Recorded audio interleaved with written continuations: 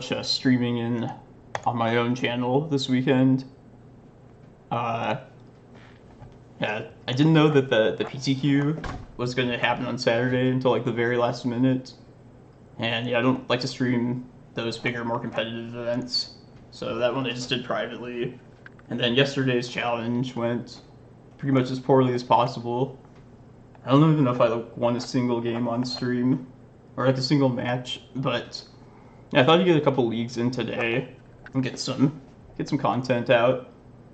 We're gonna play the old Reclaimer Green Sun list, but there's a new card, or a card that I haven't really played at all yet, that I feel pretty inspired to try, and that is Stonecoil Serpent. So yeah, I added a full set of these to the Stompy list, and yeah, I've been pretty impressed in that list with Stonecoil. It's actually pretty strong in the metagame right now. It like blocks Uros all day. It just doesn't care about things like Baleful Strix and all that kind of crap. But mostly, I'm hoping this can be just like a versatile tool for a lot of different situations. Especially, and more than anything, just blocking flyers is probably what I want the most out of this card. Like just for 2 mana, you can block and kill a Delver, which like I would take that trade any day. Or also just like Ethereal Forager, just can't stop it otherwise. So we can kind of, yeah, I mean we're mono green, so we have to like play to our creatures and play to our board in that sense. So yeah, it's good in the Stompy list. Although the Stompy list is better situated to make use of Stonecoil, given that it's more explosive right at the start with more mana. I still think it has potential in the usual list. And I can talk more about it too as we play some games. But yeah, we're gonna test all about this card tonight. Like, this is the point of my stream tonight, is I want to try and get some data on how good this card is. So yeah, when I want to test a card like this that I feel could be like a fundamental part of the deck, I just like to go all in on it. So we're gonna run a full play set to start here. So the difficult part is just deciding what I want to cut. So yeah, I thought about this already, and we're gonna cut out Ballista, Kozilek, Mazavith, and then this is like the most painful part, but one of these 4 maps. I figure all of these have some sort of overlap in some sense with Stonecoil. But yeah, map feels like the worst kind of cut. Like, it's likely that I probably won't end up with 4 of these cards in like the finished, like tuned version of this deck. But for the purpose of streaming tonight, or for the testing, let's just try and get as much exposure with this card as we can.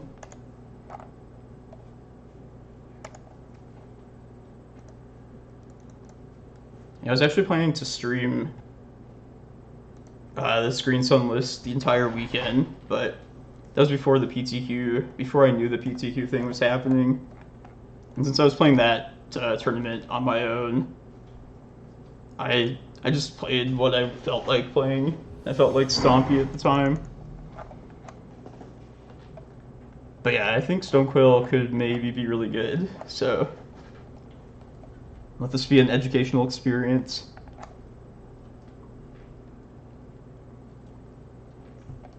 I was also a guest on 2 other streamers' streams this weekend. Mr. Lee was doing a 12-hour 12-post stream yesterday, and this morning I was on Fenris Cloud's Legacy series as the 12-post guest. So definitely check both those out if you haven't already. And I'll keep this. Have 3 of our 7 forests in hand, but we got early game interaction, as well as a turn 2 Reclaimer.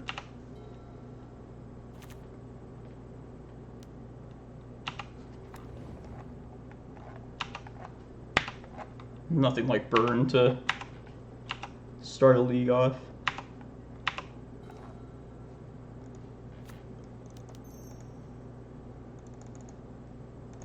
I mean, I assume this is burn. I don't know what else would play that. I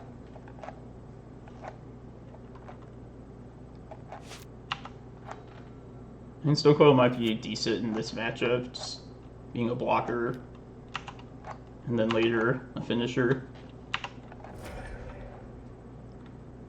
If they're running a Braid, they're probably not burn then. I have no idea.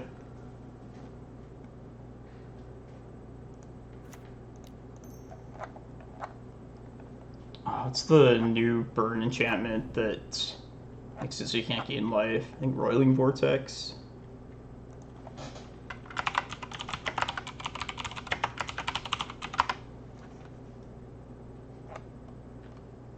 Yeah. Finally remembered a recent card.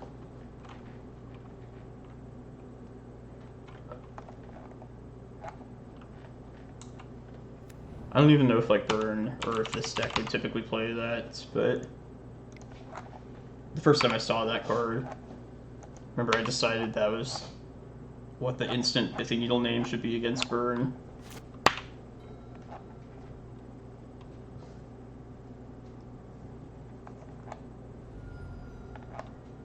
Oh, this is probably that like Chandra's Phoenix variation of that deck.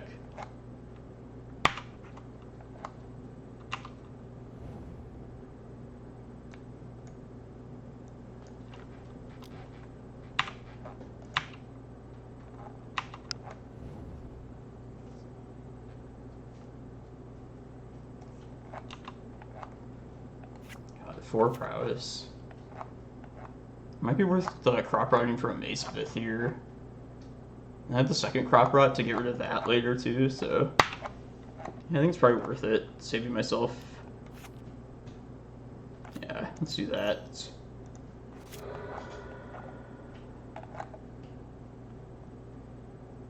Oh, I took it out for defended my Stonecoils. Wow. The first yeah, I thought that was like an easy cut too. It's not at all. Alright, let's just get stage and then try and depths kill him as fast as possible.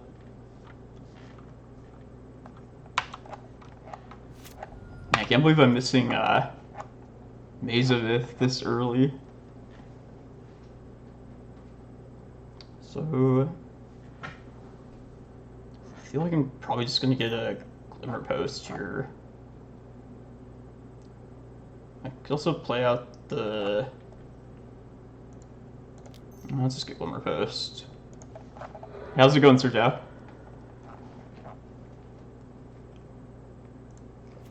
Hope you're having a good Monday.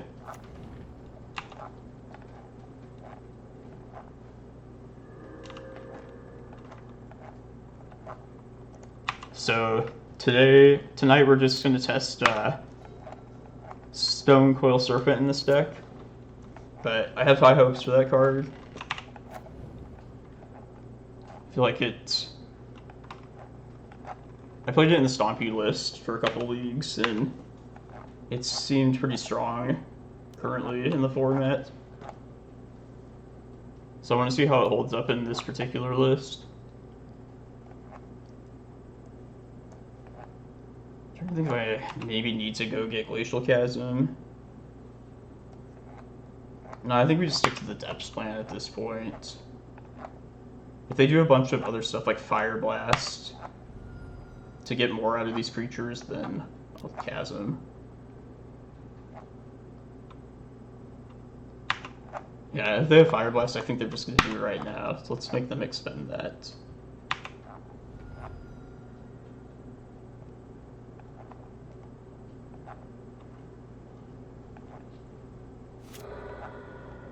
Knew it. We're definitely going to do it now.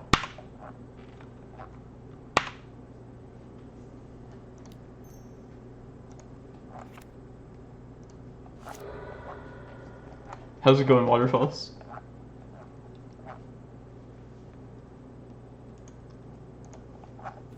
Man, I can't believe that profited crew fix yesterday in Mr. Lee's stream. That was such a good ending. I'm gonna sack this Glimmerpost. Oh hey, 90s MTG. Thank you for the raid. Playing some 12 posts tonight. Just like every other time I stream, so. But I'm testing Stonecoil Serpent in particular in my Reclaimer list. So yeah, welcome everyone. And we're just getting started with the stream as well, so. Oh yeah, channel points and emotes and all that stuff. Yeah, I'll figure out something for that.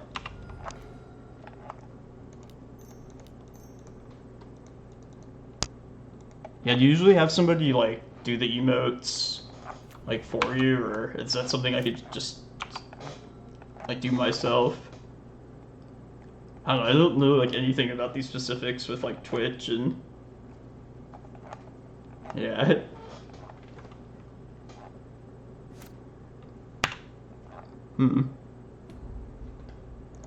I wish there was some like easy like guide to everything somewhere. Hey, how's it going, Dan?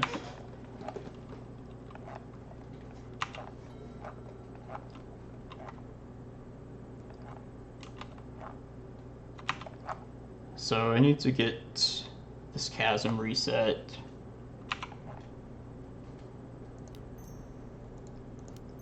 Oh, it was awesome. We the very last game we run with Prophet of Crew Fix. It was like super fitting. Alright, I think I'm gonna get a Cloudpost here. And then I'll just get a Vesuva on my next upkeep. Just not as good of a reset as Stage, but I'll get Cloudpost since I can do that. What's up, Jim? Yeah, I think this Reclaimer list is the better list for sure, but I still enjoy the Stompy one a lot too. I just have new motivation to try out whatchamacallit, the Stonecoil card. I should have just gotten Glimmerposts here. Let's get rid of Forest at this point. I definitely tapped everything there, but hopefully this doesn't matter. But yeah, welcome everybody. Just oh, the Apex Devastator. Yeah, that was just a meme card. It would sometimes... It didn't work like one of the 3 times I cast it, but one time it was pretty awesome, so that was kind of cool. We needed a land right there. I think we're just dead now. We definitely need a land next turn to keep this going.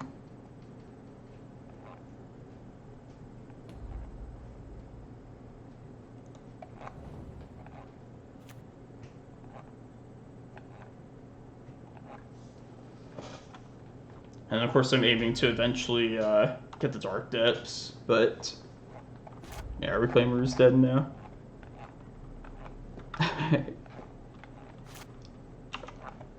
Yeah, I wish it was like 11 mana, honestly. Like, just being able to find like the Titans would have been way better. Damn, ran out of lands.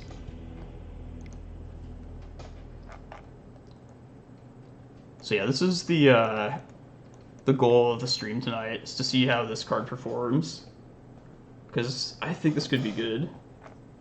I played this in my other lists I've been playing recently, and it felt pretty strong for the format. Just blocking Uros all day, and just giving me some, surprisingly, like a lot of versatility. Like, I'm hoping that it'll just can, like, take over a battlefield and kind of dictate like attacking creatures.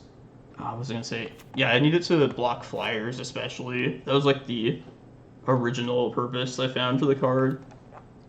But yeah, it's completely untested, so we're gonna see tonight how good it ends up being.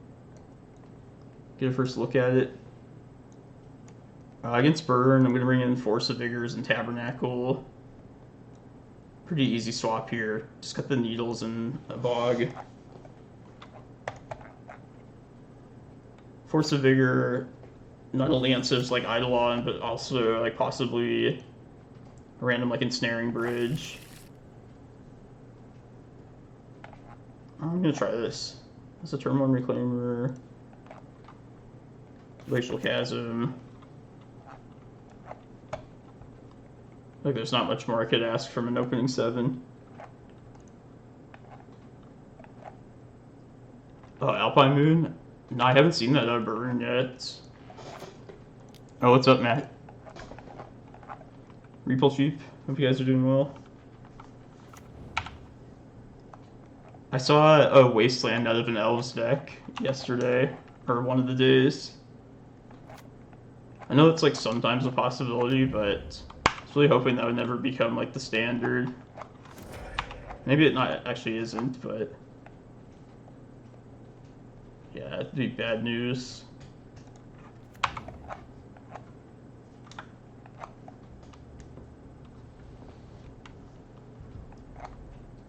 Oh yeah, I did awful in the challenge yesterday.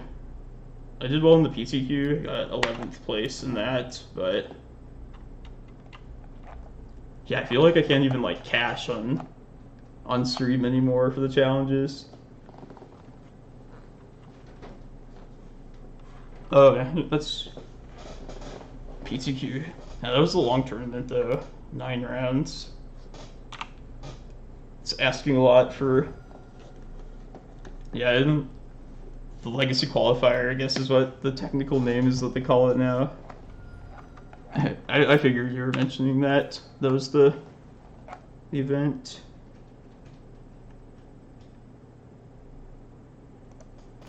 Yeah, I'm just gonna develop my mana at this point. Make this a Cloudpost. The next turn, I'll probably start with Once Upon a Time.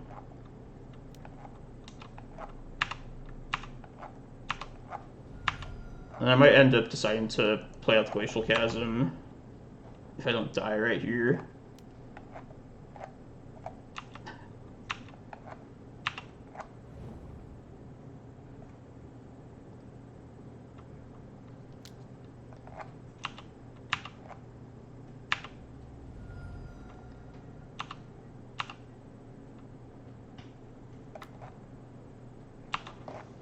Yeah, I've been haven't done much of my own streaming this weekend, but was a guest on Mr. Lee and Fenris Cloud streams the last yesterday and this morning.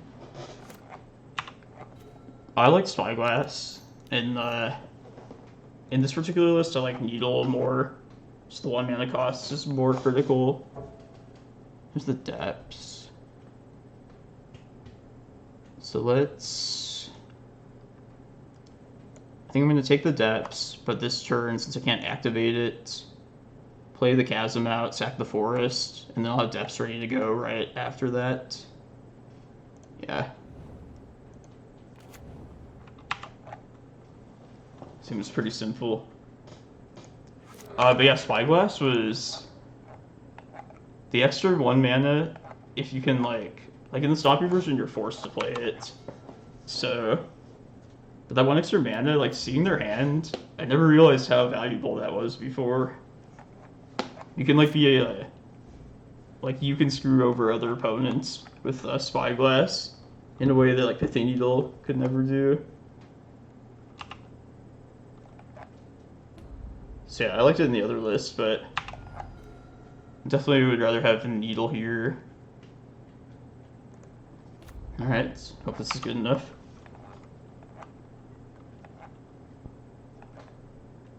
Oh yeah, what's up, Panda? Yeah, I'm trying to do Monday streams more frequently, more regularly. But that doesn't always happen. I figured I'd do some since I didn't do much of my own streaming this weekend. Reapful Truth, if you're saying this deck is weak to Wasteland, it's not like... I mean, it's a good disruption for this deck. I feel like that's like a common misunderstanding, that it just like loses to Wasteland.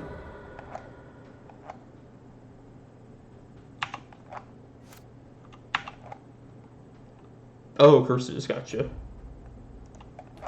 That makes sense. Well, you're weak to Wasteland? I didn't know.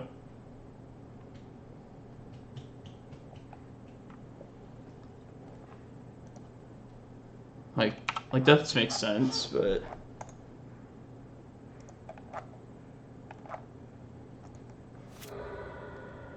Oh god, am I gonna die here?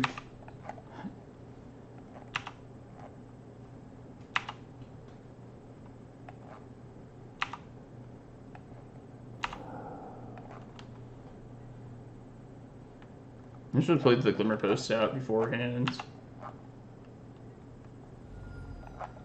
Oh, okay. And what just happened? Oh, they made this smaller. Shit. I guess the best thing to do is Glimmerpost here. I hope I don't die. Man, I would never expect Burn to be able to do that. Red-green lands. Damn. Oh, that was well played, though. 1919 Merit Lage. Man.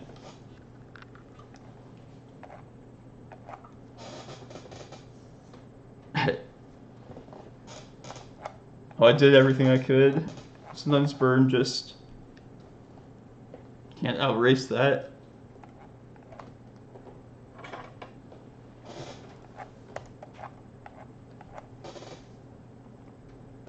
So this list tonight, I know I've been streaming like my Stompy variation a lot recently, but I'm back to the Reclaimer list tonight. Mostly just testing out the Stonecoil Serpent. Like most likely I won't settle on a full 4 copies, but for the purposes of testing, I just like to go all out on a card when I feel like it could potentially be like a big part of the deck. What's up, SCW?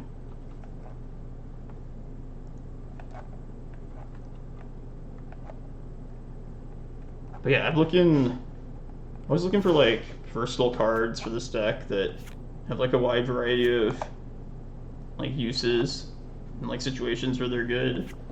And I feel like Stonecoil Serpent might be like pretty critical. It might be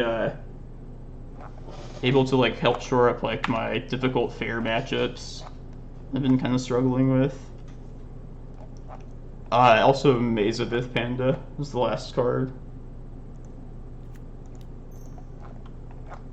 So yeah, here's hoping this helps me control the battlefield a little bit better.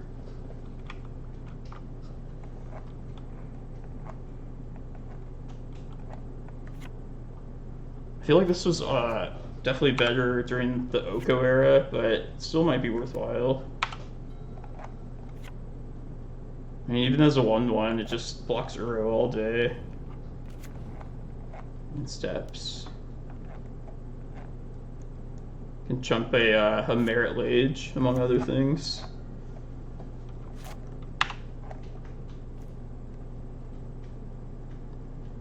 I think I'm just activating the map this next turn. Probably getting my Karakas. And then I'll play out the Stonecoil if I don't have it thought seized.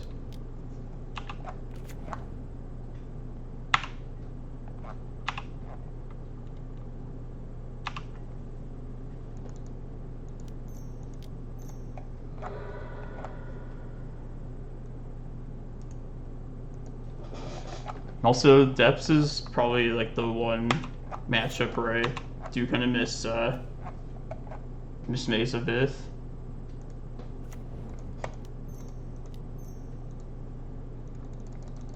So I'm guessing they're just going to swing with Hex Mage, just to get me under the 20, and then Or they just have Not of This World and we're dead.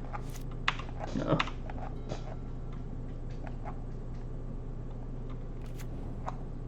Yeah, even if you just only pay 2 mana into this, it then blocks Delver and kills it. So like I would take that trade any day.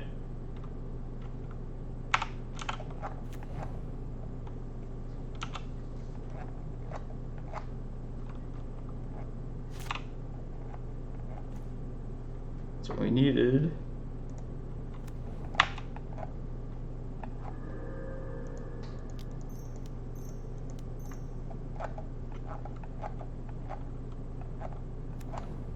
There's still no guarantee that we're even gonna live till another turn, but definitely needed Glimmerpost right then.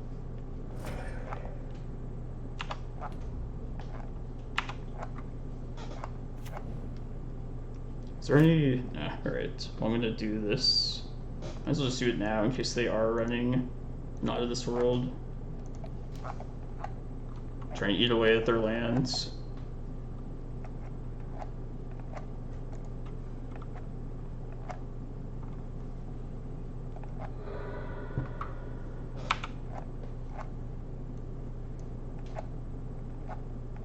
Stage.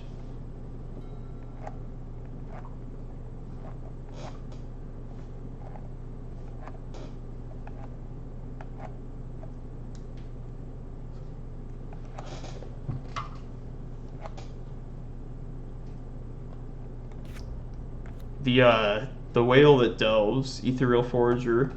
I don't know why that card in particular like got on my nerves, but that's the card I was thinking of that I'd like need to be able to block.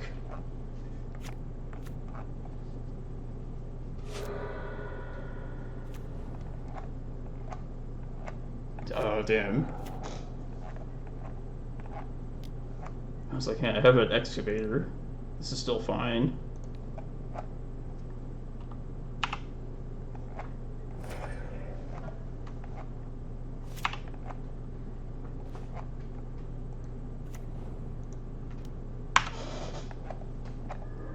I think we need another Stonecoil next turn, and then we could potentially live with this prime time.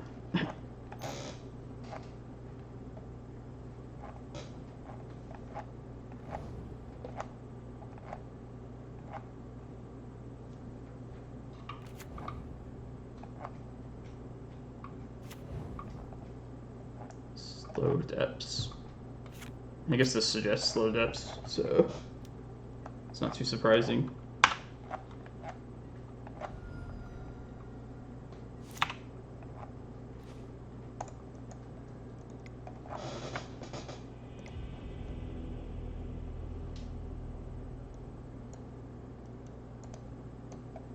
I actually kind of miss Walking Ballista in this matchup as well, specifically for the Confidant versions. And also for Safekeeper. At least this does like a decent job at just blocking. Put Spog, got my own depths.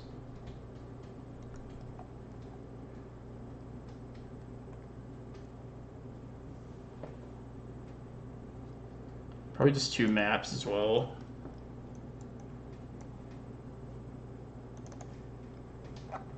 It's a little bit slow for what I want to do.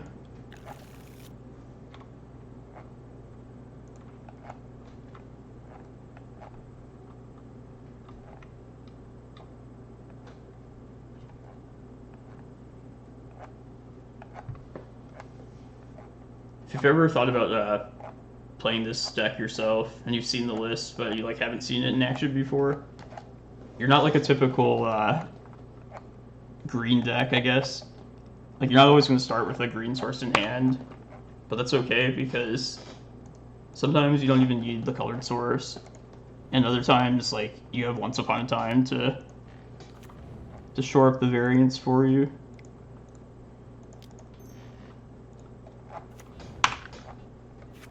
This Cavern is like our 9th green source to get Reclaimer out.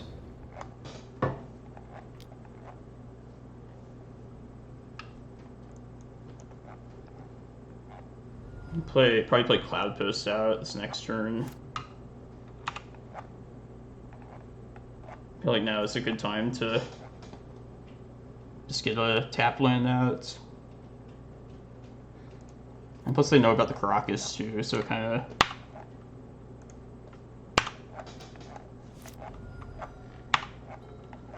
Oh, yeah. They must,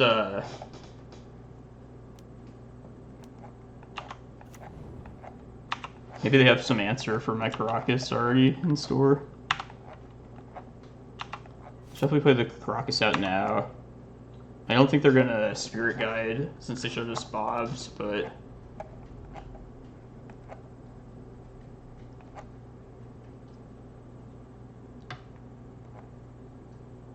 Yeah. No, I think we can safely not Karakas right now. Yeah, we should just try and get to this prime time at the moment, I feel.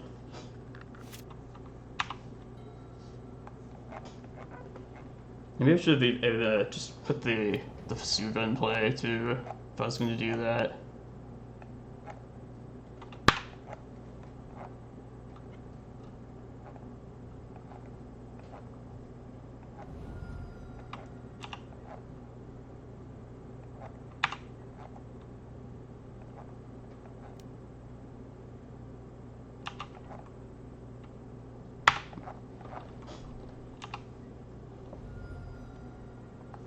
I should get a Glimmerpost right here with this activation.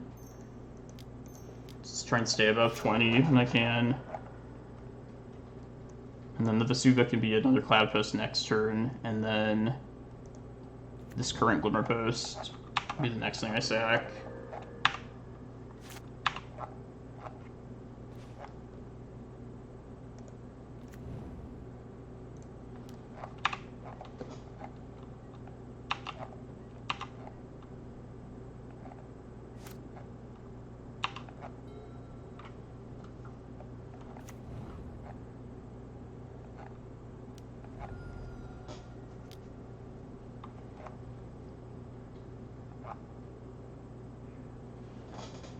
I think what the best thing to search up here is. If I get Eye of Ugin, I can probably... I should be fast enough then still.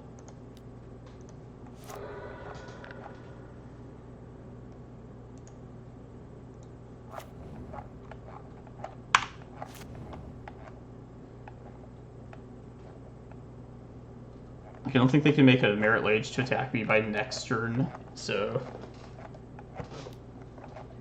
should be good.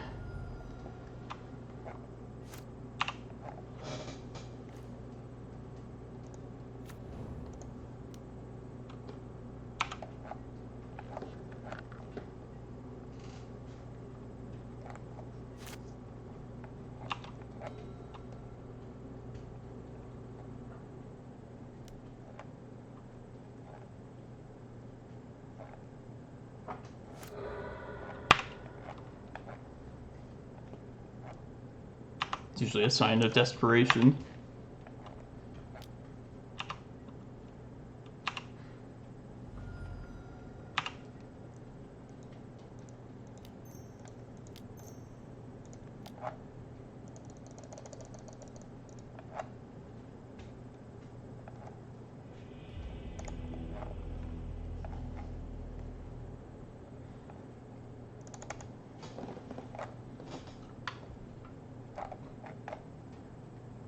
Yeah, honestly, having only 3 expedition maps, like, map feels like the worst cut of the 4 cards I took out.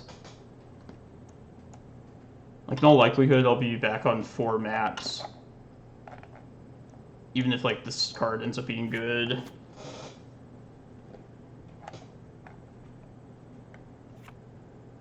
Even though we didn't see it against Burn, I feel like it would have been, at least had some, a role of, like, blocking there. Could also just finish them, too, for enough mana.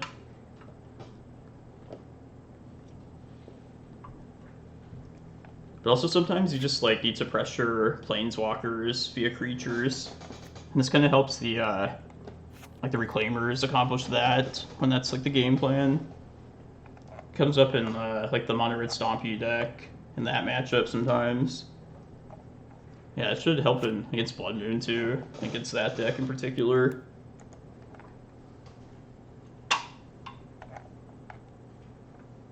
And all those Uro decks, like, even though Uro's going to give them their card advantage, if they can't like actually just finish us, then like that's like one of the strengths that this deck has against those kind of control decks.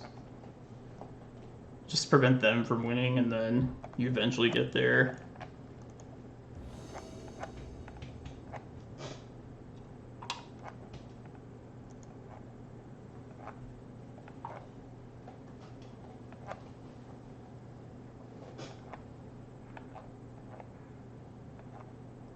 Oh yeah, yeah. A lot of people run Magus nowadays.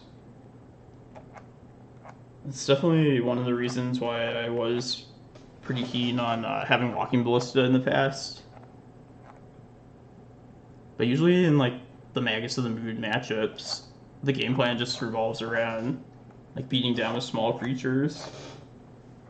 So I think at least Stonecoil definitely contributes in that matchup in a way. Okay, I'm gonna go to 5. Can't. I'm on the draw, but this just seems we'd have to get too lucky off the draw and then the Once Upon a Time.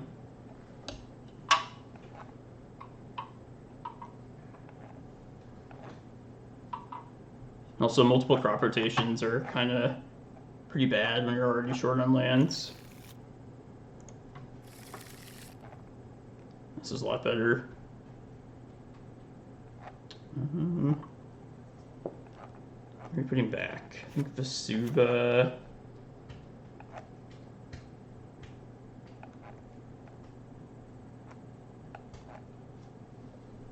Probably Expedition Map. I think I just keep the Reclaimer. And then also, of course, the crop rotation. Crop back. Crop rotation's probably like is my quickest possible answer though. Like I imagine I'll get Thought Seized and that'll get taken. But I think I'm okay with that. Yeah, I think map is gonna be too slow. But then maybe Green Sun is in that case too. We shall see.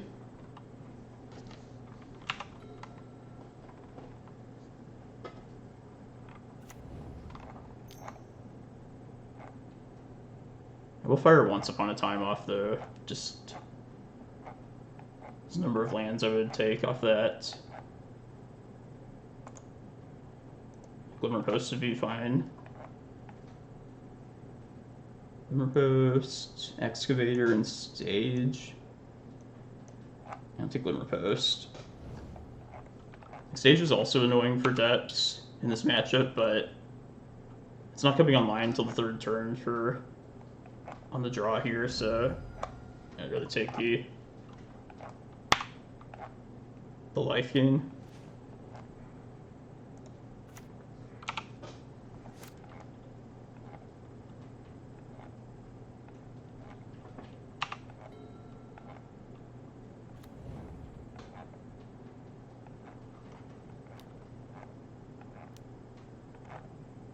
Got him. Let's look at my answer here. I hope we get rid of the Cavern of Souls. I hope we don't end up with that in hand after this. The other two are fine, but definitely not Cavern. Please not Cavern.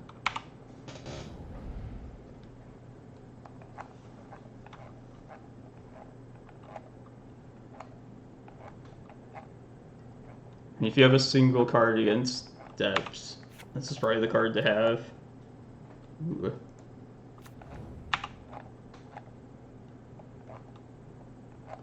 We just say Wasteland.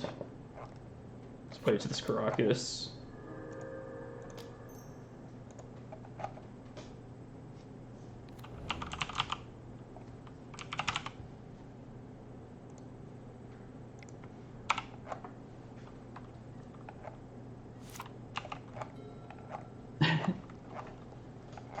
It's better lucky than good.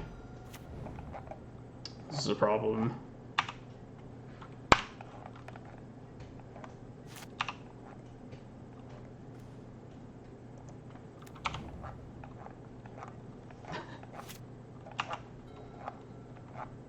It's definitely not the worst draw.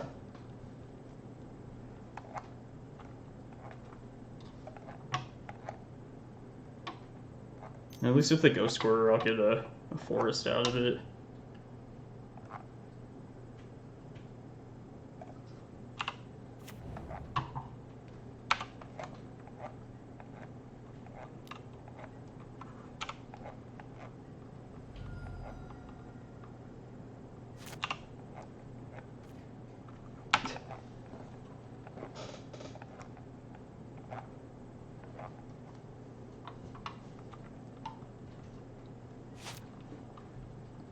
Yeah, it's definitely the slow build.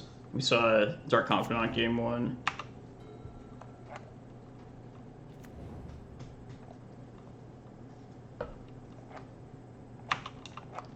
And so in hindsight, I definitely should have taken that stage. Didn't think the game would go this long.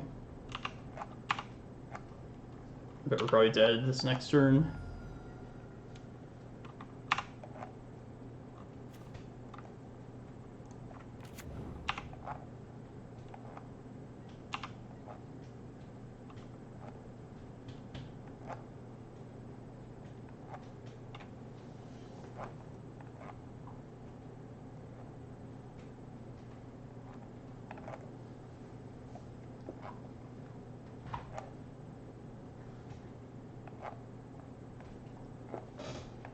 Let's try and make them go through enough hoops to try and buy yourself enough time.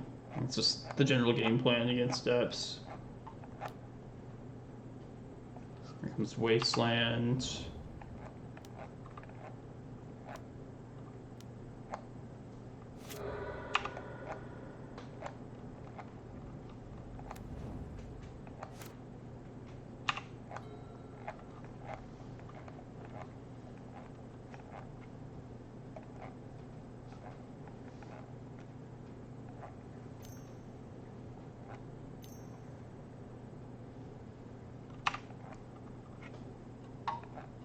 I sometimes see this card in depths, but not always.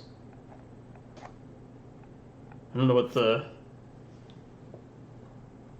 conclusion is for this card in this archetype.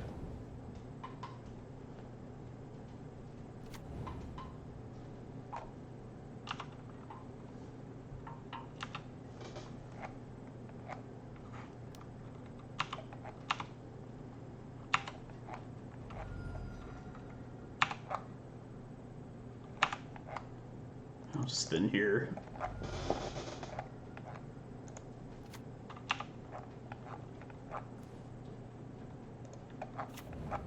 It's also not bad.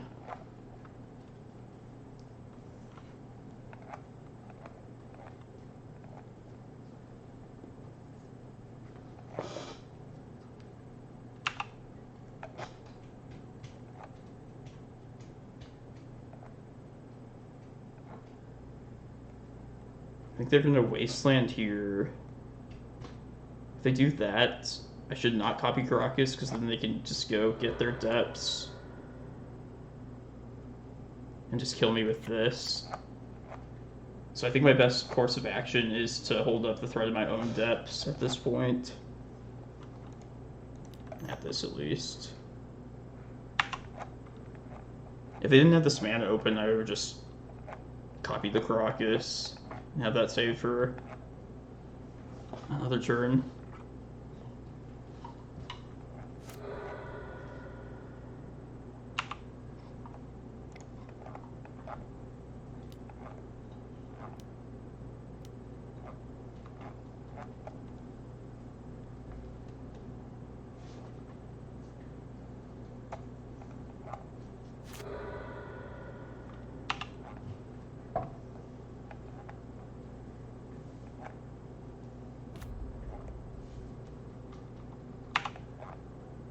They're going to be able to force this the next turn, though, by doing both these at the same time.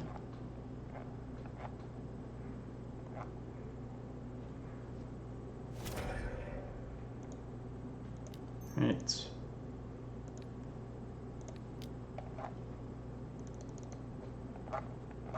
Oh, they have Sajiri Step. Maybe they decided it out, possibly, but...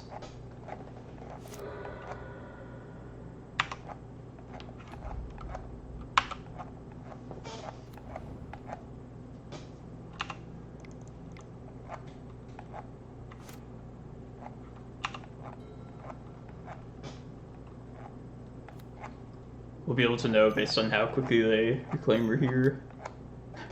Looks like they have it.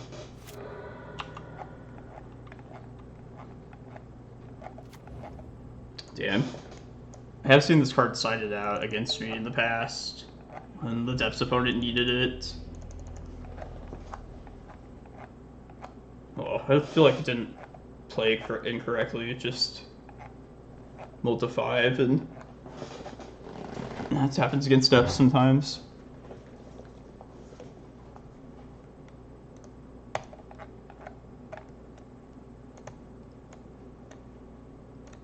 Yeah, this can like block like Knight of the Reliquaries all day as well.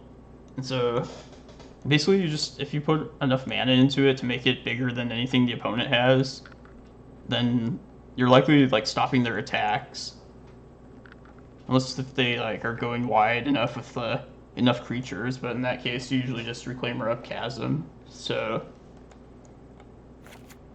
yeah, I'm really interested to see how this that card plays out. I feel like it's gonna give us a lot of options. I really miss Kozilek though, not gonna lie. Kozilek in the 4th map. Both painful cuts.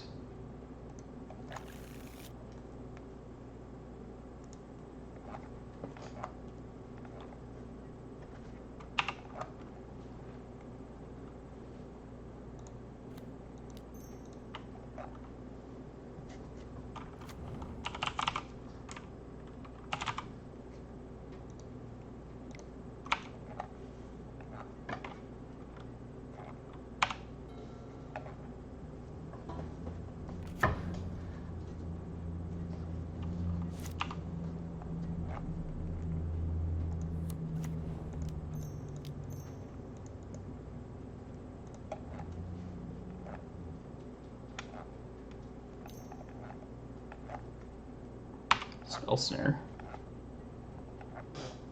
It's probably just Delver.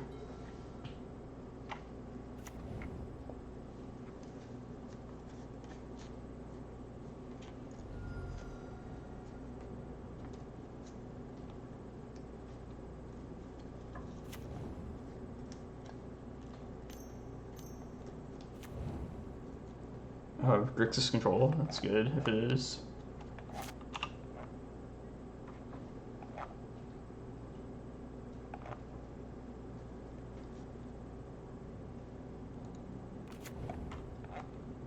If this is Grixis Control like I think it is, I'm gonna save the Green Sun to be a prime time later. Just go for that.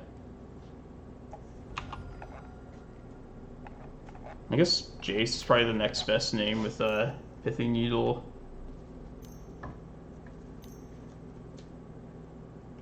Okay, well, glad I held on to that needle then.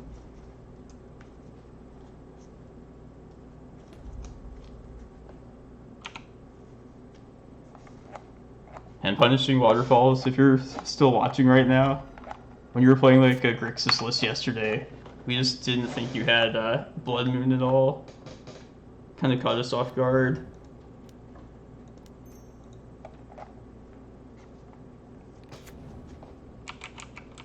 I mean, if I see this mana base, I wouldn't think that they were running Blood Moon.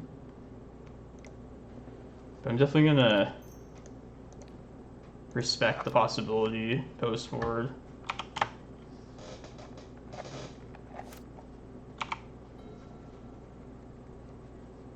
I just copied that right then and there for the F6 value.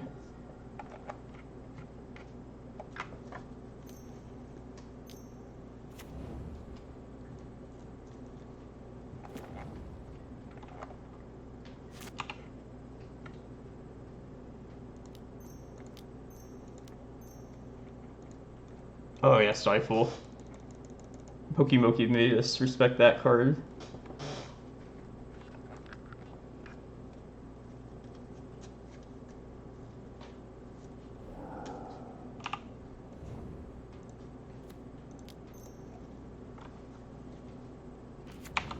They have to run out of stuff at some point.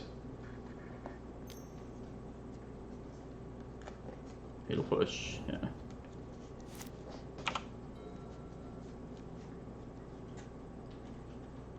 I feel like we're still in a good spot though. Till it's Jace, right?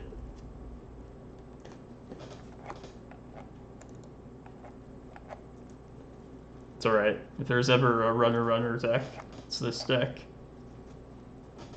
Especially with our Stonecoils just being a threat.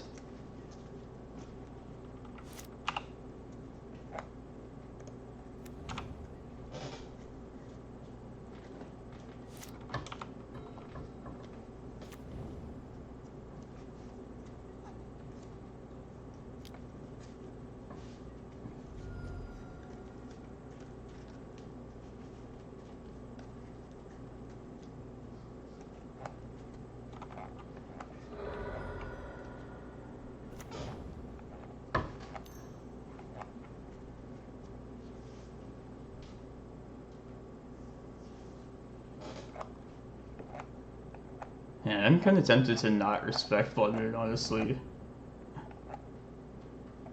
Maybe they're purposely hiding the basics this game.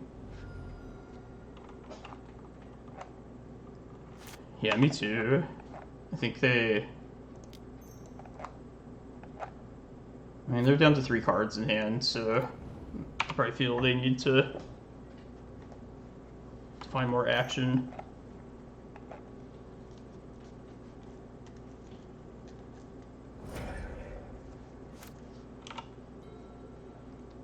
Because I'm like pretty clearly out of gas. I guess they might fear like if I'm playing up to like an Emrakul or something in hand. The Fates really know.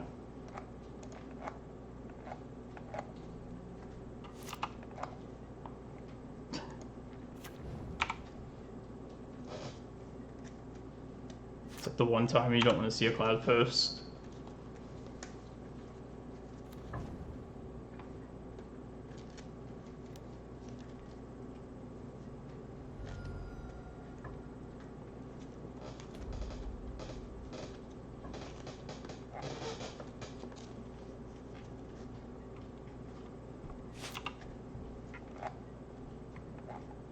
Yeah, you know when they let you keep a prime time, that's bad news.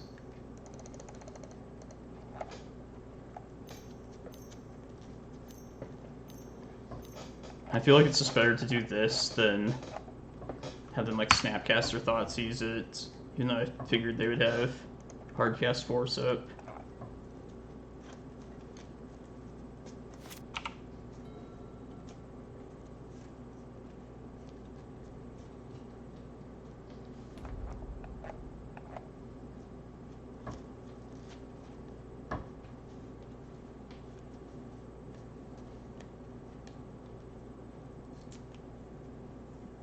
Ooh, a bottom.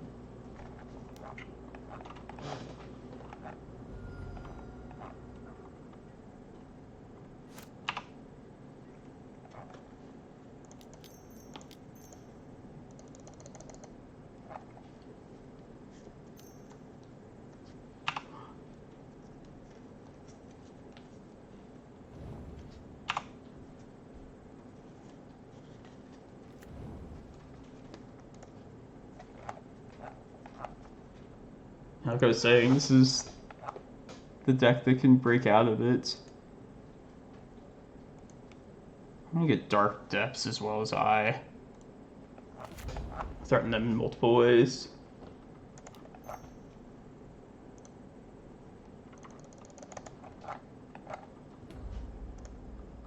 Yeah, I have a lot of top decks, that's for sure.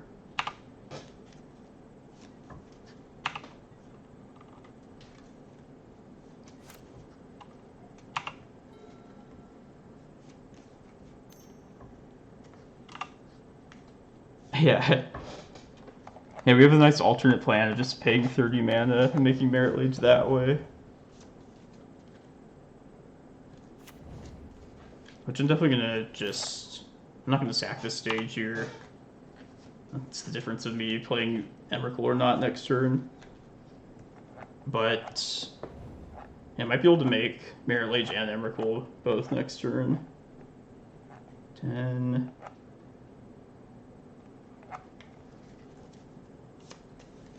I didn't do the exact math, but maybe. Aw, they give up Fate Sealing.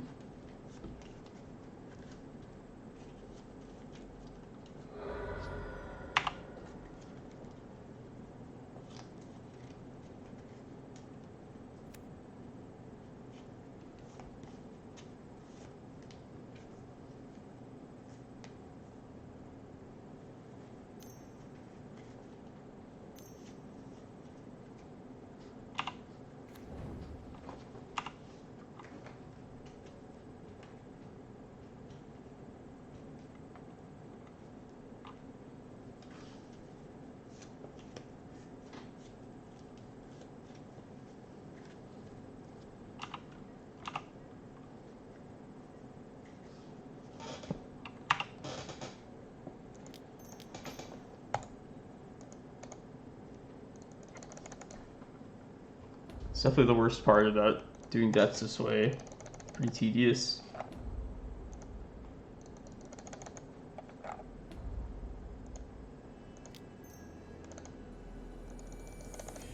I restarted the client somehow.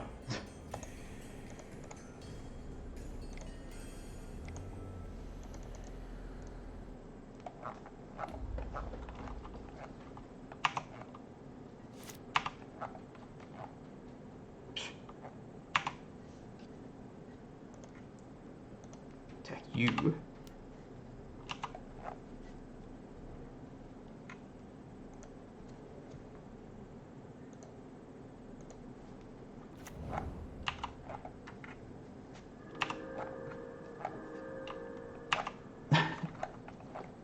Yeah, it's all just luck. Those 2 prime times in a row.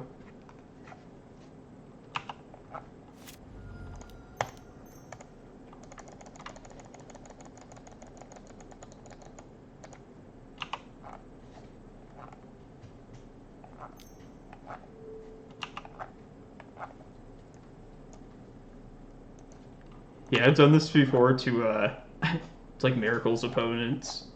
They were just like had me Jace locked, and then like the very last draw I got, it was like an uncounterable prime time. That has to have been like so frustrating. Yeah, we can either recast Emrakul. I think we should also make the Merit Lage, and then maybe we have enough to also search up Ulamog. Got no shortage of options to do with. However much mana that was.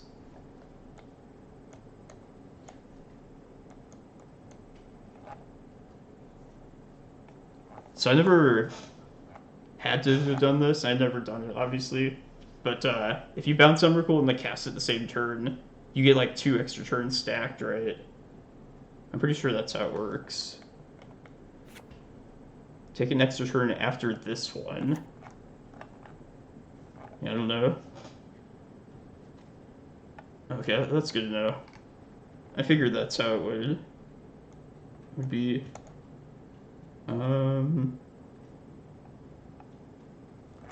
Yeah, it might just definitely Moto might be screwed up actually. Yeah, I don't even really know what to cut. Most of our deck is pretty good. I guess Crop Rots. I mean, this deck's not as counterspell heavy as most other blue control decks, but I think I'd just rather have Carpet there.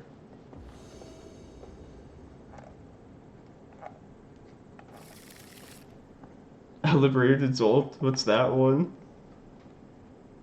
I heard about the Grafdigger's Cage, Oath of Druids 1 and Vintage. It's so bad.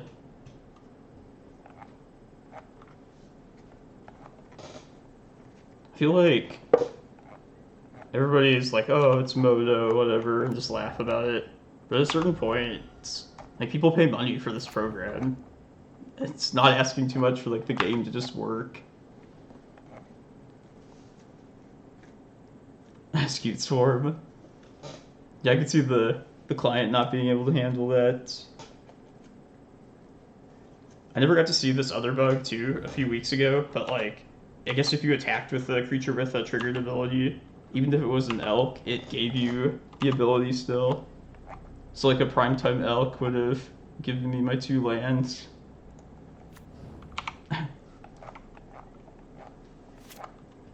Pretty ridiculous.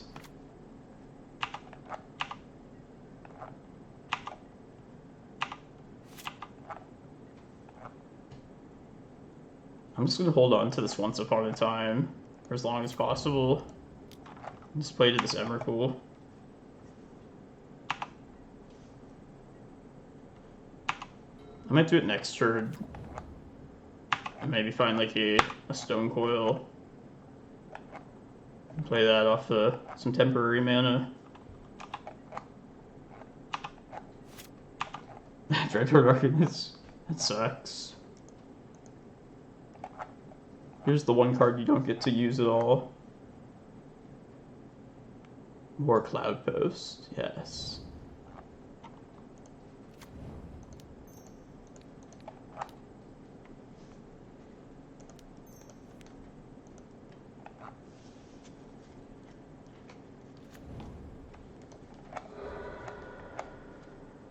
This is kind of risky against him to Torok, but whatever. Jeez. 5 lands. Sometimes the board just gets so like overloaded. I could definitely see Moto not being able to handle it.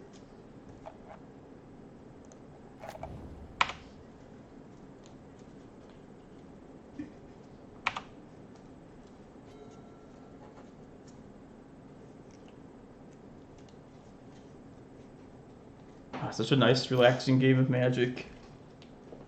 Play some lands, play my Emrakul. Have a good time.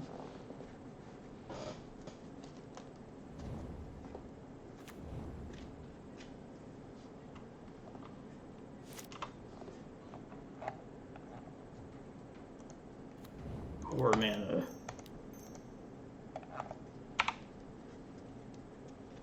I wish I had my Ballista to search that up and do even more awful things to them.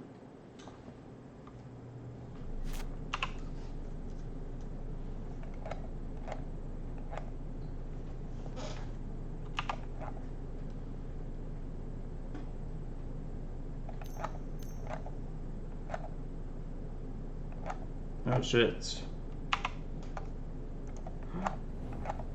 That's a good answer. Except this Eye of Ugin.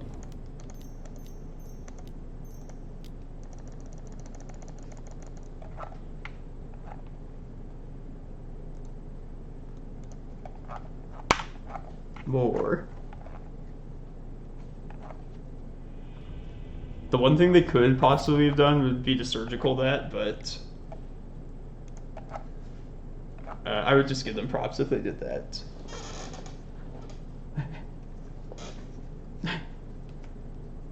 Yeah, that was so relaxing and so easygoing, that game. What did they even cast? Was it just like one cantrip? I don't remember.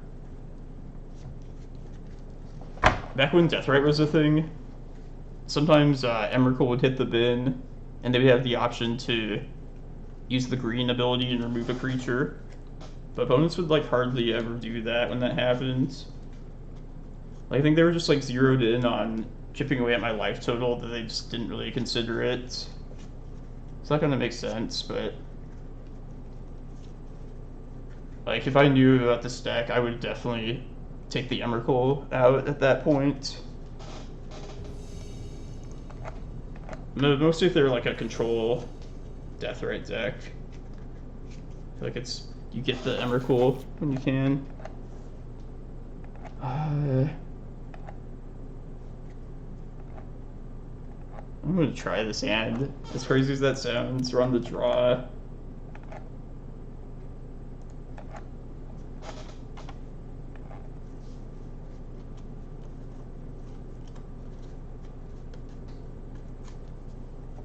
I mean, this card will do something as long as you have any amount of mana, so that's basically the logic to me keeping it. See, it was a good hand.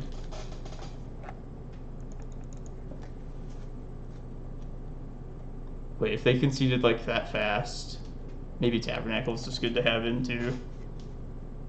It might be one of those decks.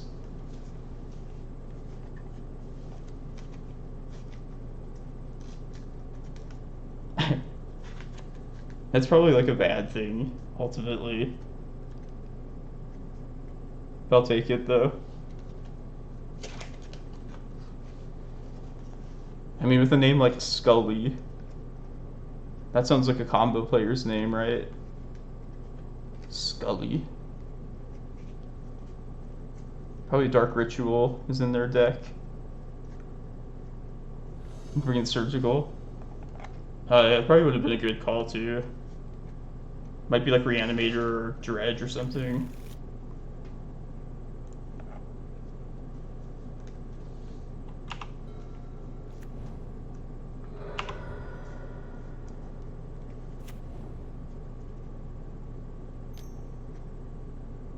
Oh, is this? Okay.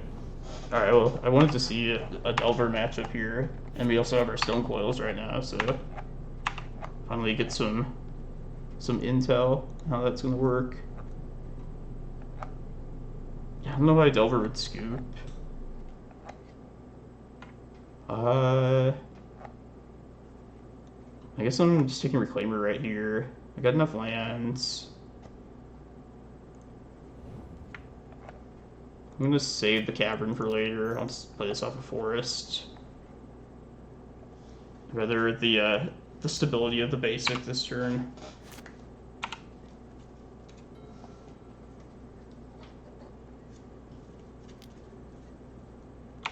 What do you guys think of Hex Drinker? Any is anybody out there like a Delver expert? Because I feel like this just doesn't seem like what Delver would want to be doing, but I could be like just completely wrong about it. It always feels so slow against me.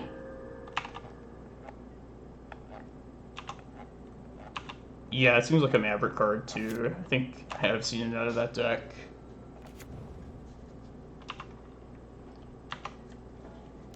Might get stifled when we do this, but it's fine.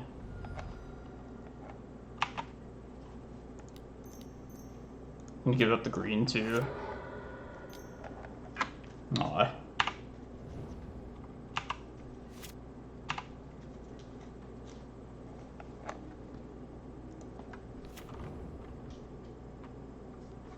Maybe I should just play a Snake out here as a 1/1 just to block this. Hey, Team Mass, thanks for following. Oh no, what am I thinking? Let's not use our mana. We're gonna activate this Reclaimer. Dinosaur.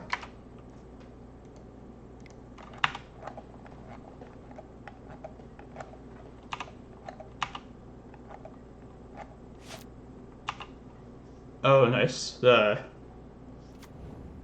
mean, I've seen the mana curve of the Delver list. And it's mostly all just like 1-drops, maybe like a couple 2-drops. So I guess if they have all that extra mana, it's like a decent sink at that point.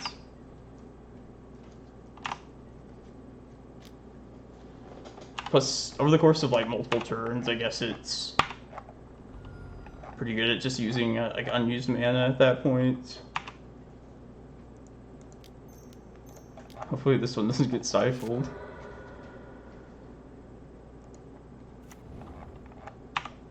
A Noggle.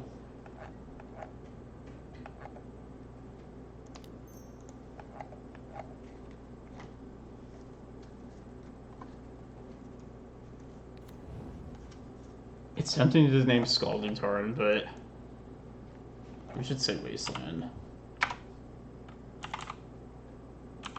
I'm actually just activate the Reclaimer. Oh no, I can block this now, so... And then we'll start casting Stonecoils next turn.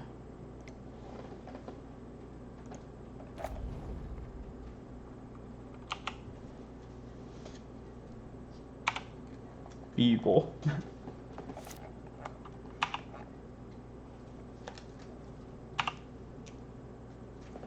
I mean, I'd much rather see them play this turn 1 than a Delver.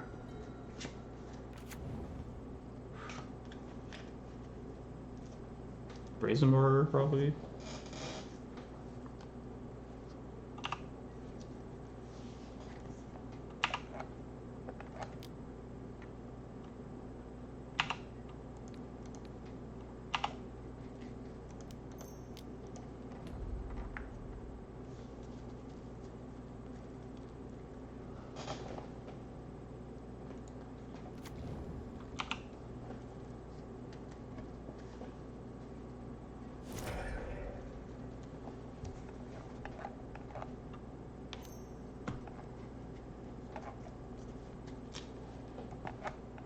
And it's also nice having, like, an ability to pressure opponents, because literally everybody plays Sylvan Library these days, and also everyone, like, pays 8 life every time against me.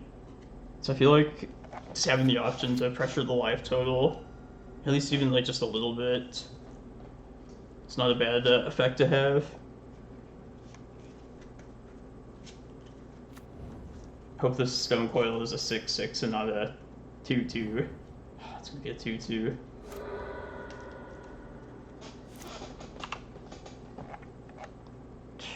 Not even that, maybe. Alright.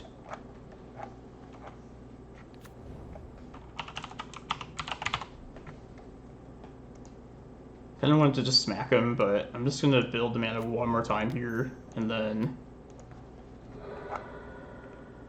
this sets me up better for the Stonecoils.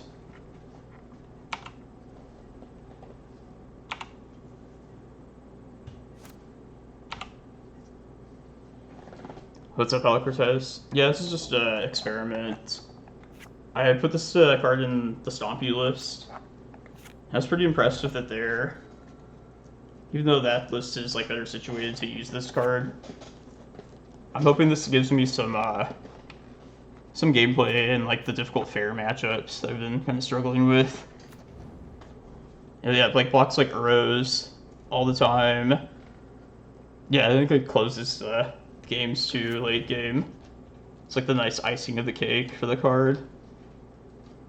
But mostly I'm just hoping for some ability to like block Delvers and influence like the battlefield. A lot of times that becomes like the game plan with the Reclaimers already, so... Yeah, they're at 4 life. I could probably whittle them down the last 4 points of damage.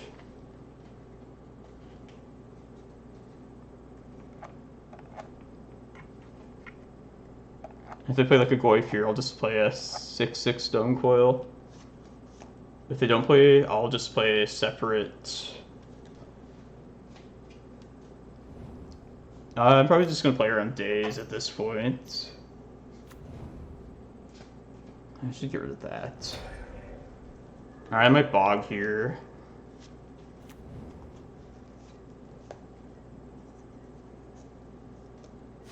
Nah, this is a Glimmerpost still. Ooh.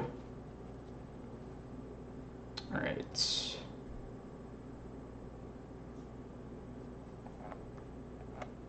How important is it to... Yeah, I'd like to keep my mana, but I'm also going to search up Bog. I should see if they're going to Stifle first thing. That's probably the first thing to do. I guess I might as well set up my stage to be a Cloudpost next turn. I could also, to play around Days better, play a Stonecoil first.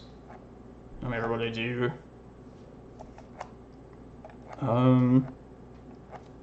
But yeah, let me see if this Bog is going to work. I think that's the first thing I'd like to do.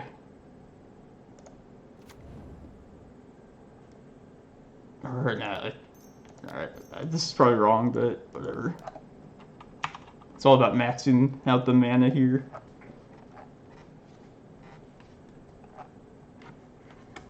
Maybe they'll stifle this. I don't think they would, but...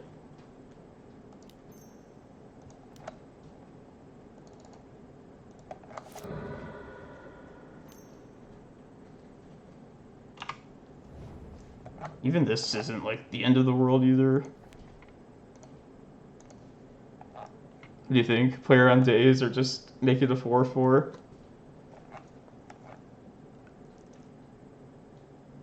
I think we just, trying to think. Nah, 3/3. That'll be a good trade-off.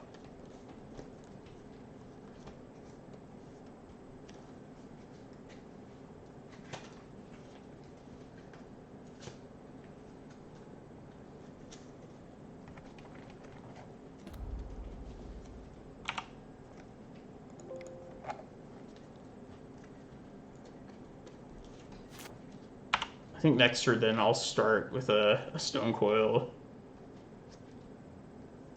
And then likely also search up Karakas. I don't know, it'll depend on...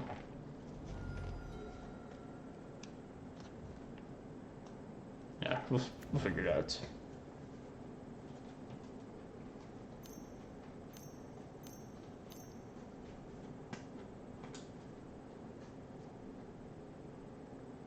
Yeah, just blocking it and also getting through. Yeah, I've learned to never try and race Uro, at least not with this deck. Tried and failed in the past.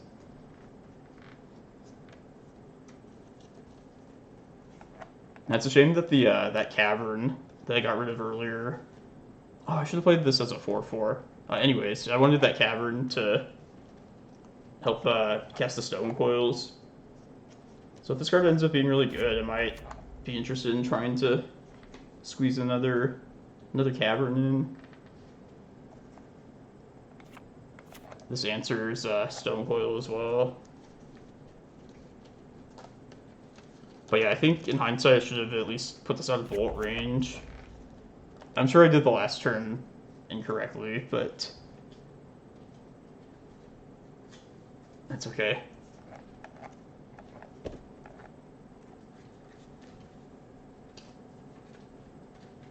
So yeah, them stopping that Bojuka Bog was very important for Uro and the Ancient Grudge. We still have our Karakas in deck, so I'll have outs to Uro.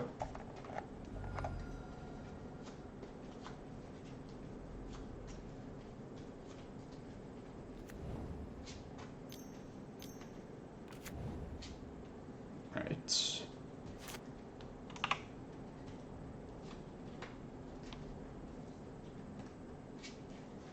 We got some options now. Quite a few options.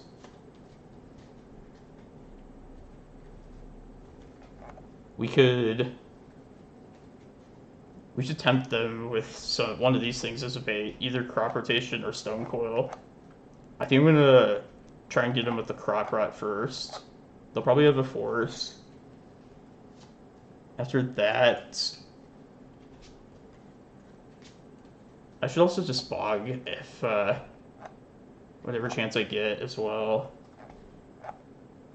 Yeah, I want Bog to happen more than anything, which can happen with this Reclaimer, but I think it's worth baiting with a Crop Rot to start.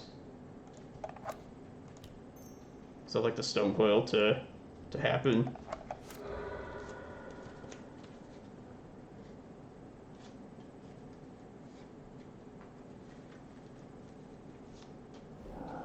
Force of Negation, okay.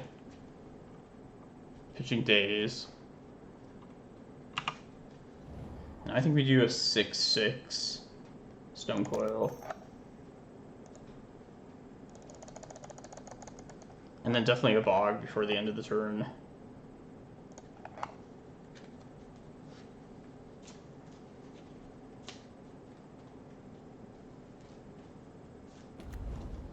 Sweet. It does suck giving up a Cloudpost, but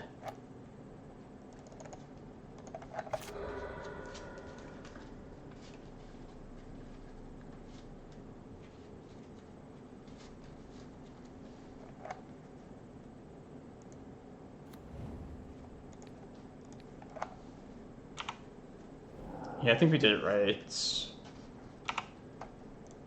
I didn't think too hardly about it, not gonna lie, but...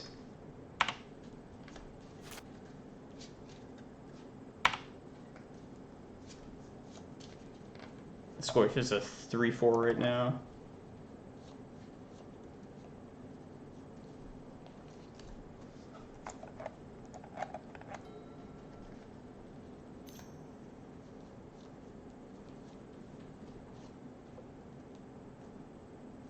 Yeah, I'm actually, like, threatening their life total pretty well right here. Even if they swing at this Uro, they would still be dead on the crackback from, like, this Reclaimer and the 6/6 Stonecoil. I'll have to gauge if I want to use the Reclaimer to try and get a Karakas, or use it to try and deal the last points of damage.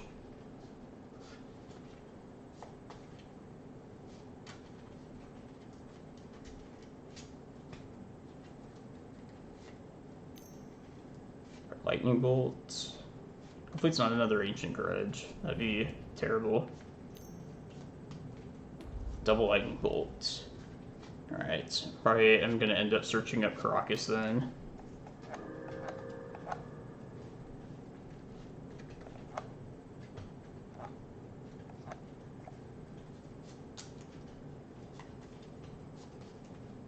They could definitely, like, still pull it out from here. Like, another Bolt and it's in bad shape.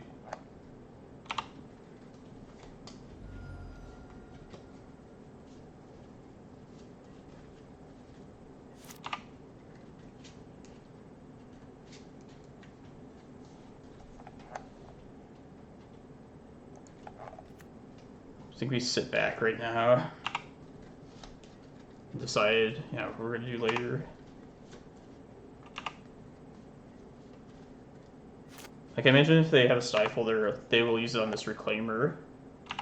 But if they don't, then I could... oh, Cavern's already gone. Okay, so... Forget the Cavern plan. It's likely Karakas is the first thing we search.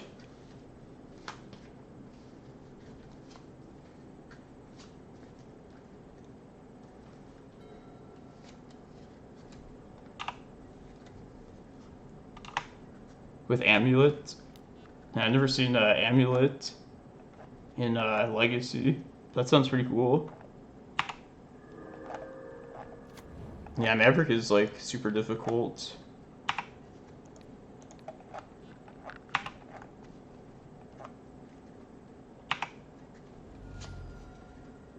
Oh yeah, I've never played Amulet. I don't think it's worth it though. Let's see if there's another Stifle. Okay.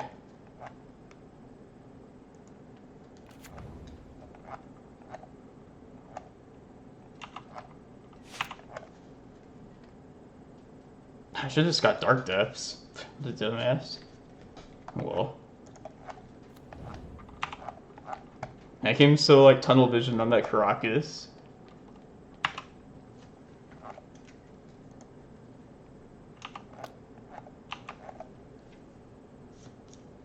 Yeah, I think it's just like a worse version of Candelabra, essentially. Let's do this right now before I forget. Yeah. Yeah, I forgot, like, I didn't sideboard at all, so there's still depths. I figured they just didn't have Stifle at the point I activated Reclaimer. But we'll go for depths this time around.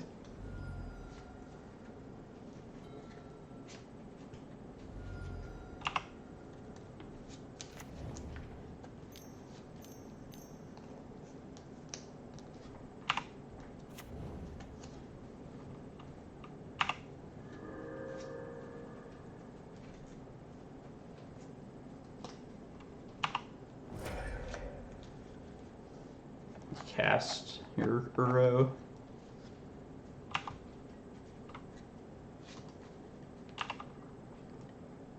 It's also possible that I maybe shouldn't have gotten rid of my Bojuka Bog. Maybe I should just do this right now, honestly. I should have done this before this particular tap step, because now that they have Stifle Bolt, I'm dead.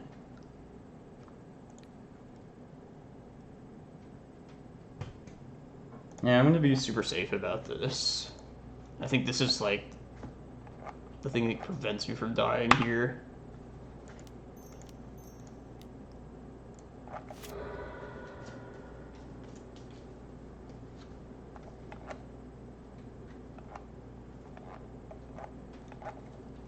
Oh, I sacked Dark Depths too. I got rid of like all my important lands earlier. Alright, well in that case, let's just get some life gain then. Here, let me show you how to throw a game of Magic.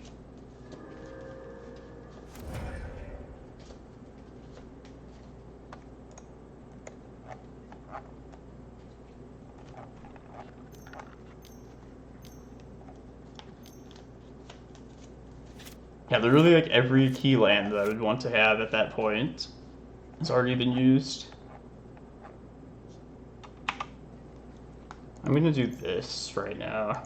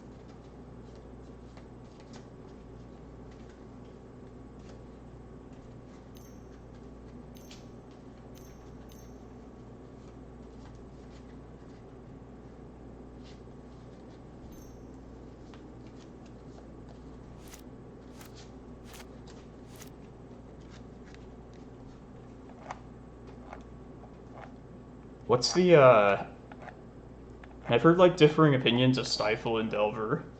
Some people hate it, and some people, like, swear by it. But usually if it's in the list, it's like a 4 of, right? It seems like a 4 or nothing card in most cases. 3 of? No, thanks. Yeah, it's kind of like... I think it's good, but I have a warped opinion of Magic cards are just like based around this deck, so I don't know if that's like actually like a truly good card or not.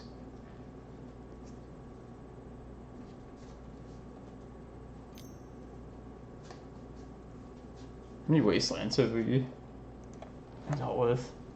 2?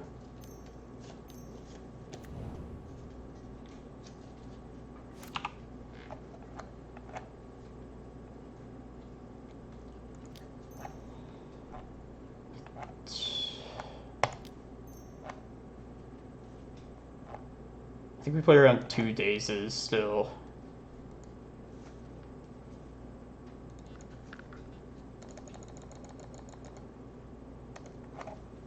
I mean, they look to have force, but it's whatever.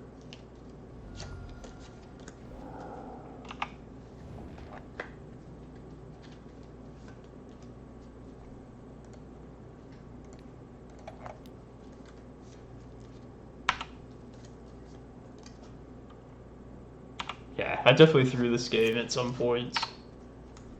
But it's okay, conceded the first game without us knowing, so I'll give him a free game.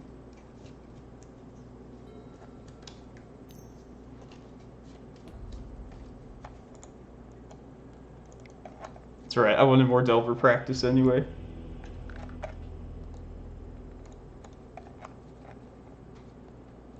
Typically I would just bring out Depths against Delver, but... yeah, I think that's still right, too. And I'll keep Boggin, specifically for Uro. I guess Rec Sage can probably come out. Sometimes they have Winter Orb, sometimes they have Damping Sphere, so it would be a decent hedge against that. I used to start out Reclaimers back in the Arcanist days, but I think Reclaimers live better, or more capable of living longer, so I'm going to cut them here. I'll cut 2 crop rotations, I think. Alright, definitely the carpets. And then Tabernacle is already in. So...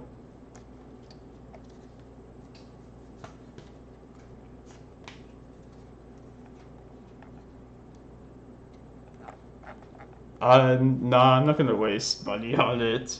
They look awesome, but I feel like would consistently just like keep rebuying the same version of cards in my deck. I already have like the whole deck foiled out in like new borders, so I don't think I want to mix match old border cards with new border cards. At least with that deck in that way. They do look nice, but maybe give me an old border Green Sun and an old border Reclaimer, and I would consider it. And I just want to get Crop Rots. I don't know. I'm just gonna get rid of Crop Rots altogether. I don't think 1,000? Is that how much like a playset of that is?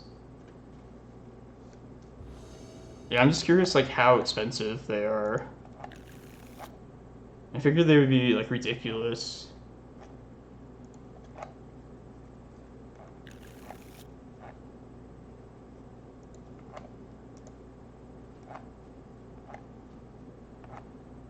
Yeah, I'm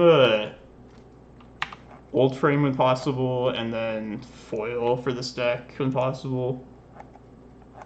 But mostly I just value like the deck looking consistent more than anything.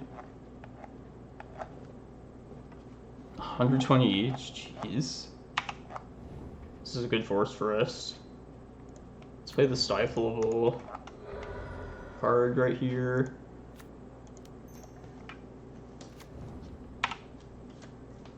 Just please no Lightning Bolt.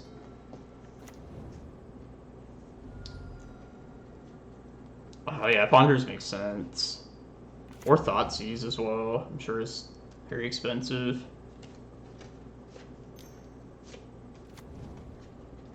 Delveray.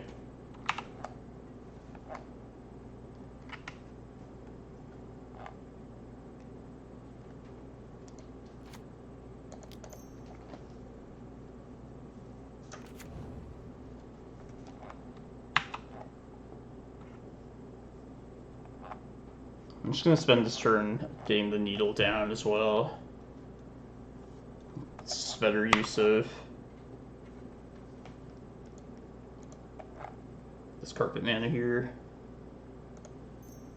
And hopefully I just dodge like Lightning Bolt one more turn.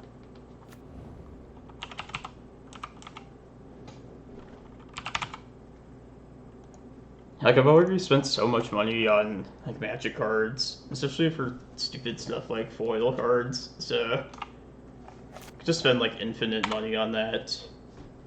Gotta like call it quits at some point.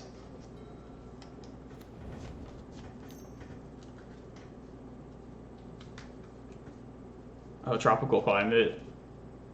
That's probably pretty bad for if you don't want Pringles type Magic cards. Like, Arizona here is, like, probably one of the most driest places on the planet, so imagine that's probably pretty good for the cards. mean, we have like pharmaceutical manufacturers out here for that reason. I guess that's probably good for cards as well.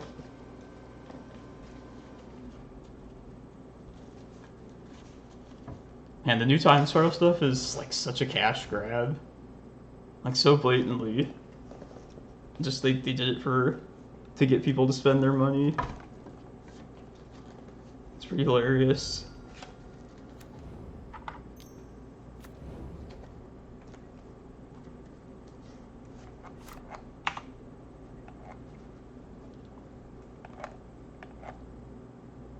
I think we want to get Tabernacle right here, right now. And that should be pretty crippling for them.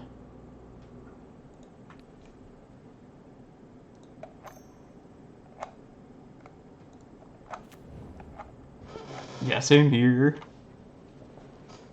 Really wanted a green sun.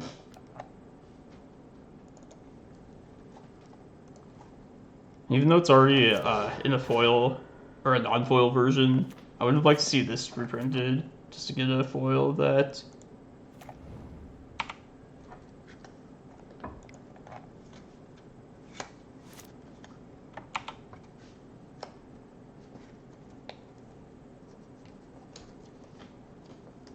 This is going to make it more painful for me this particular turn, but I think this is worth it to start taxing their mana. Maybe I should just keep Dark Depths in for this matchup.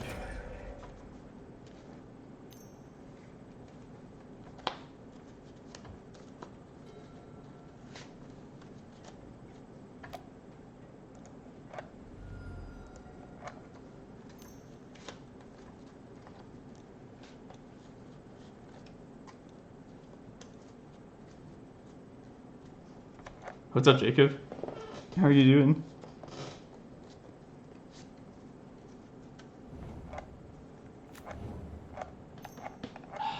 So close to dodging Bolt. I don't think we are. Surgical my Reclaimers. Could use one of the Stonecoils now.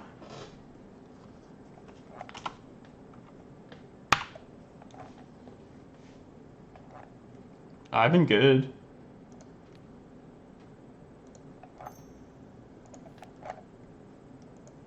I wanna just get all my activations out right now. Is there anything better? Yeah. I'm definitely missing like the utility lands that I've cut here, like Maze of Ith, and I think it was wrong to cut those.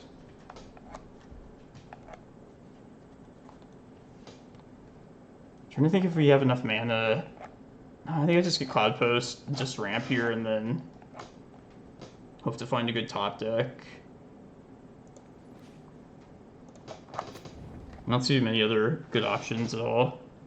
Force of Vigor, thank you for following.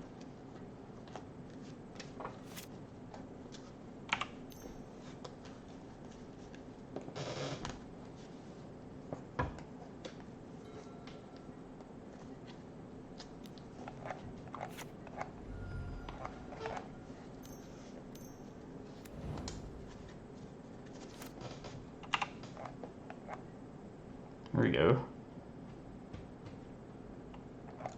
I should get this done now for sure, or attempt it at least.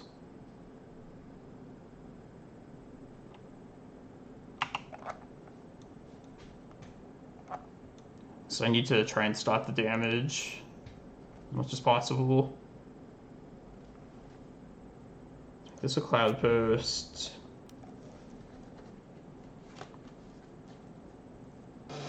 I think I play it as a 6/6 and play around 1 days. Let's see, how big is this thing? 5/6. I don't think they would have 2 dazes, would they?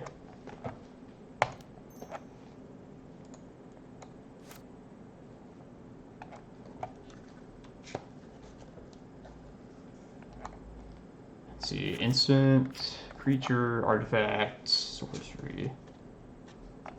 I guess there could still be enchantment put into the graveyard at some point. But I don't think I want to just play this into days right here, so I want to play it as a 6/6.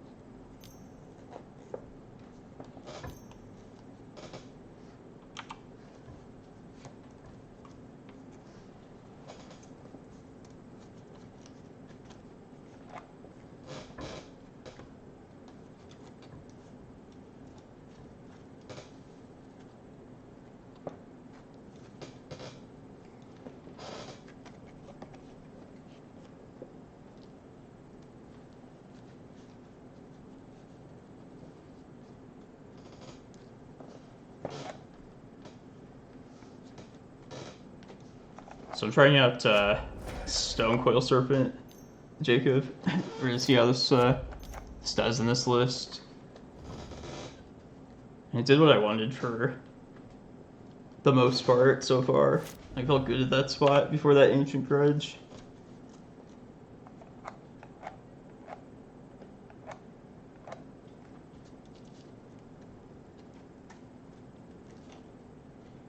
And the surgical. I think surgical reclaimers right now. Okay, that's good.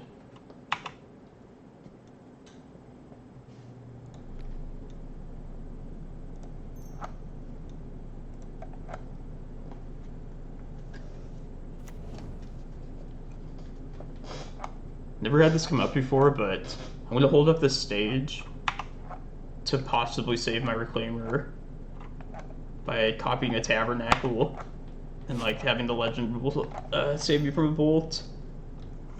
Although I guess in that case they would probably just bolt me, so maybe that's like a moot point. I'm just dead to bolt here.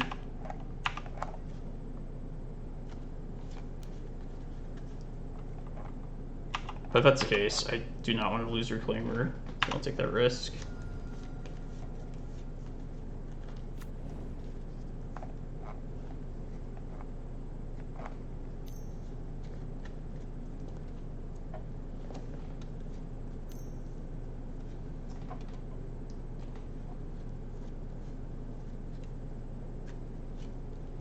That's not good.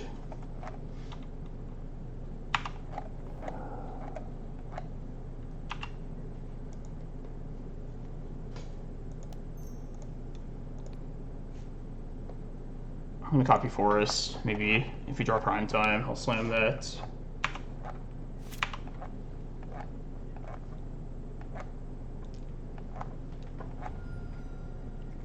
Oh wait, Carpet.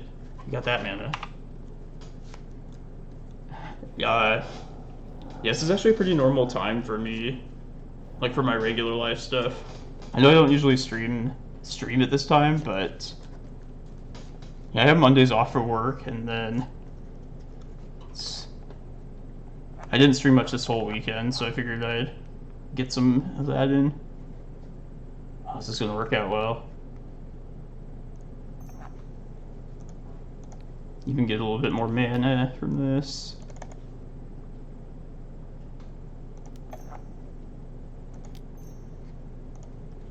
Oh yeah, thank you. Yeah, it was a pretty good finish in the PTQ. Can't hate on the 11th place.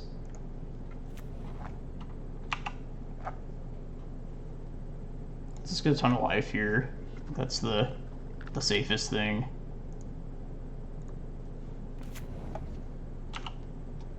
Yeah, I just bet they're in. Yeah, I completely forgot about Carpet.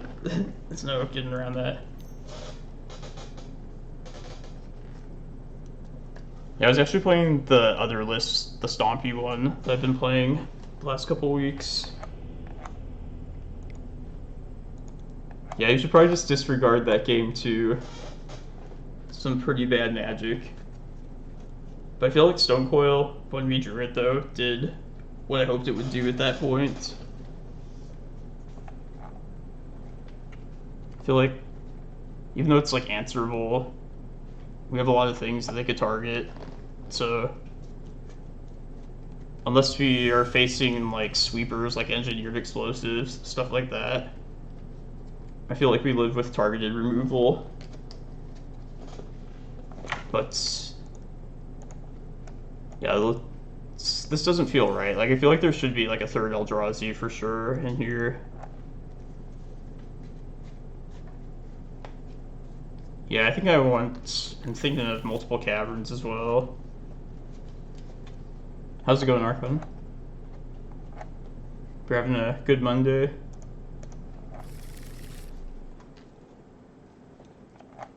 Yeah, I'll try this.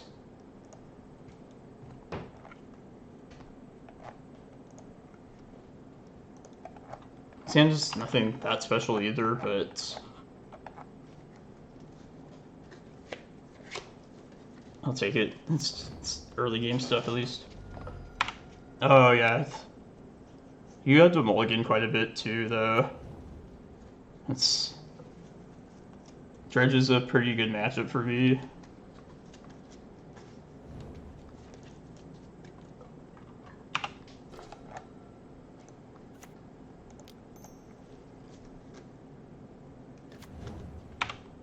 Yeah, I wasn't going to go that far to call it a dream matchup, but it definitely is. Yeah, I expected you to be on like a Delver deck, or I feel like I haven't seen you play Dredge in a while.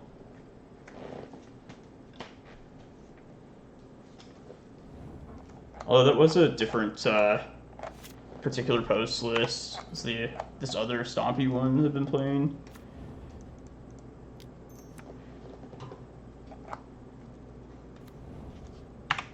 I'm borrowing some inspiration from that list though. Trying out Stonecoils from that.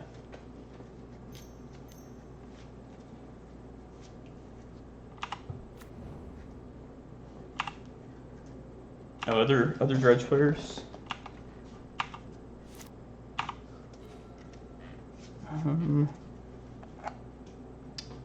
Maybe I should have risked that crop rotation there. I think I just play it a little slow from here. Slow defensive. I'm gonna use this now before they could possibly stifle.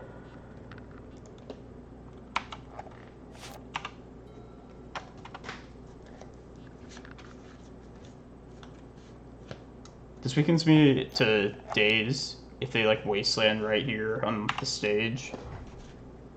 But I'll live with that. It's hard to pick a version. Like I think this Reclaimer one is overall the better version. But I don't know if it's like the better one for the current metagame. Like I kinda like the very proactive nature of the Stompy list. Just like throwing chalices out there and basically taking the initiative, throwing threats at him. It's my crop rotation. Shit. Oh, this is probably the Phoenix deck, kinda. Alright, probably just dead. Yeah, definitely. I was a guest on Mr. Lee's stream yesterday, and also Fenris Clouds this morning. Definitely, it's been a while since I did some guest streams, but I had a lot of fun, so definitely looking forward to getting some of those in on my stream, and then other people who are interested in having me on as well. Yeah, he had a 12-hour stream yesterday. It was pretty fun. Oh, that's what we needed. I think we have to get Chasm here, but they'll do it though. Alright, I need to get rid of...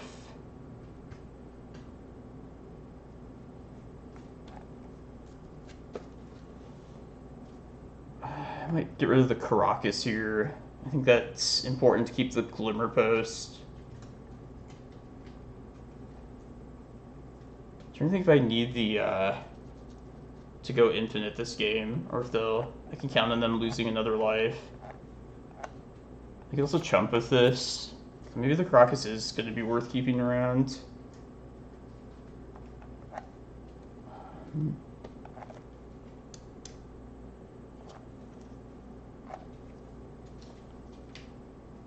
No, I think I need to work towards the little extra bit of mana that Glimmerpost is going to give me to ramp up this Eye of Ugin.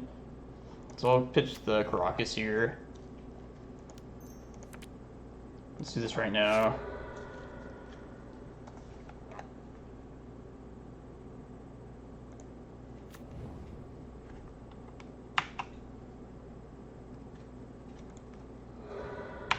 Keeping the Glimmerpost also allows me Vesuva to be Glimmerpost later as well, so definitely doesn't seem bad.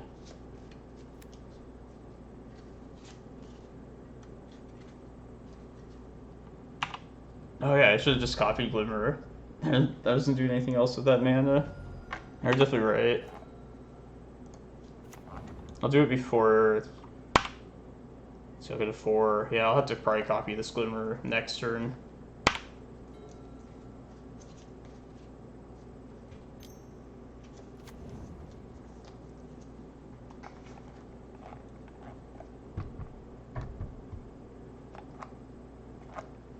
Yeah, whenever I eventually decide to get rid of chasms, I want to be outside of bolt range as well.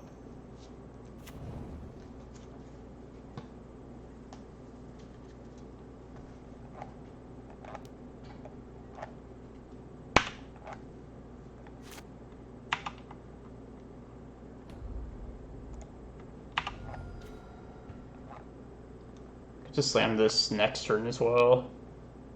Alright, let's do it like this first.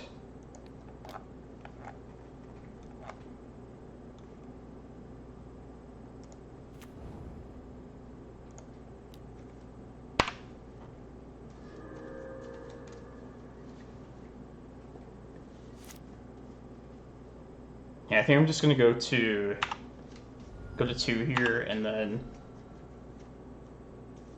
they put it in Ponder. That's kind of risky. The alternative is I could stage copy Chasm next turn, and then just, I don't know. How's it going, Mr. Lee? You're alive, I see. Alive and awake. Well, since they didn't shuffle, I'm kind of worried about counters, so I think I'm not gonna go for this Green Sun then. But I will make the stage copy of the Chasm.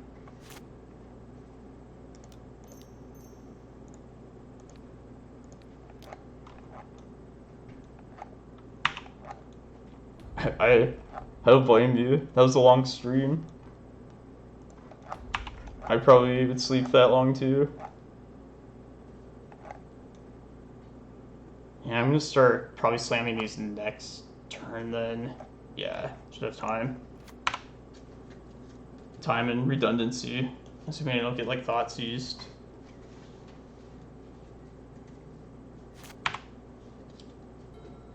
Yeah, there's Excavator still.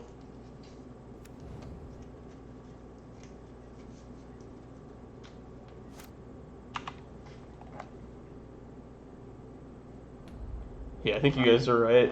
Hey, everybody's playing this deck better than me tonight. Ooh.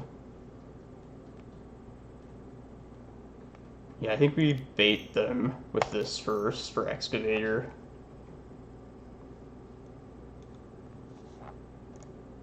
I feel like I'm just too at risk to bolt at this point.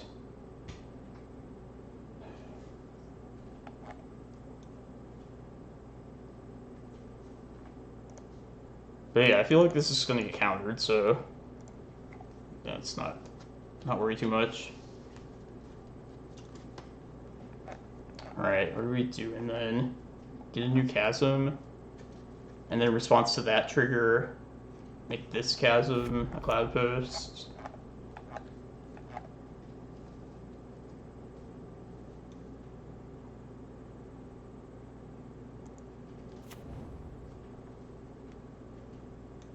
Yeah, there's. I wouldn't follow tonight's stream too closely as far as like playing this deck goes. And I'll get rid of the Glimmerpost. So if this somehow lives, then I can replay that next turn. I don't think it will, but...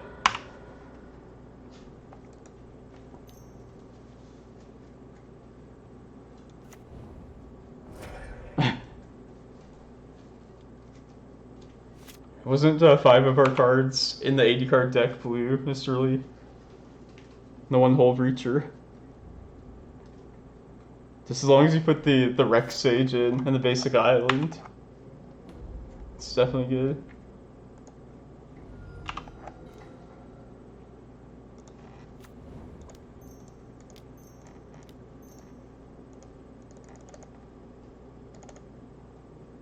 One time?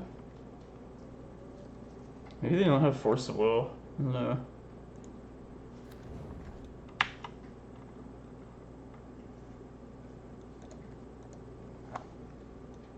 How's it going, Christian? Doing alright?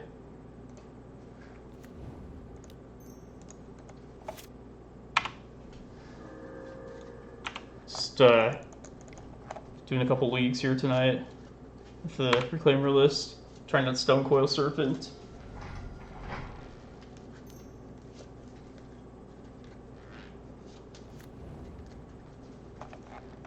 I know these decks don't usually have Wasteland for sure.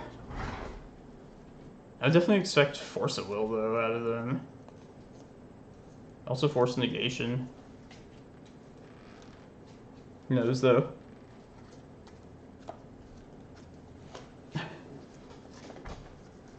Yeah, Rec Sage. Sometimes I feel like I could maybe cut that from the list, but I already have like the 4 Force of Vigors that I'm pretty committed to having in the board. And if I have like 5 Naturalize effects, I feel like the Rec Sage should probably stay main deck. Heavy Fluster. That's good to know. Thank you. It's definitely good news for me.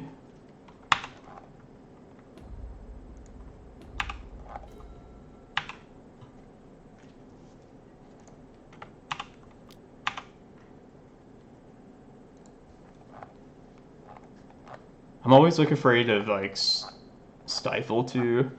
It's like been ingrained in my head at this point. I got rid of Karakas, right? Yeah.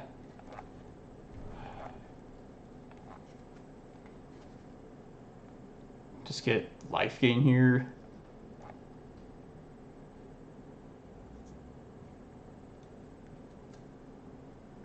Also get stage, get depths, and have like another win condition out. I wish I had thought this out better. It's not so great. I don't know if I'm going to be guaranteed life later. The thing is, if I did get life at a later point, then I would rather have more Glimmerposts later. Oh yeah, we're going to get Emrakul for sure. Just, it might not be enough getting through all these chump blockers is the thing. I guess I have 2 Glimmerposts, essentially, so that should be enough.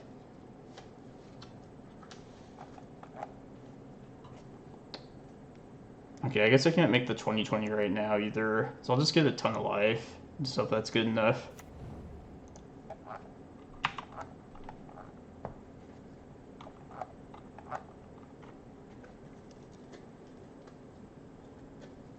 Like, this is kind of a random spot to want it, but I definitely miss having Kozilek at this point.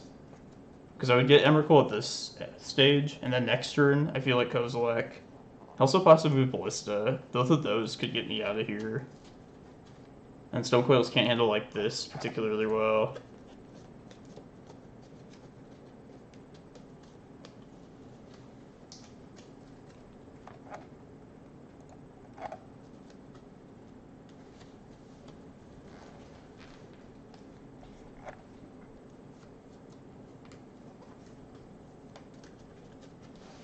I likely won't end up using the full set of Stonecoils once I figure out like a tuned list of this version, but for the purposes of like testing tonight, just wanted to run the max.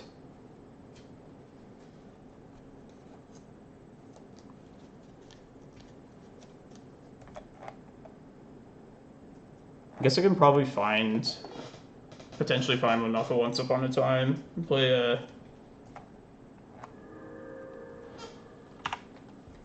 some large one, probably large enough to live here.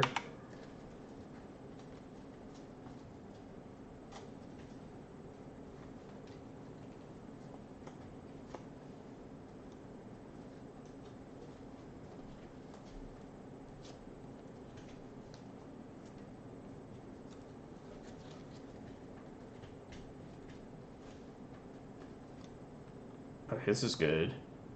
Because then we can just Ulamog the last Phoenix of a chump.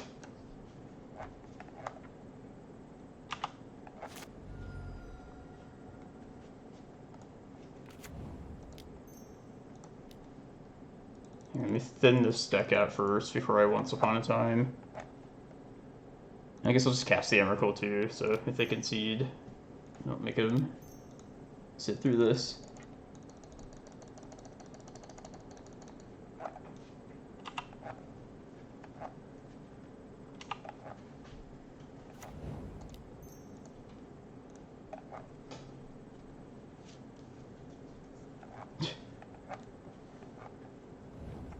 Alright.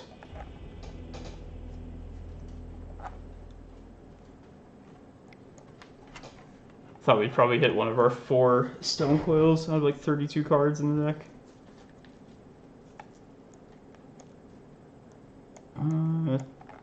Definitely Tabernacle and the Surgicals.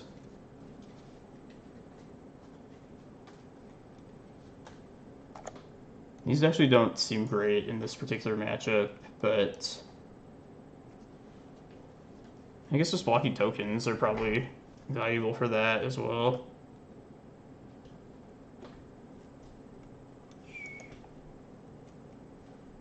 This Pithing Needle's not really doing much for me.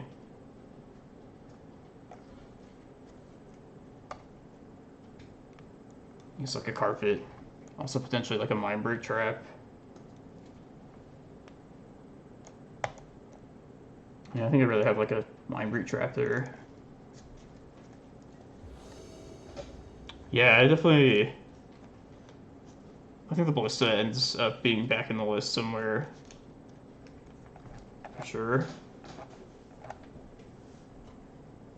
I'll try this. Seems pretty good.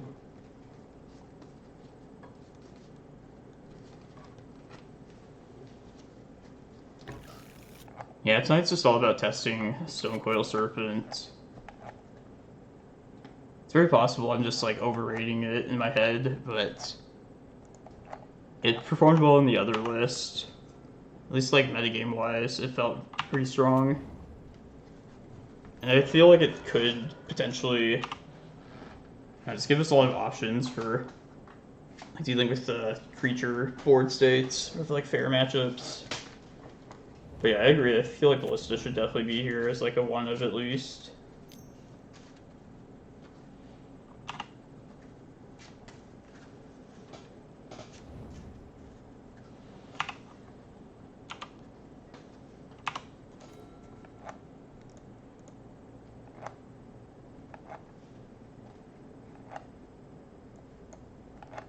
Let's just go colorless here.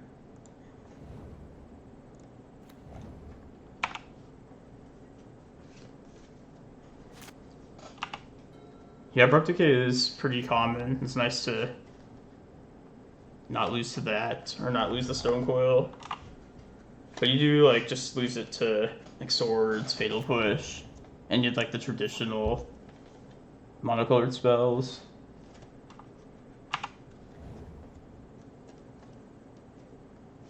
Oh, Doomsday. It's pretty good. This is the second spell.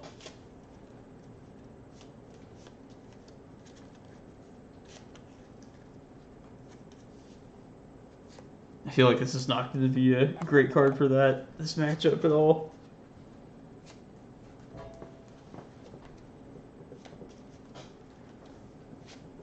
Maybe they'll go for like a third spell right here. If not, I could just surgical on upkeep and hope to screw up their order enough. But yeah, it's like the last thing I want to see.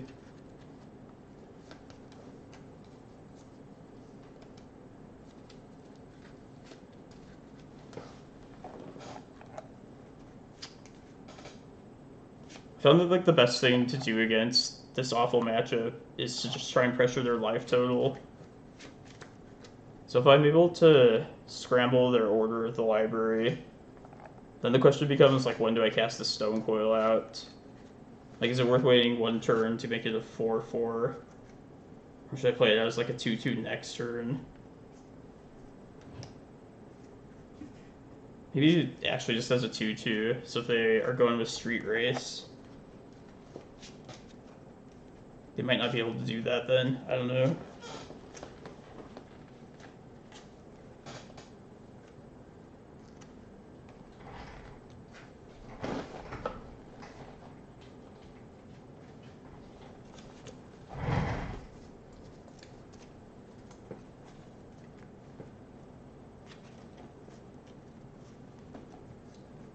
I feel like it's probably best to just play out the Stonecoil for 2. And if we draw like a second one, then it's essentially reading the most out of our mana for this situation. I think we played it at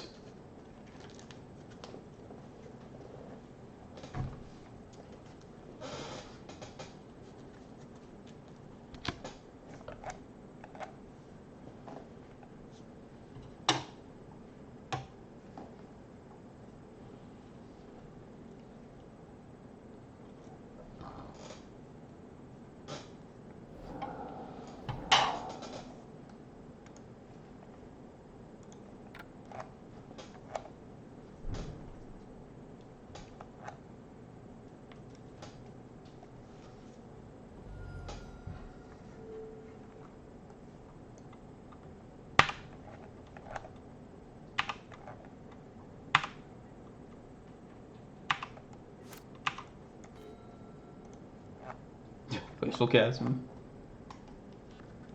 Like the worst possible draw right there. Alright, I'm gonna surgical them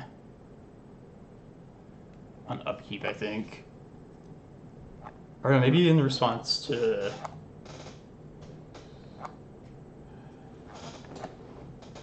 No, but just taking Street Wraith is not what I would want to do, I would think. So I think I just surgical them next turn.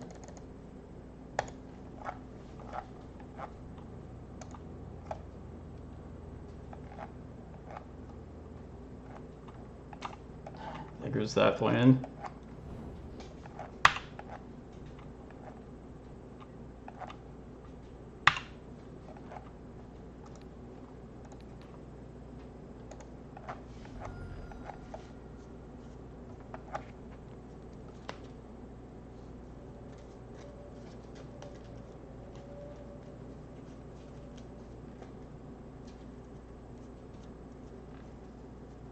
Yeah, the days in hand. Cavern, Edge of Autumn, Thassa's Oracle, Petal. Yeah, so they have no draw spell, so they're just going with the slow Doomsday plan. Man, that Stonecoil would have been pretty decent there. I'm just gonna snapshot this real quick.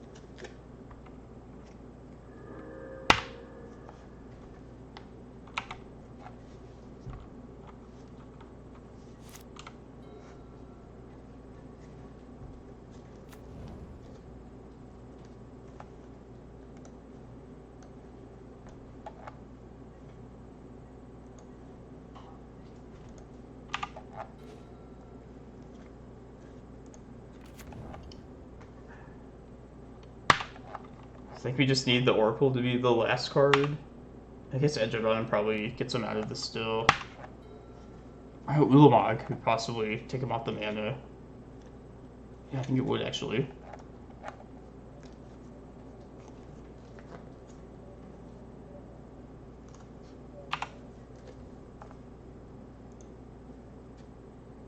Oh, there's the Lotus Petal. Fuck. Okay.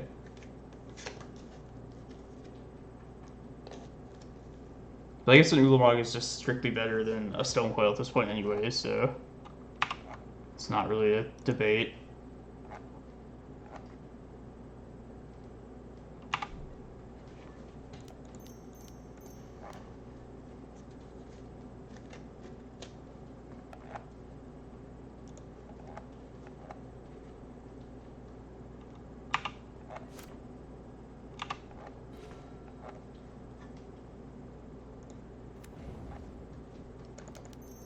Guess just take him off the red, or the 2 actual lands. Guess it doesn't really matter. We still just lose if the Oracle's not the last card.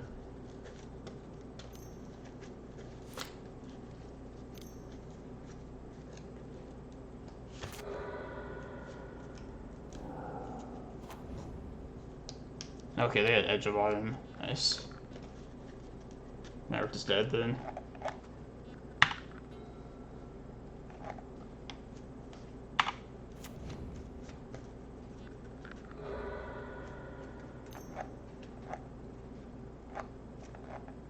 So close. God.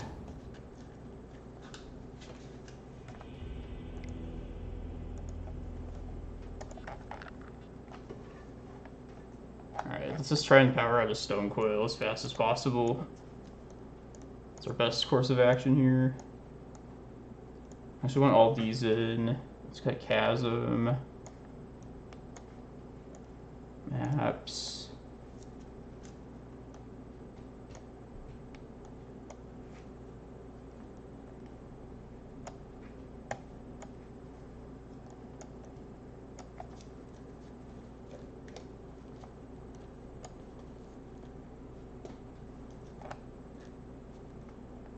I guess we could try and go for a quick Dark Depths as well. It's another decent win condition. We don't need these green suns. Just the only purpose is to get quick Reclaimers.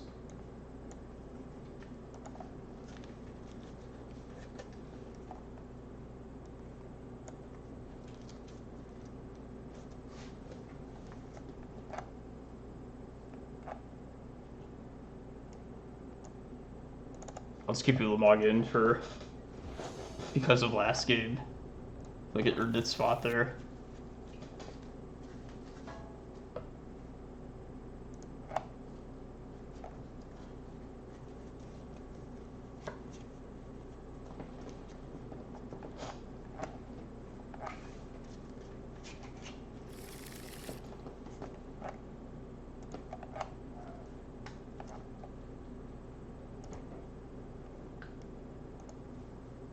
I don't think it's likely that they would revert back to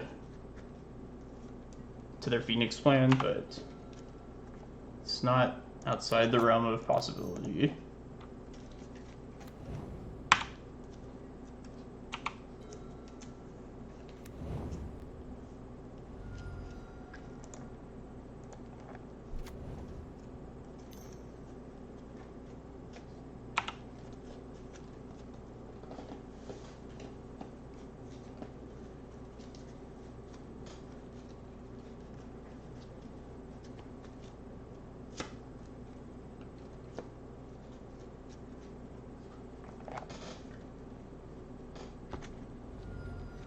Stonecoil, okay.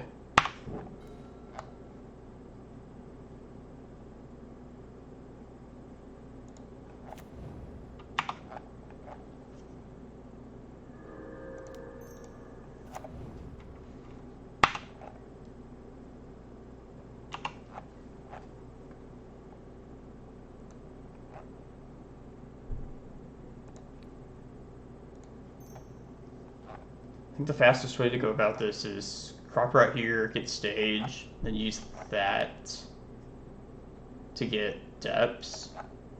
And then next turn just make the 20/20. Oh, that's good enough. We have days though, so maybe it'd be better to be more safe about it. No, I'll crop rot. It's not a coward stream.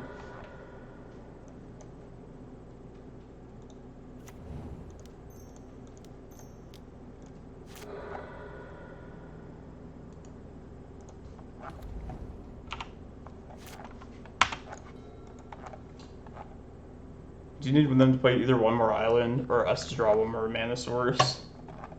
But if we do, I can then start swinging with a 3/4 Reclaimer at least.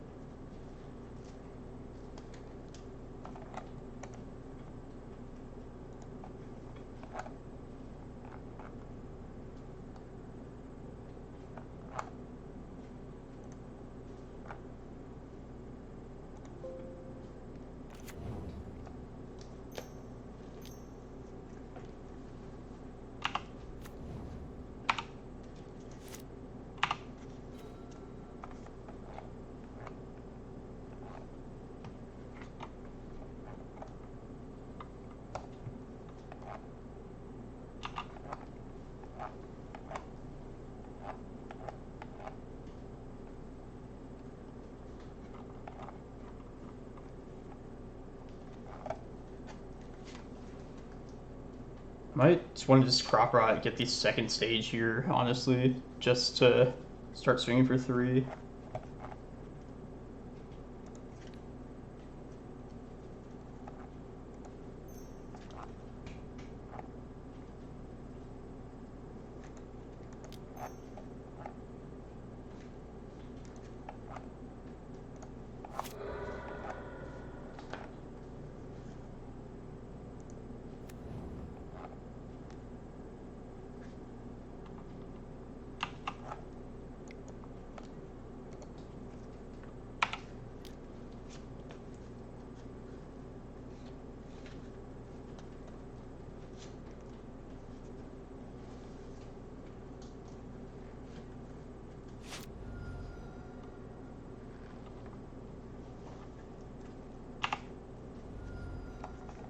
To dust.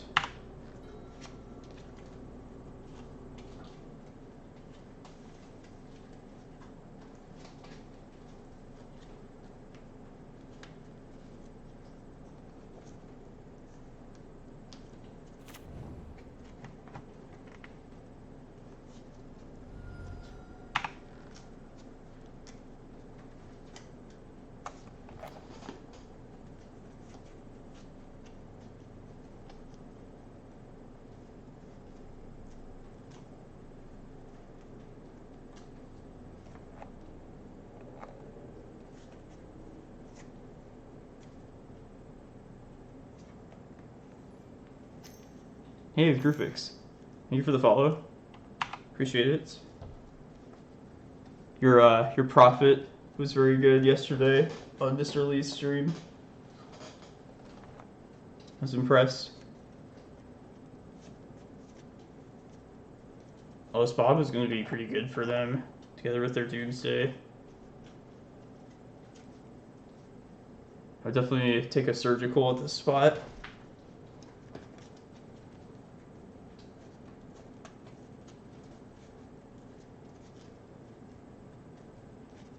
If any of you that have been like watching me stream for a long time, you might remember I used to play in Mikokura, Center of the Sea, in my sideboard, in an attempt to beat this deck. But as you might expect, it just didn't work out. But yeah, that was a thing. Not not above playing shitty cards, try and make matchups worse. Or that makes them actually work out. But I just kind of accepted that we're usually not going to beat this Doomsday deck. Or any Doomsday deck for that matter. I feel like the game plan was at least like pretty solid given the matchup. But they put it nicely around the carpet. Like usually you just bring this in, or at least I wanted to just try and power out a Merit Lage as fast as possible. And they were also very scared of that Stonecoil since they thought he's that. So I think they could foresee that their life total was probably like the way that they could possibly lose this game. That's alright. Lose to Doomsday pretty often. Not too upset.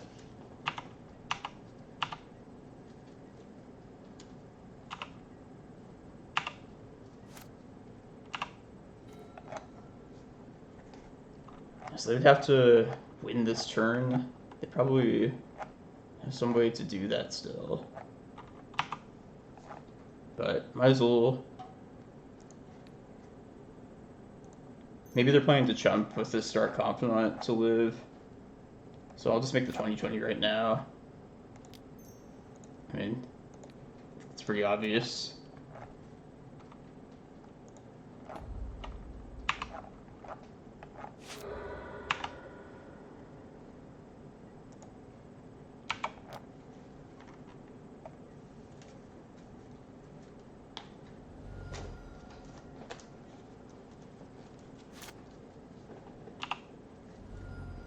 Preordain. Yeah. You preordain, cycle, and then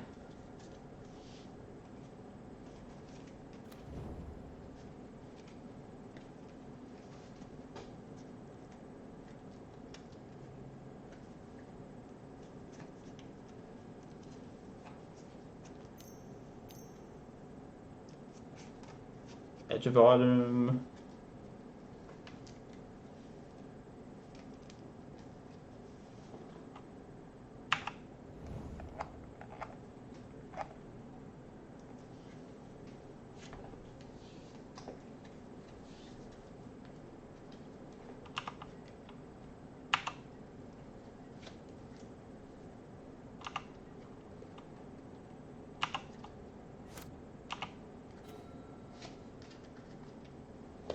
Yeah, then they have the setup so they don't die here.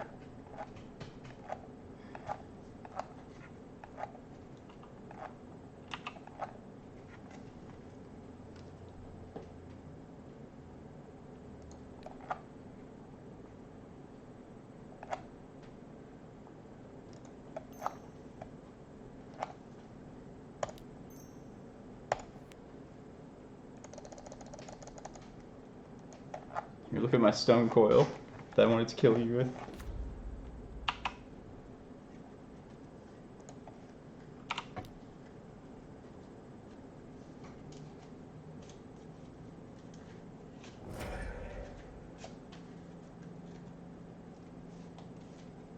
Oh yeah. Yeah, that was like definitely my out. Alright, yeah, I definitely deserve to lose it. Probably not if they cling to dust, but yeah, that was definitely a poor decision. It's pretty fitting.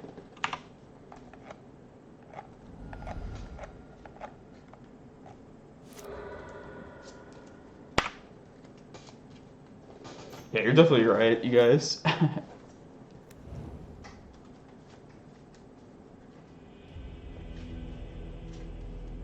Oh, okay. I wonder now. I would think they could probably set it up so they just don't take damage, but it's definitely like the wrong play. I'm gonna run another league here. What do I think of the Stonecoil Serpent thus far? I think it did what I wanted in the relevant matchups where we saw it. I still just want to test the full copy, the full set of them. And I did miss like the Zenith and Ballista Kozilek at times. I had determined like those are what I just at least wanted to cut for tonight to try this card out, and I can max it out to do that.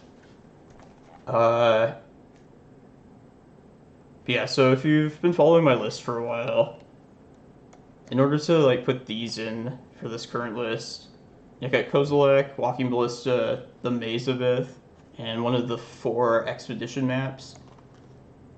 But I've been playing this in the Stompy post, the Stonecoil Serpent, and I liked it a lot there, just given the metagame. I felt like I had like a fair amount of options, like versatility, as far as blocking and trying to deal with like creatures on the battlefield. So I feel like the post the Oko bans, Oko is basically oppressing other fair decks. So now that those decks are back, this post deck is definitely weaker. So I'm hoping this can be like kind of like all-purpose battlefield kind of card. Came off really all awkward and stuff the way I explained that. Better than Thought-Knot? I think so, because I feel like you can just be more versatile with this. Just between the... Mostly as like the blocker, I want it for that reason. Like that was the first reason why I considered this. Just started getting beaten down by like Ethereal Foragers and Delvers. So mostly just as a blocker alone, I think it has some merit there. It also, I thought that would be better against like Sneak and Show and certain combo matchups. Although it's not superb. Like I played Thought-Knot in the past, and I felt like it was pretty good at certain spots, but it was never like felt like a great card at all. Just that it was never like great at one particular thing. Like it couldn't block well. It can't block flyers, can't block like Gurmag anglers. As far as the combo hate, like just a single Thought-Knot trigger is usually not enough. So I think Stonecoil has more like potential to at least improve my fair matchups, which I have a better chance of winning. So I'd like to pursue that more so than trying to like fix combo matchups, which are probably just never going to get fixed in this list. Yeah, I guess I'll just run this back. A part of me wants to replace 2 of them with the other 2 giant Eldrazi or Ballista plus Kozilek, but no, we want to see Stonecoil in full still.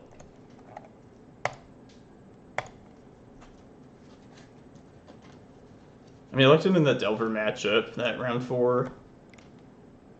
It's one of the key matchups. Yeah, I was thinking if it ends up being good enough, but not a card that I want like the full set of, it just feels like it might be a 2-of card in this deck. I really just want to see just max out our chances of playing it and then try and get the clearest picture of like what it does for our list.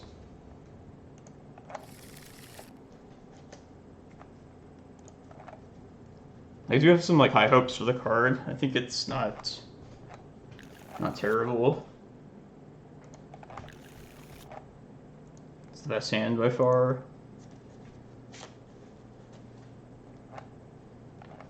Yeah, I at least want like a 3rd Eldrazi threat. Like, I don't consider Stonecoil to be like a top-end threat.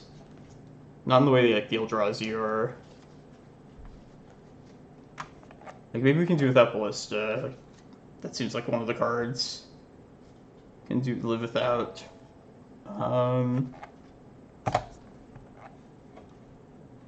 Just put this crop right back. Let's just hope this Reclaimer is good.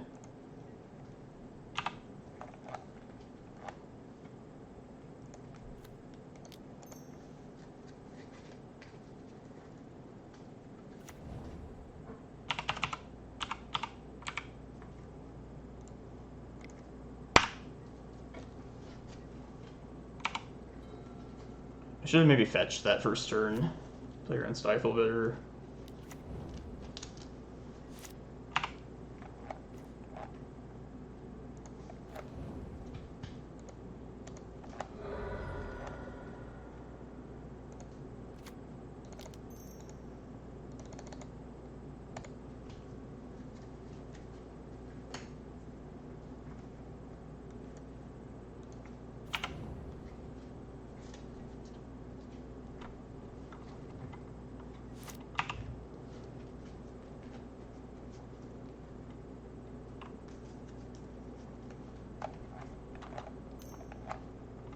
I feel like this card should definitely scale decently, considering like where we're at in the game.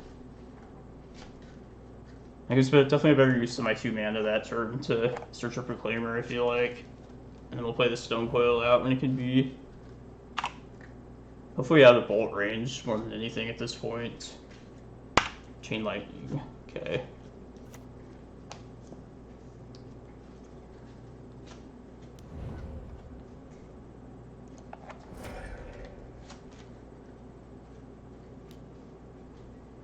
But I could decide to just play it out before that, depending on the draw.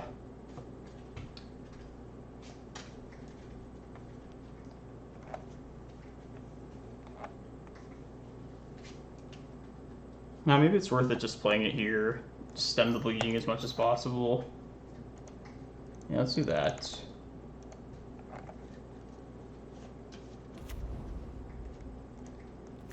That's what it's there for.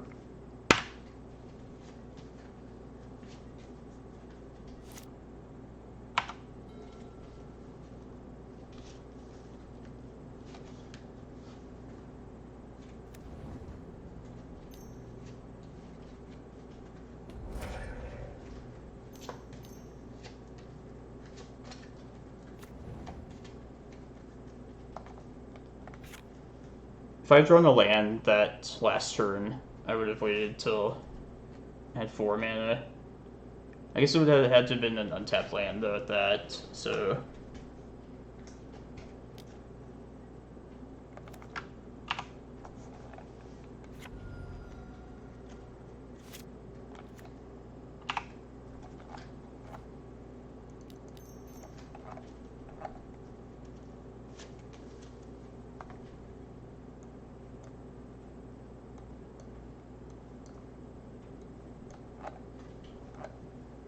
Take Reclaimer if they're out of bolts.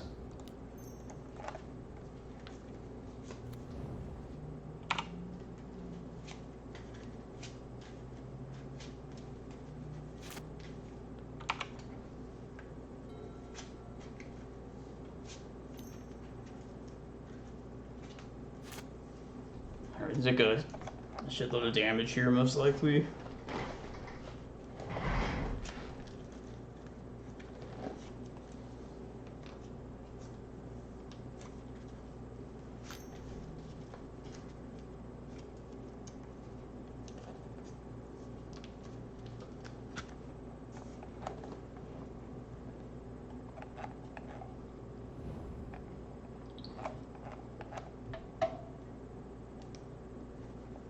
Pox? No, please not Pox.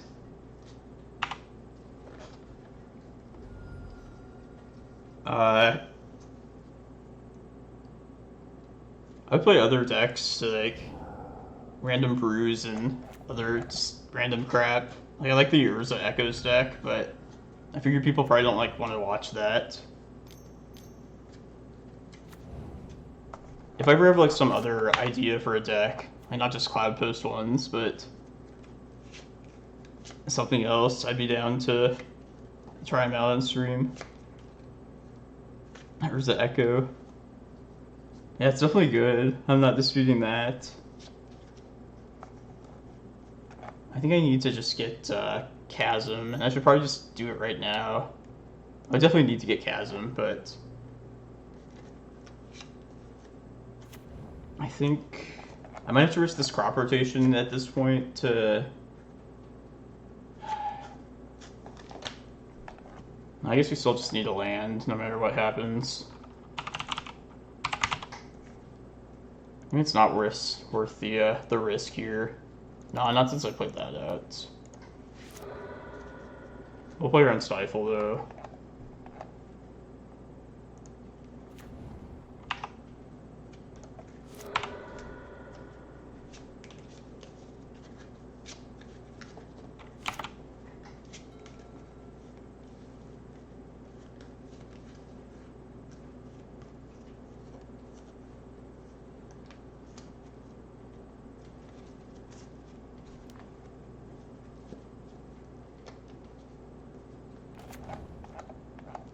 But yeah, there's the Echo deck. I also don't own the Hull Breachers on Moto, and I don't intend to buy them until they get like re-released. So it's not even like the up-to-date Urza deck.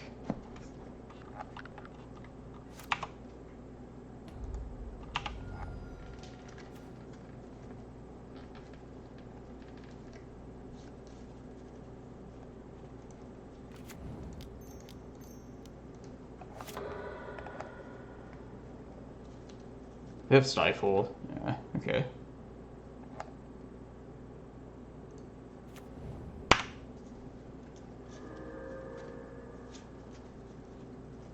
Yeah, some spice there.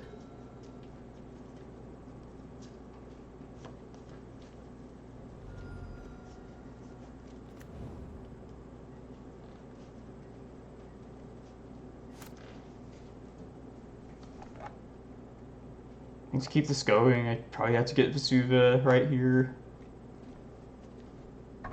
And so if I draw a land... maybe I need to draw a land this turn. And that way I can get stage and then repeat this next turn.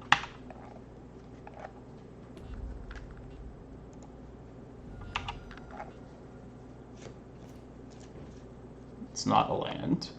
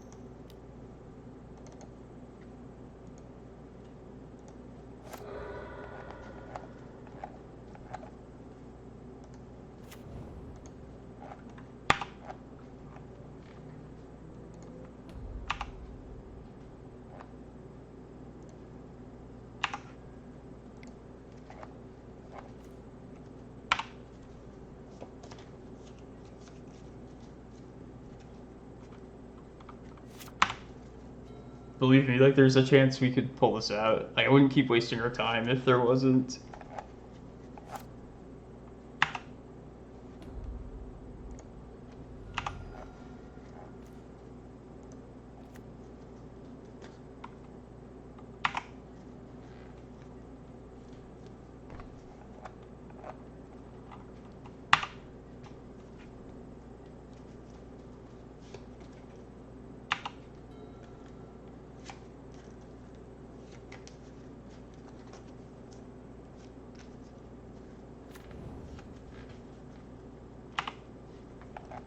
The budget version. I can't imagine how expensive freaking Whale is now.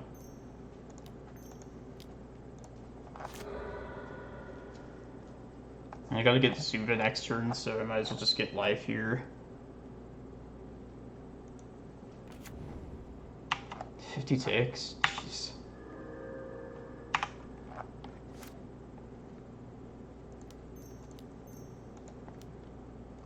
It's the last Vesuva, though.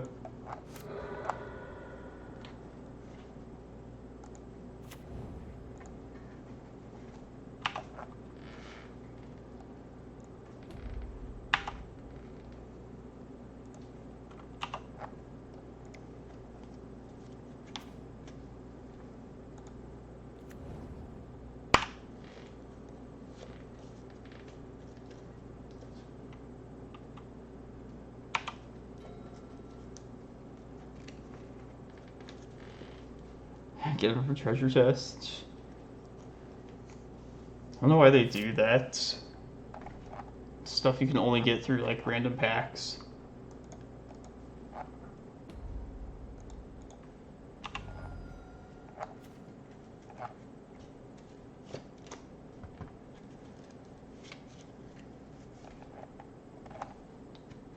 I'm pretty sure this is just death now. I think we needed to land right there for sure.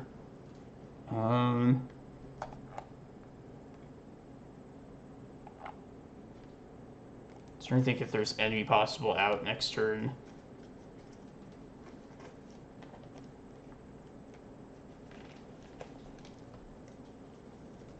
I don't think there is. I'll just concede at that point.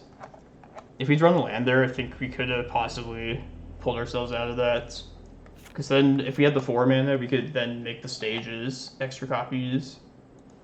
But, I ran out of land drops. Oh, the commander precons. The ones you can, like, buy at Walmart sometimes. I heard that's how I got my True Day Nemesis. You had to, like, get lucky and find them, though, at the time. I think there's just, like, people, like, knowledgeable of that just buy them all up and stuff like that gets released. If that stuff even, like, happens anymore. I don't really keep up with all the promotional sets and all that stuff.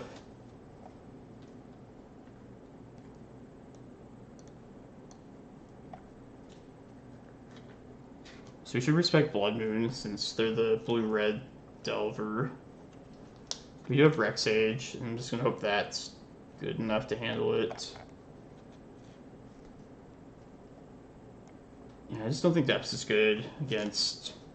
Yeah, there's definitely like a ton of Brazen Borrower. I think against that we don't keep that in.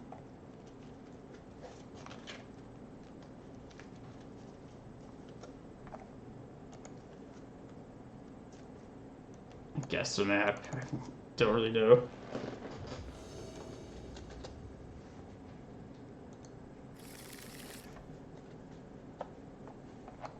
Try it. The carpets.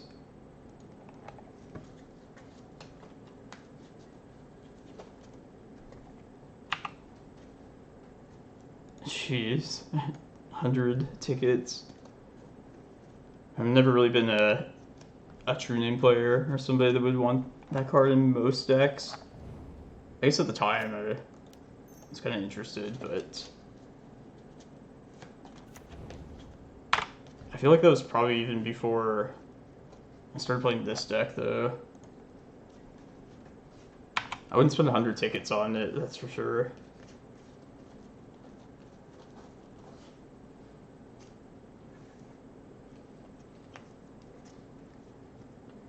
I know they need to play an island out at some point, so I don't think Delver could pull it off with just never getting an island.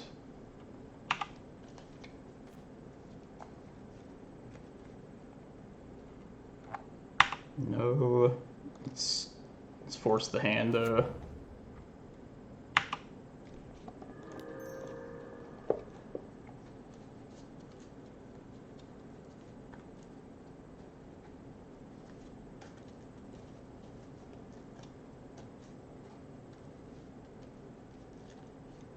If they didn't fetch here, I would just name the Foothills. I thought they would. Oh, jeez. And then someday it'll just be like re-released like crazy. Once the deck is like bad.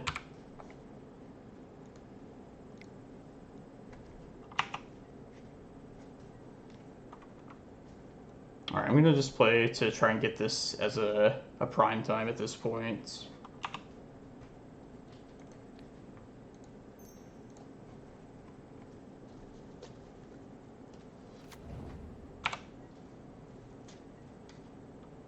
It's a lot of mana.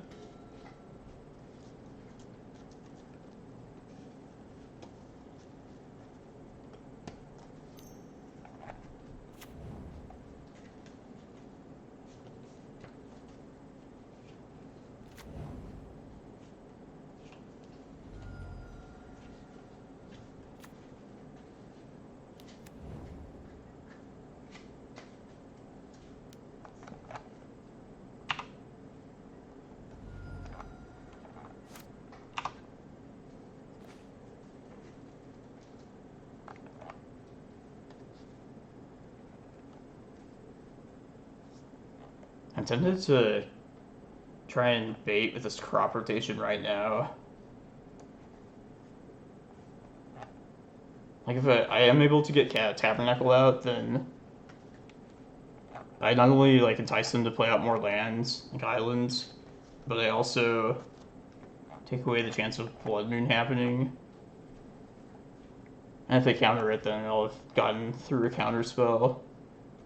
And I'll have these carpets to most likely give me the green mana that I need for the rest of this game. So yeah, I think I'm just going to go for that.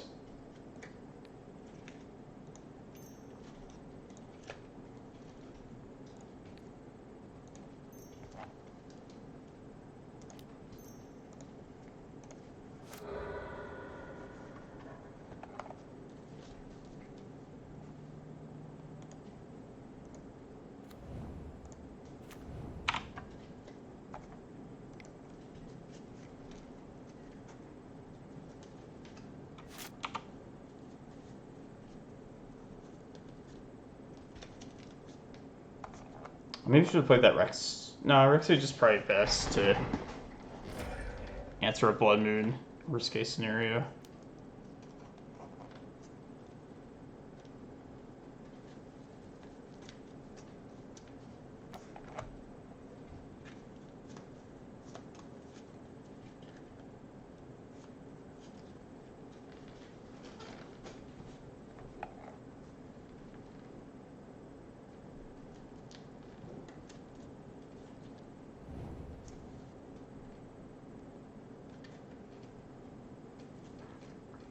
Bolts. I'm definitely not gonna.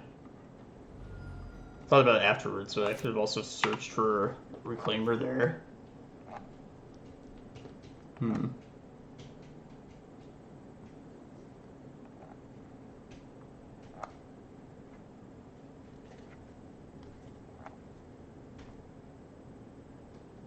Another crop rotation. I mean, Tabernacle's done its work now. Yeah, I'd be fine getting rid of that. Yeah, I think I'll just wait, though.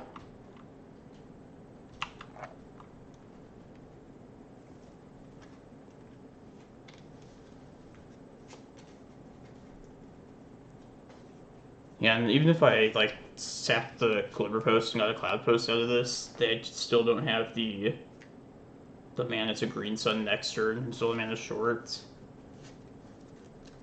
But maybe I have to, like, start thinking about being a little proactive at this point. Yeah, if they Blood Moon after this, then hopefully my carpets can just help me cast Rex Sage. But I'm going to pitch this Tabernacle here.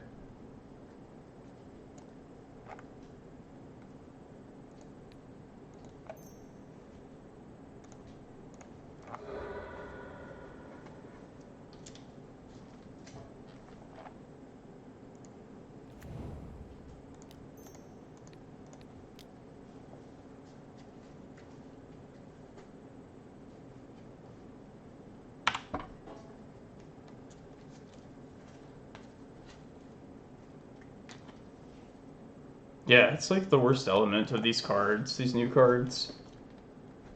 Just being asymmetric. It used to be like those powerful effects would like do the same thing to you, so if you wanted like a null rod effect, for example, you'd have to like build your deck in a way where you wouldn't get screwed over by that. But yeah, the like just screwing over your opponent's element of these new cards. It's pretty like blatantly just pushed by wizards.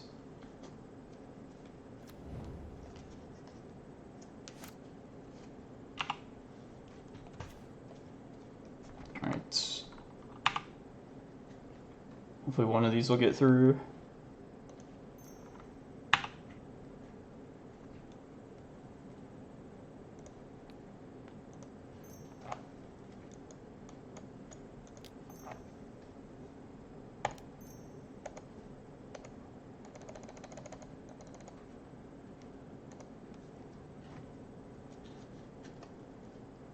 Yeah, I think Overture's pretty good.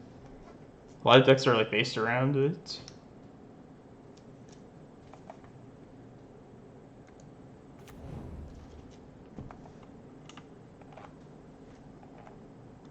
They might have Price of Progress. Oh, this is probably... I have no idea what this could be. Echoing Truth? No, Stifle. Okay, that makes sense. Well, in any case, we have a prime time, so...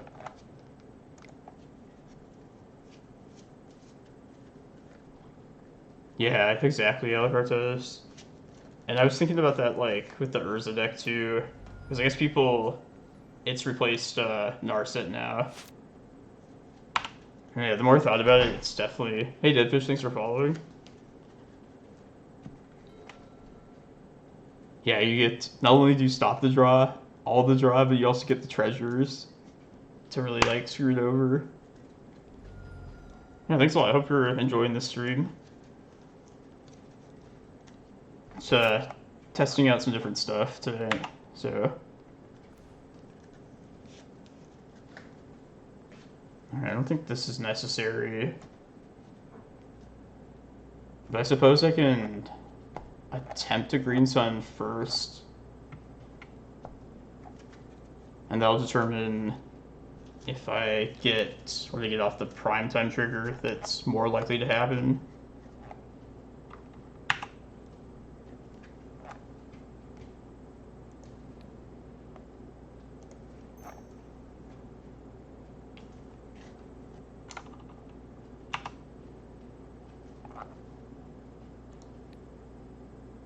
I think it's more likely that, like, this Green Sun gets countered, so I'll leave with that. I'll leave a green mana up to possibly Carpet as well. The second Carpet, or the third Carpet, rather.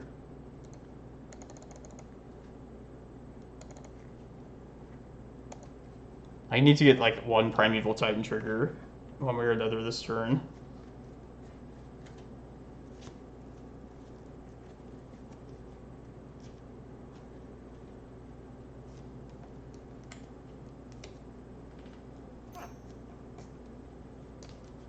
Oh, it's so brutal. 3 treasures. And not Force Negation.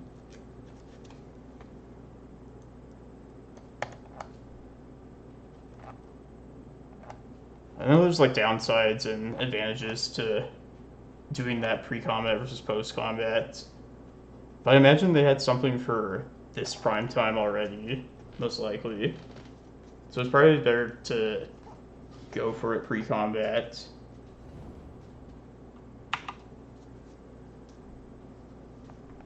Alright, we're gonna get life, some life gain on this.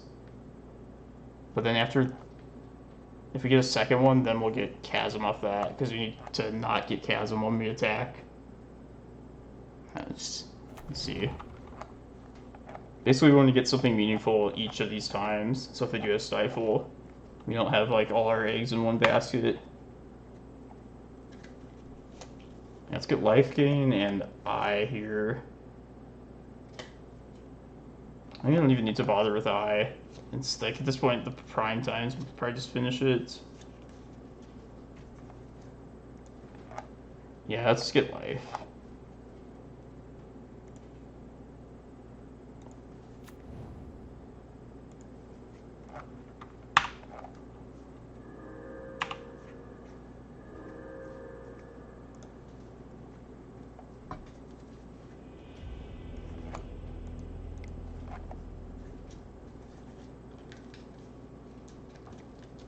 And I think I actually want the full set of maps here. Something to make use of the carpet mana. I think I need more payoffs to fight through counters.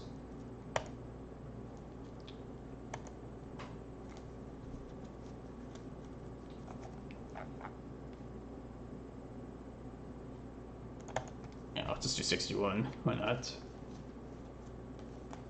Pitch to Force is a blue card. Yeah, it's also a strong quality of Hull Breacher.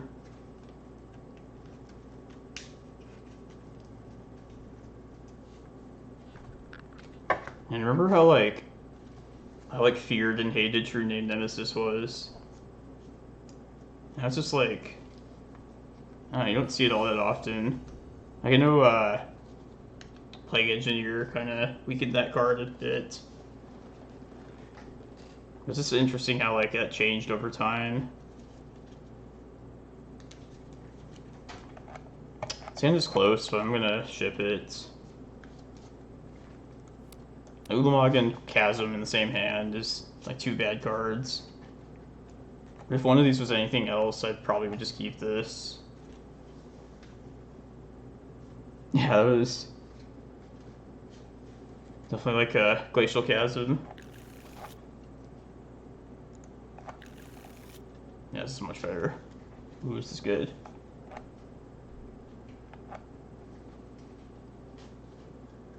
What's going back? Thinking Vesuva. Yeah.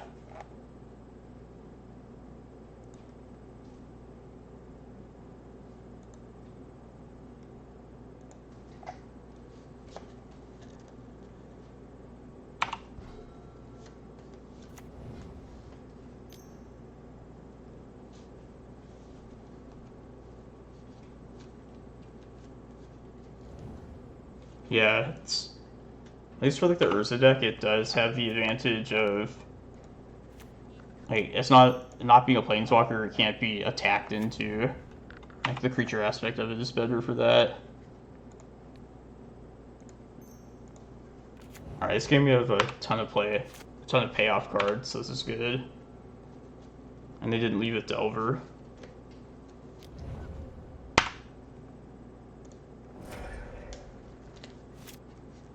Ooh.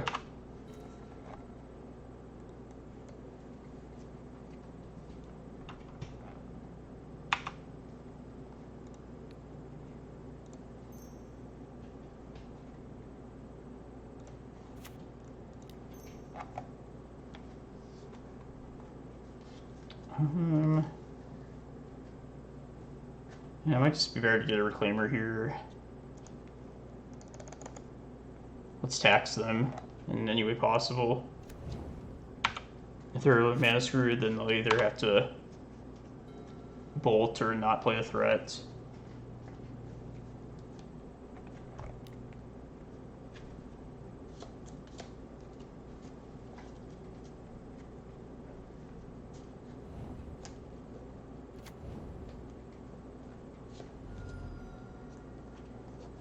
Basic Mountain.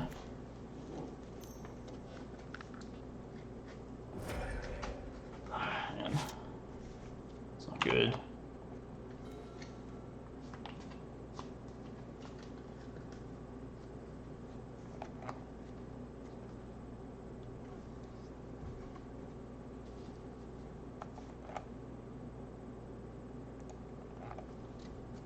And also, how long do I want to wait on the Stonecoil? It's another question. I'm kind of tempted to just crop right here, mostly as a bait. And if I can get my Cloudpost, I can make the stage into a Cloudpost immediately. On next turn, this would be pretty good. And I don't have much else going on, so I feel like give me some something to do in the meantime. Yeah, well, let's try it.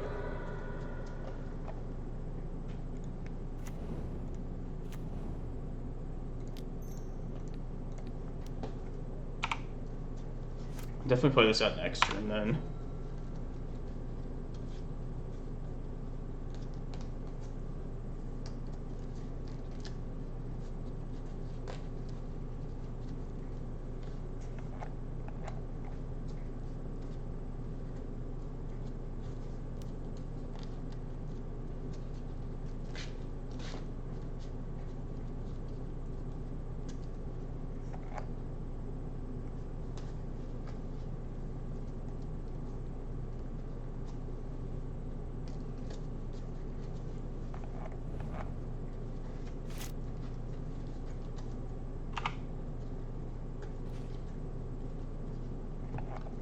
I almost feel like these forests are more of a liability at some point. Just turning on their Submerge.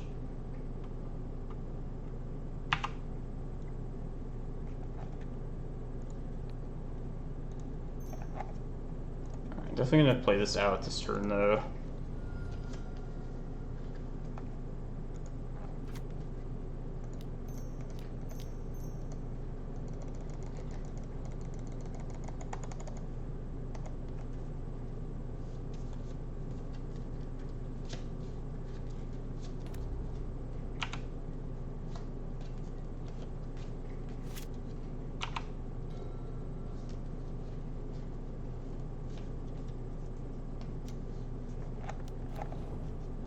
Hey Manageable, thank you for the raid. How did your stream go?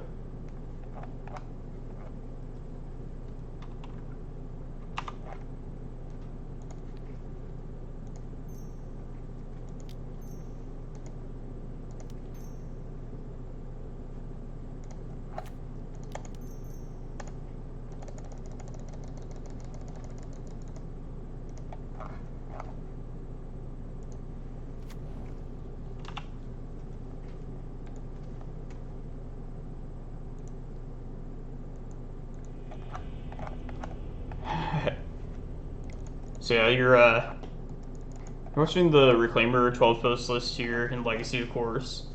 But I'm experimenting tonight with Stonecoil Serpent, which did its job there as a threat.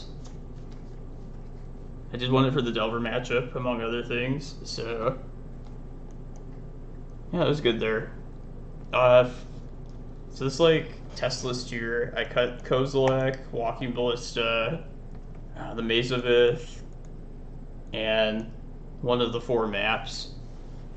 I feel like each of those have at least some overlap in one way or another with the Stonecoil. Like, this can be a late game threat, the same way Kozilek, similar to the Kozilek and Ballista, but definitely not a perfect replacement for either of those cards. And then Mazavith is a defensive answer, obviously, which Stonecoil does do as well. Map felt like the worst card to cut though, so I don't like being on less than 4 maps. Like, it's not very likely that this will be a 4 of, but maybe it can be, I don't know. Just when I test out cards like that, I just like to go all in on the card. Just play the full playset of them. How's it going, Manageable? Are you streaming Modern? Cut it once upon a time. I do see other decks doing that. Maybe that is one of the cuts. Also, I could maybe cut Excavator. This card always feels like if we're already in Green Suns, then it's like definitely should be included, but could probably alter my gameplay to not need that. Rec Sage. Yeah, I would probably cut Excavator before I cut Rec Sage. But honestly, I don't really feel like cutting either of those.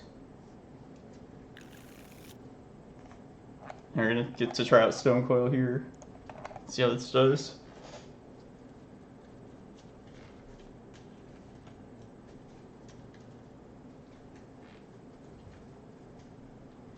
Yeah, my thought is that just any fair creature matchup, especially blocking flying creatures, that was the thing that led me to this card first. But additionally, it should be able to just be bigger than whatever your opponent's doing, and then just halt attacking via that. Let's get the map down.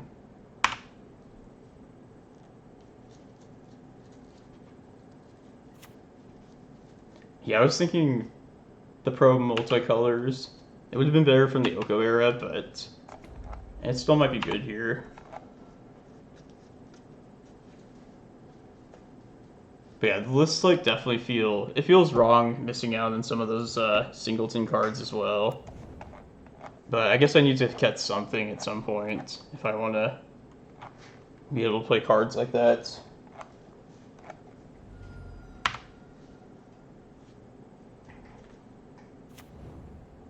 Okay, this is what's it called? Esper Vial. Spyglass.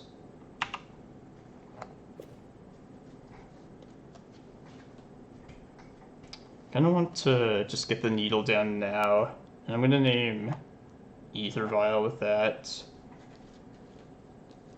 Like, I'm fine with all their one-drop cards, creatures, but I think I don't want them to get any value out of a two-drop. Yeah, let's do that.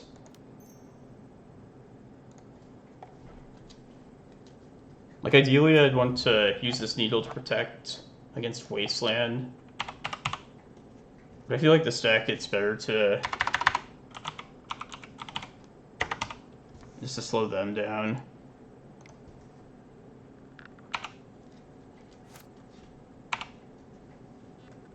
Yeah, I'm gonna try and go as big as possible, even if it costs me a couple turns before I play the Stonecoil out.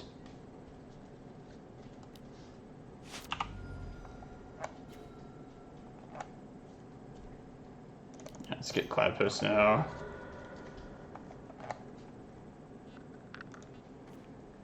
Yeah, these kind of decks, their creatures have just gotten better over time. In the past, I would have preferred to just always name Wasteland, even despite like Ether Vial.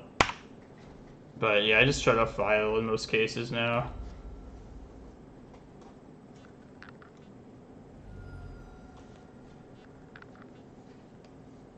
Should probably just play this out, one of these out next turn. This is actually like, Flicker Wisps are pretty bad. Or these are pretty bad against Flicker Wisp in particular. Oh yeah.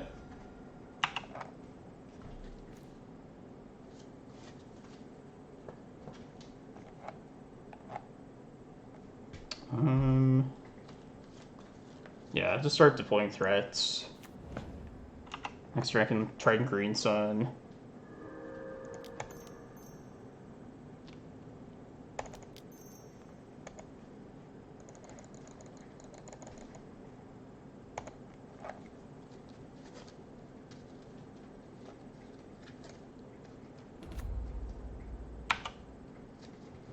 I mean, I have seen Damping Sphere out of, definitely out of deck than Taxes. I've seen it from Goblins in the past. It's not the worst hate card, to be honest. Like, we already have 5 land drops out. I feel like I could probably still manage from that point.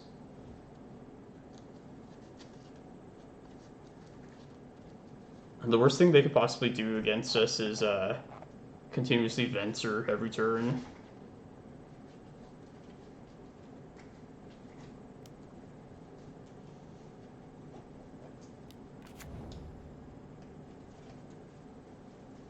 And rather than take that, than take my prime time.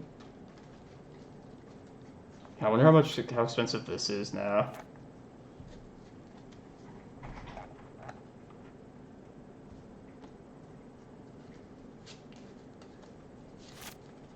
I think I'm just gonna attack into it, just so they can't like re-steal it again. Yeah, let's do that.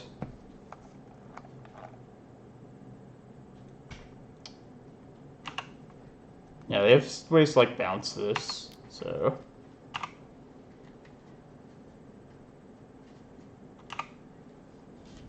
It seems like that's what they're planning to do.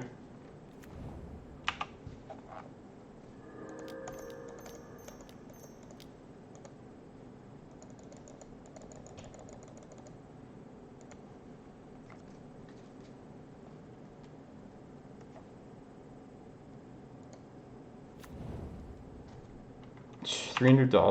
Jeez. I mean, I believe it. Just being a reserve list card. It's stupid.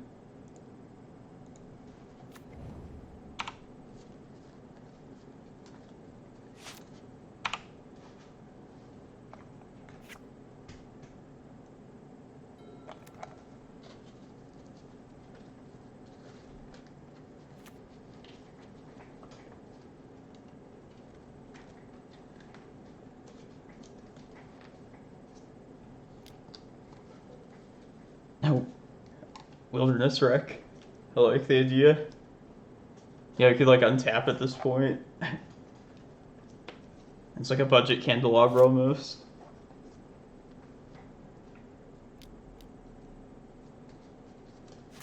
They could Recruiter here, get another Gilded Drake. That'd suck, but...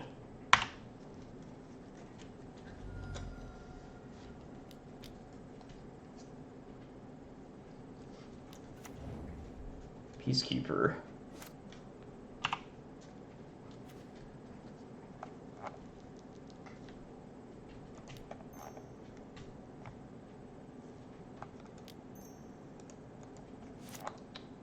Let's see what this finds first. The more lands, the better. I guess I'll just take a stage here if I'm not doing anything else with the mana. And I guess I want to cast the map as well. Yeah, let's do this.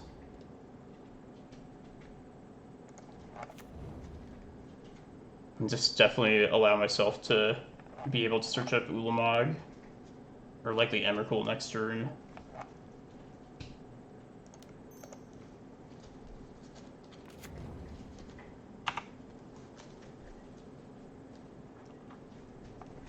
Yeah, I definitely miss the Kozilek and the Ballista. Like both those cards. I feel like people doubt both of those. But they both offer like a lot of utility in like these kind of spots. So I definitely feel like a little hindered with my options here.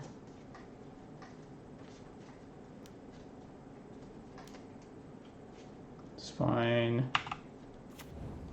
Oh, 1,000? Yeah. I'm on my way.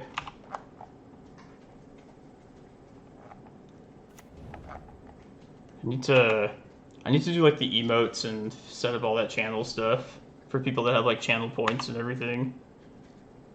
I got the computer up and running and everything else for it. I feel like that's the next step. Yeah, I have a decent number of subs as well. So definitely want to help support the people that support me.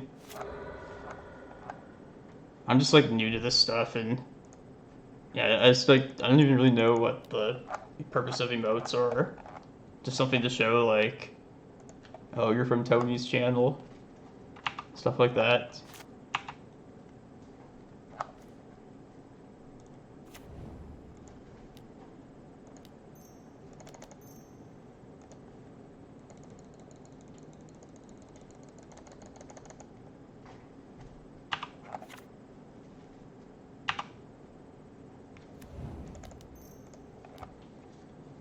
Let's go through some hoops here, but we'll be fine.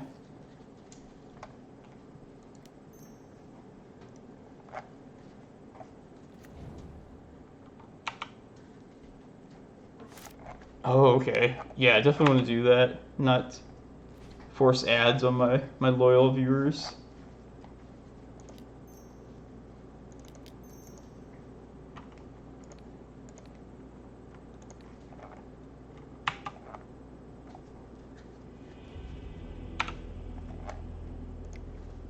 But yeah, and I miss Kozilek and Ballista right there.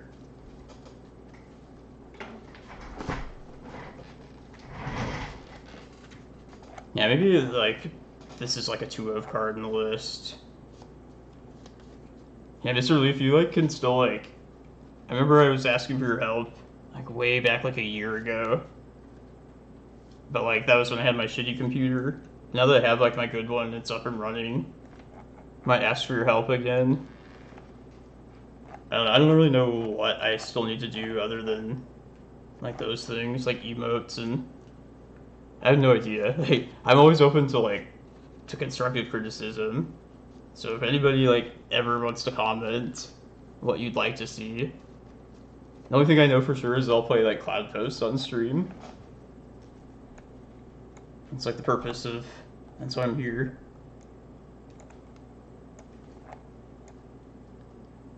And I want some number of these Force of Vigors for sure.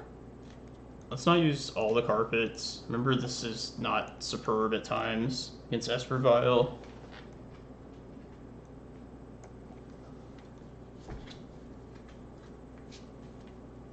think we, in a way, we just treat this like a control matchup, and we just be as threat dense as possible. I'm gonna leave the Stonecoils in for that. Yeah, let's do this.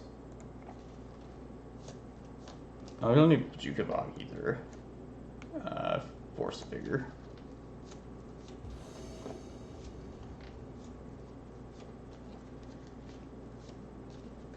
Or if you're just enjoying the stream too, that's perfectly fine.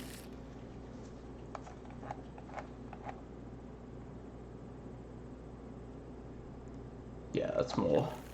You can be faster than that. I don't really like to ever comment, but I watch a lot of other streams, so I understand.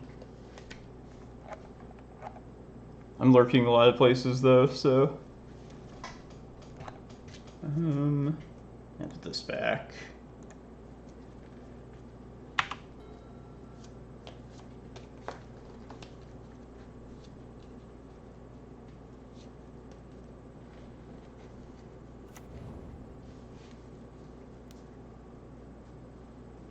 I'm gonna wait to force that, and I'll use this Pithing Needle for Wasteland this time around.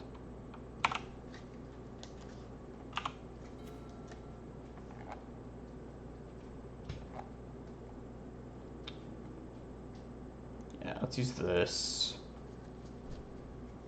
Take this forest.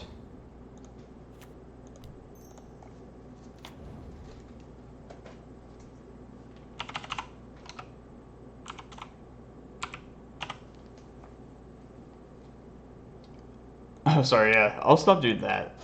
I guess I have like a lot of annoying tendencies, like scrolling my mouse wheel and everything. I just like to shuffle cards when I'm playing Magic. It's just like a reflex. Yeah. It's like when you have nothing to do with your hands, I feel like I'll do something with them. But yeah, I know my microphone picks up a lot of sound, so yeah, thanks for letting me know. I press the keyboard too hard at times too. Even though the sound of a mechanical keyboard is like, it's so satisfying to me. I'm gonna wait to see if we get a better green card to pitch. And by better green card, I mean worse card.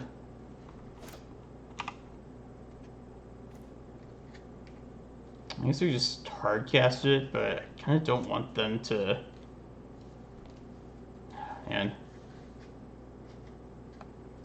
Yeah, let's just hope they don't play anything. They don't go too nuts here. Oh yeah, I'm just doing cheap cards as well. So yeah, I know you know what's up then. It's good to know that I'm not the only one that enjoys a nice mechanical keyboard.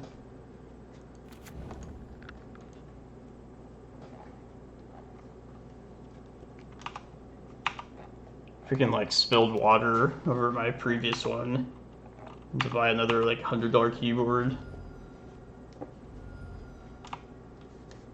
So stupid.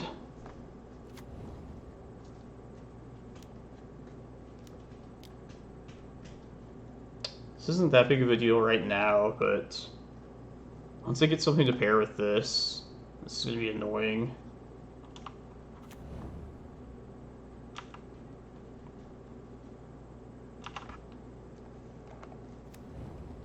Oh yeah, I like definitely just shuffling like a shitty deck with already like pretty worn sleeves.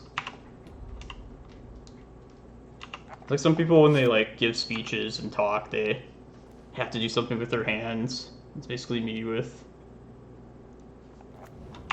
these cards.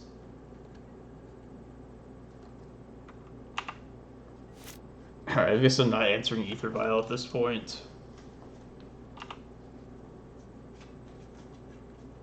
They might have Opposition Agent though, but I'd rather just lose to that and then just be scared of it and not cast like my game-winning spell. I'll get this on 2.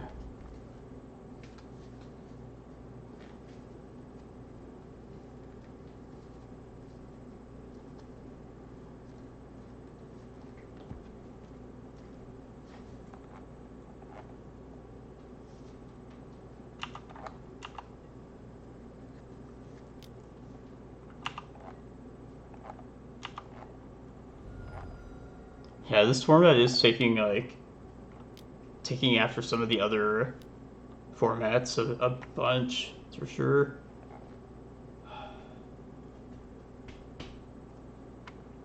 Yeah, I don't really care about this all that much.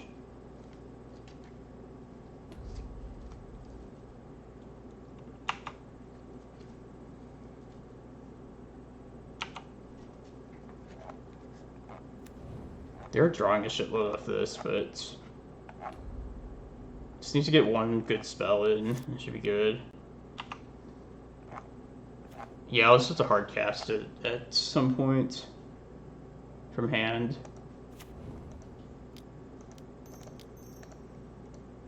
I think we just try to win right here. Huzzah!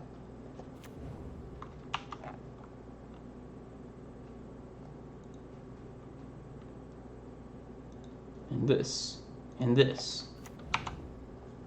But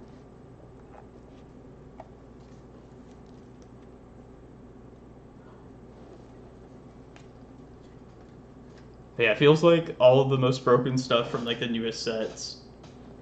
They terrorize standard, then they destroy legacy next. It's just like the path of the broken new cards that Wizards releases.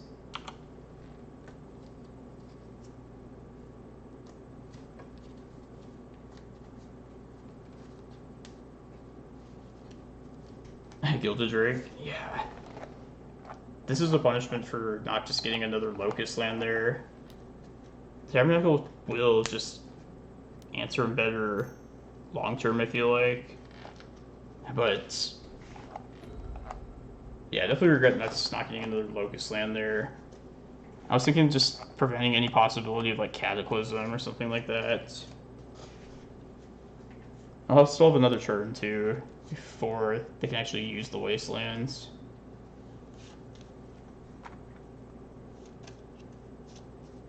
Did you see one of my viewers, Leviathan, he won the modern PTQ playing the Amulet Titan deck.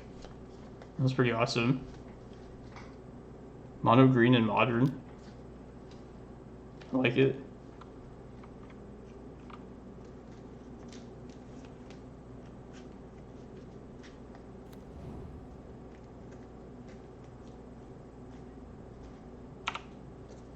I almost just want to hit the Wastelands with the Ulamog.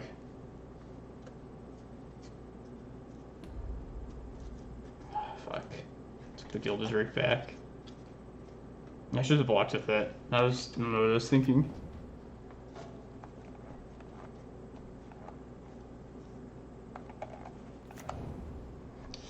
Oh, might have just lost now. We'll see.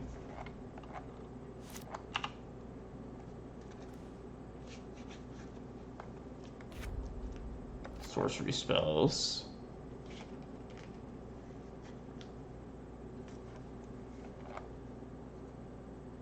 Let's see, do I need to try and get another prime time here?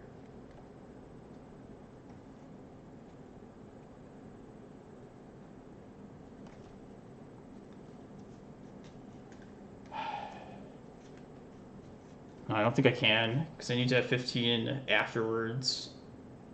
And this will leave me with 2.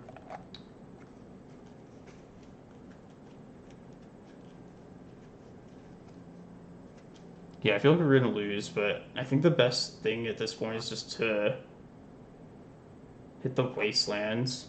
Like, honestly, if they steal my Ulamog, they can't do that at instant speed, because this is on 3, and it's only sorceries. And I can't afford to lose this Eye of Ugin. Like, it's gonna be the way I win next turn. Let's also get a Reclaimer right here.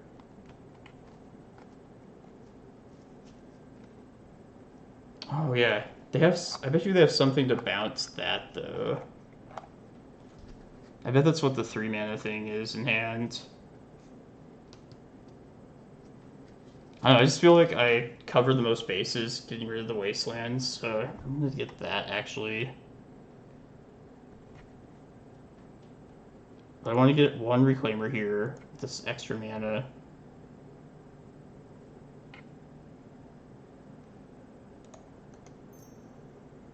X is 1. Okay.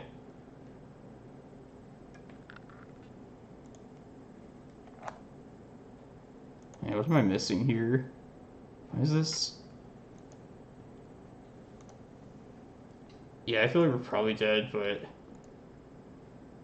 There we go. I think I gotta take my chances and hit the wastelands.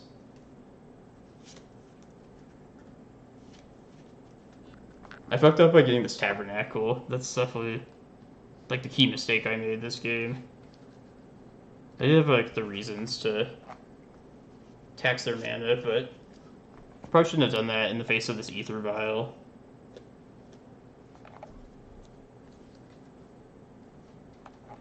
Also, I'm not really liking Stonecoil in this matchup, so I'll probably side at least a couple of those out.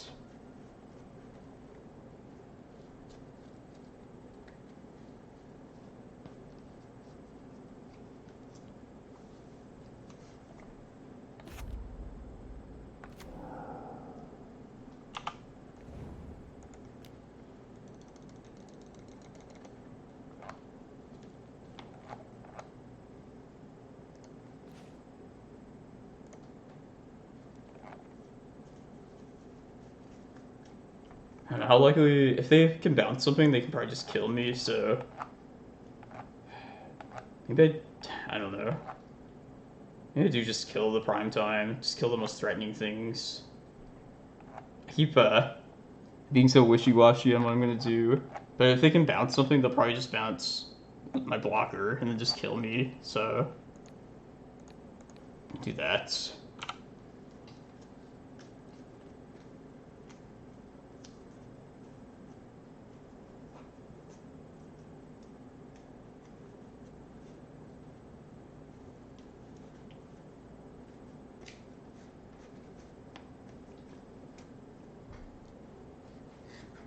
The Force. That was when I would have given up my green sun to do that, right? I feel like that's the reason I didn't fire it off then. I figured I needed like the green sun to be a threat.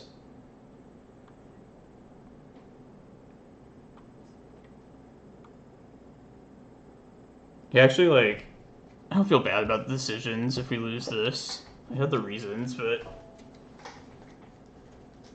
definitely in hindsight, like, it wasn't right. We don't even have like Emrakul mana guaranteed next turn yet either. Still need another Locust land.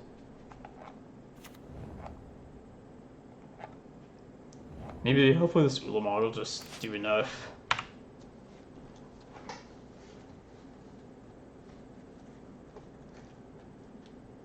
I mean, any more threats? We'll have to just find the threats themselves now.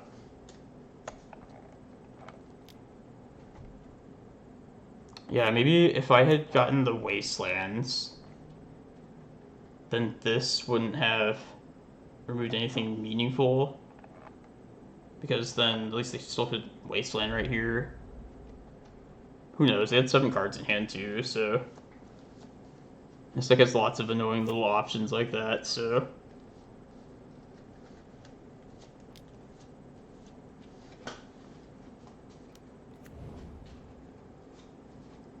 My Karakas now. I think it's out of this.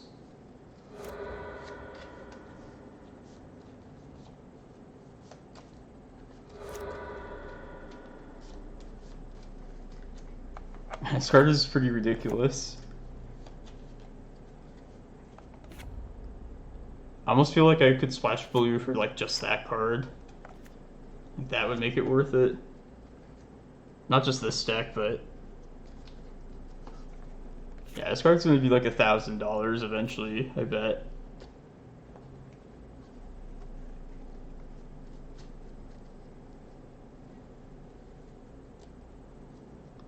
It's competitive EDH. What CEDH is. I need all my mana, so if I happen to draw a win condition here.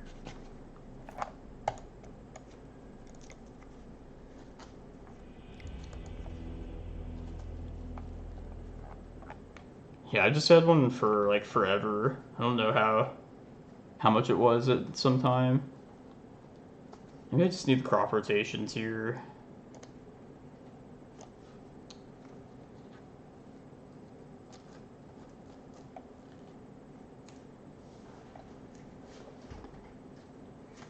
Yeah, maybe I'll cut back on these and just have like, I think it's better balancing like my threats between spells like Crop Rot and then just actual big creatures.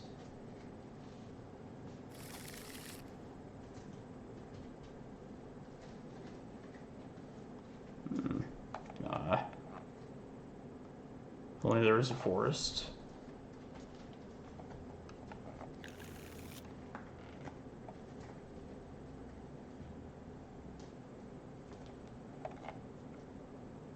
This is good.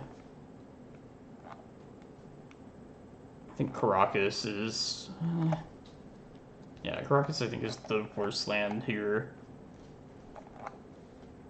And in a situation like last game, I wouldn't need it until the very end of the game, so... yeah.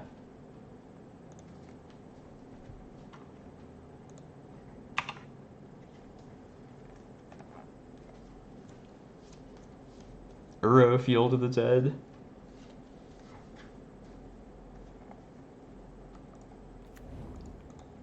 I imagine Field of the Dead is pretty awesome in EDH. Seems like you get to the 6 lands or whatever pretty easily.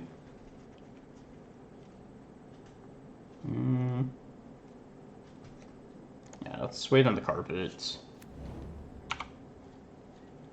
Definitely for against a deck like them.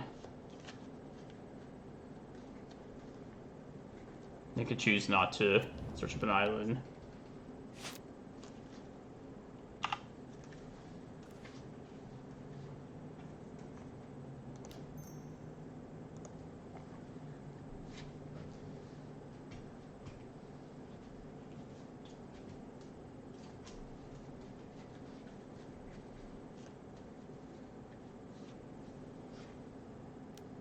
Blue-green giant Stompy Ghost.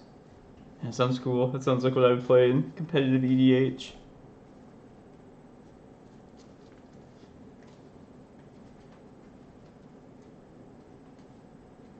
I'm going to be risky here if this carpet resolves.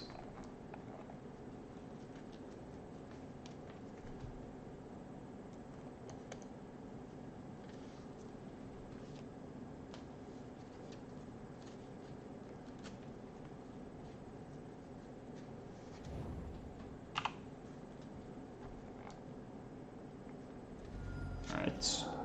No risky. Just do this as the land then.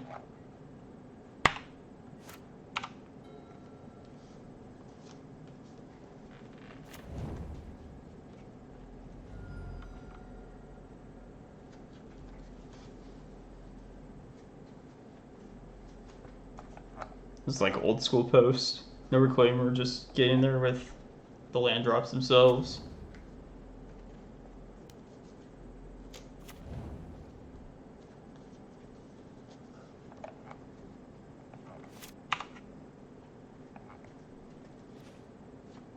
Yeah, I did a 3-2 league earlier today, and then this is the second round only? I think it is. Yeah, I might risk this Crop Rot. I don't really want to just go get a Cloudpost and play that out, not holding up the Crop Rot at this spot. So I'm gonna probably Crop Rot this Bog end of turn to bait some spells.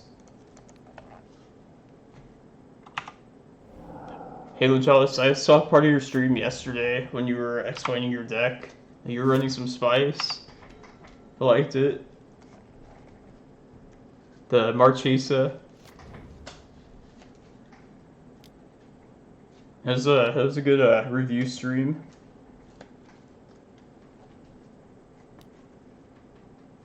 Ooh, Tide Hollow. Alright, let's do this now.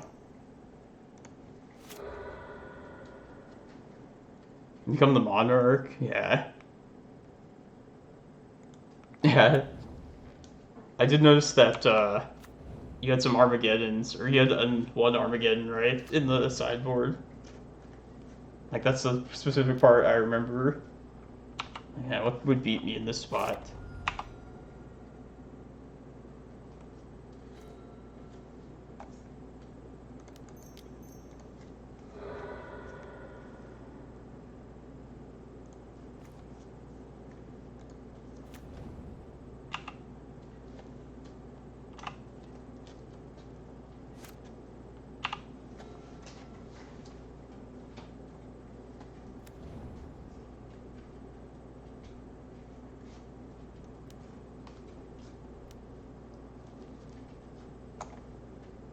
Let's be risky again. I sense weakness.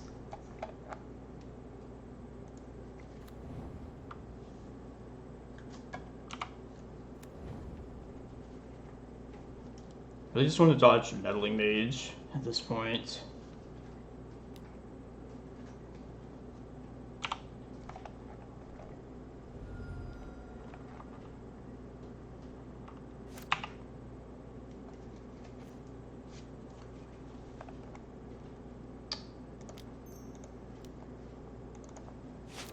It's not terrible, but I want to guarantee a creature with this Eye of Ugin for later, so can't cast this right now.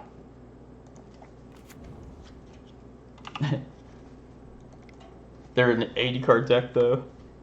I don't think they have the counter spell when they need it.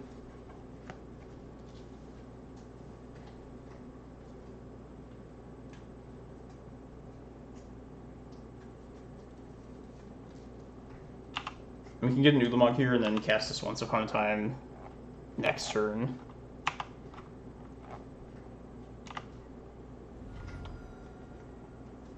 It's no wasteland. No wasteland, please. It's tough to say about this matchup. I feel like it's been anywhere from super difficult to super easy. Like, yeah, it's a pretty difficult fair matchup, but sometimes they're just very slow. And other times their disruption is just so annoying.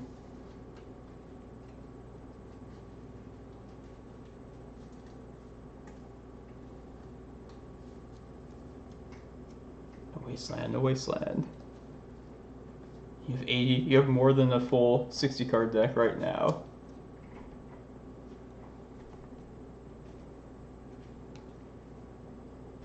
The Orion deck in Modern always has it. They always have, like, the forces now. And now Modern has their own force, so... Now Modern gets to deal with annoying blue players when they're tapped out.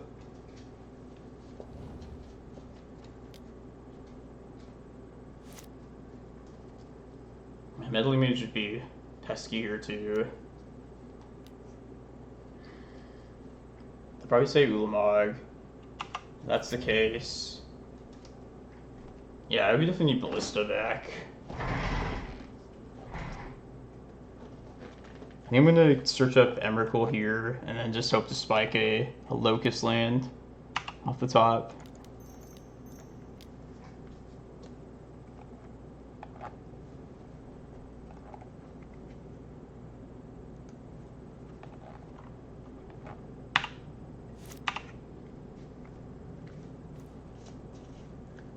It's not quite a Locust land. It's close, but I'm gonna play it out still. I can see what this gives us still.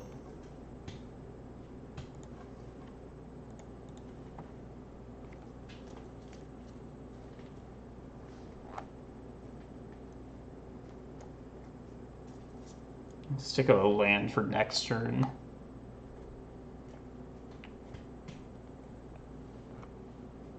I can always search up like a Stonecoil if they play another mage. Although they can't remove anything at that point, but maybe giant Stonecoils will be enough.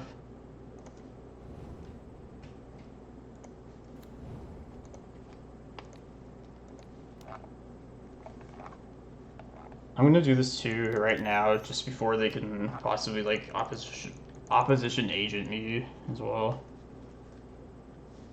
Yeah, the list definitely feels like misbuilt currently. Squeezing in these all these Stonecoils. This is the card I'm testing tonight. I just had this thought playing this card in the Stompy list that maybe this can like swing fair matchups and these kind of creature things for me. Like, it's pretty late at this point of the game, but at this point it's just like a game-ending threat. I don't know if it's going to be good enough for that. It was pretty useful against like Delver. It warrants testing. I'm pretty excited to test it out a bit. It seems good in theory. We'll see if it's good in practice. Yeah, Ballista is... Like, at this point, I definitely would rather have a Ballista. But, like, earlier in the game, I feel like this is going to make a better use of our mana. Like, we can leverage the mana advantage better into this creature, which is, like, the more concerning part of matchups, trying to survive the early game. But, yeah, I think there should be a Ballista in the list still. I basically cut that to... among other cards to fit this in.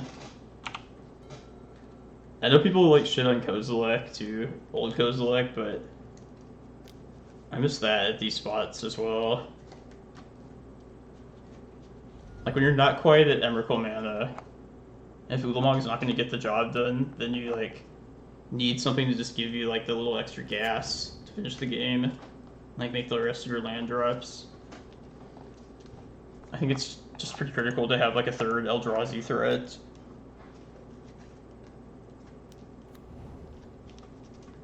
Charming Prince. Let's go get Ulamog then.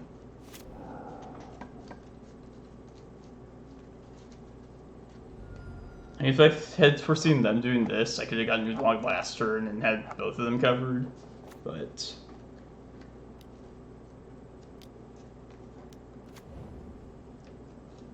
Definitely get rid of one of these meddling mages before they can lock out both my Eldrazi.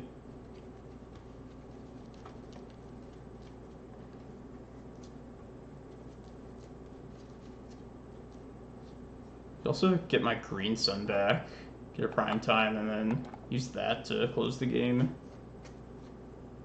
It's probably the second thing that I hit. Yeah, I'll have exactly the 6 mana to use it afterwards.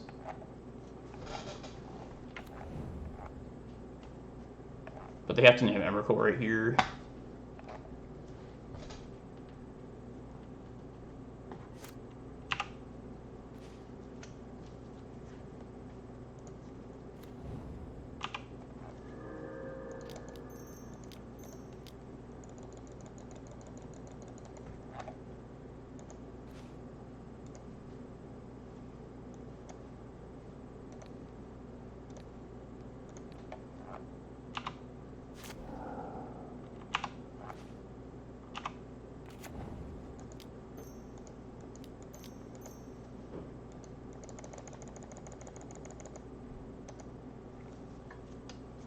And they have no Ether Vial, so Glimmerpost Tabernacle should just close this.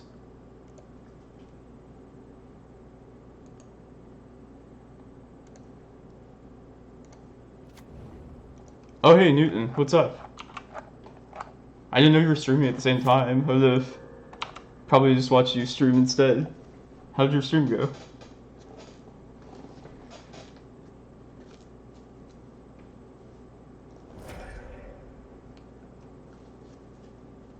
Yeah, I never know like some of these people that like I see the names but I didn't know they streamed ever. As long as Newton is down, I'm probably gonna plan to have him as a guest next week. Yeah, I've been making some poor plays myself.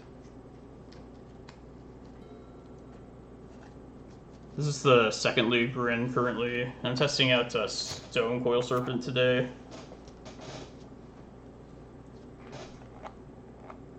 I think this has potential in this list. Just not sure it. The list is just definitely misbuilt, but I wanted the full set of these to just try it out. Yeah, it's exactly. We're like we got the green core cards. I'd say it's the clear number 2 color for sure in Magic now. I mean, it's no blue, but it's a clear number 2. There's nothing wrong with being the clear number 2.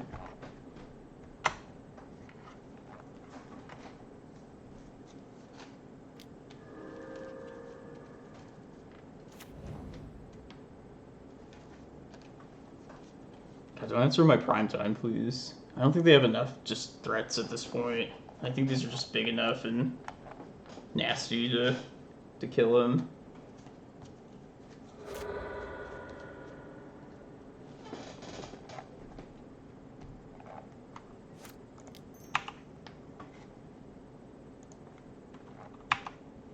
Yeah, we'll be fine. Get my Karakas, and all will be well.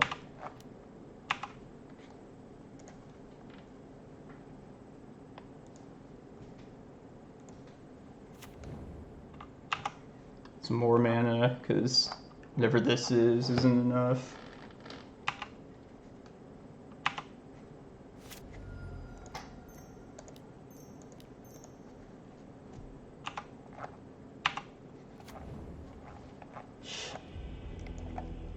Those decks are just so, like... If, like, our best plan goes up against their best plan, like, I have confidence in our plan. But they're so pesky if you don't have it. Your best game not going on.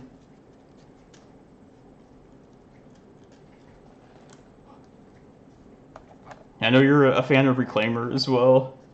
Not for the most part, I feel like Elves decks are on the other list, but I feel like I've seen the Reclaimer list definitely a bit more in like recent times. Yeah, it'd be cool to have you on stream and then just like talk about our decks, because I have a lot of questions for like Elves like experts. How the like matchup plays up, and I don't know, just like how the list is built too, gameplay decisions. Because we definitely share a lot of like the same stuff in the list. Looking more and more like an elf deck of our own these days.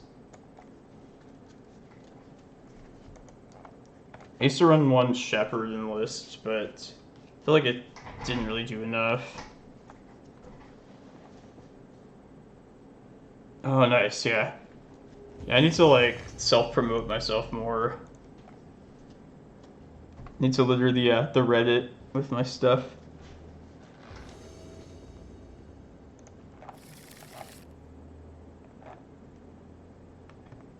I'll try this. I don't actually mind people advertising there. Like, I think that's the reason the Reddit should exist, by the way. I just don't read it all that often. I just know people, like, complained about that.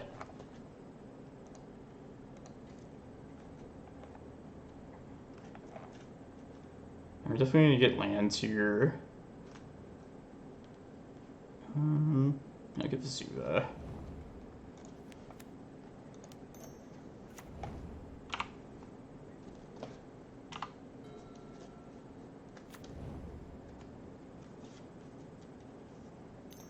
Oh, goblins. Scary. Man, I should have taken that Karakas now that I think about it. Just to answer, what's his face? The thing that makes Lackey really good now. Muxus. So hopefully they don't have, munitions expert right here.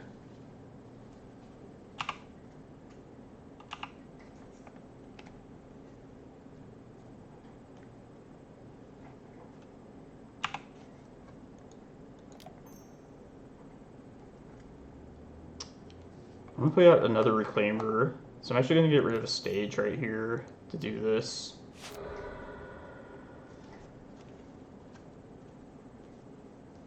Actually, let's get a fetch land here, because I think it's gonna be relevant to make these bigger. Yeah. And I can sneak the Crop Rot potentially later too. Yeah, I'm gonna tap out, but actually, and it looked like I'm weak to Wasteland, but actually I'm not. I mean, this doesn't play well with that Vesuva that I ended up taking, but I think this is better than the best of what I can do right here.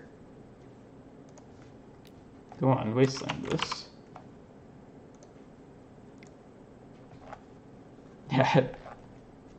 Yeah, I'll definitely, I'll probably stream Saturday and Sunday next week, so can talk more about it before then, talk it up.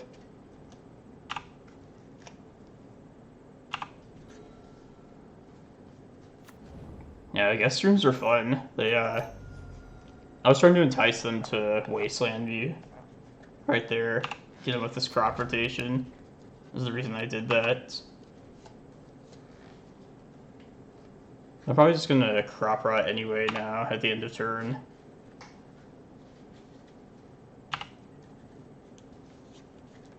Well, I was hoping that they would see that I don't have a Reclaimer untapped, and that would, they'd be like, oh, now's the chance to Wasteland them. But they probably expect this, though, so... Yeah, it might have been wrong. I feel like I just misplayed that land drop there anyway, so... Yeah, thanks for dropping by. Thanks for the raid, Newton. Definitely look forward to streaming with you next week. Let's do this now.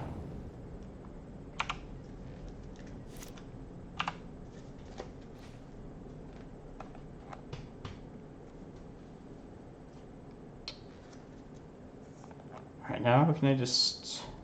To make the most of my mana, I have to be aggressive with this Crop Rot. Probably not. Let me just pass here and then use the map next turn. Yeah, I feel good about this spot right now. Like, it sucks that I wasn't able to use Muxus.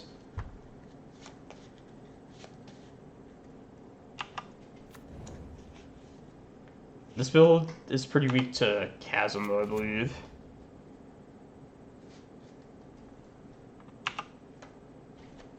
Yes, it's not a great Muxus.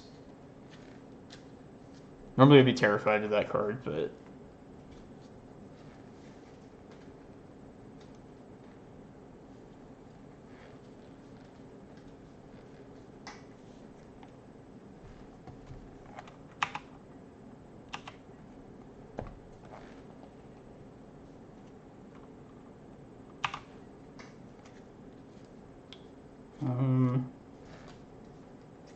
I don't think I put it... Yeah, let's not put it back in their hand. Let's just do this.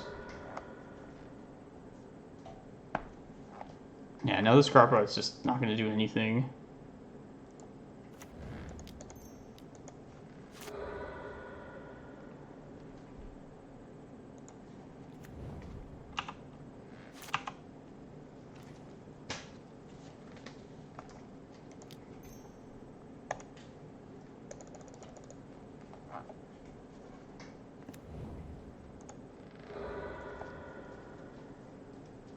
Probably going to search up a Chasm at some point this next turn, so... We'll get something that we want to sacrifice. And I think I can play it to the fact that I have two Reclaimers pretty well here.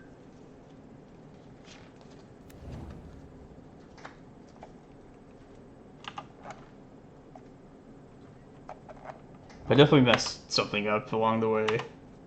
It kind of threw me off that they're this version of goblins as well, but I think we'll be fine still.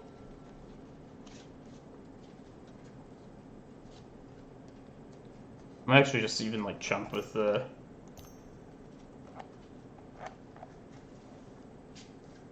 one of these guys. Prospector. Let's use whatever one. Okay.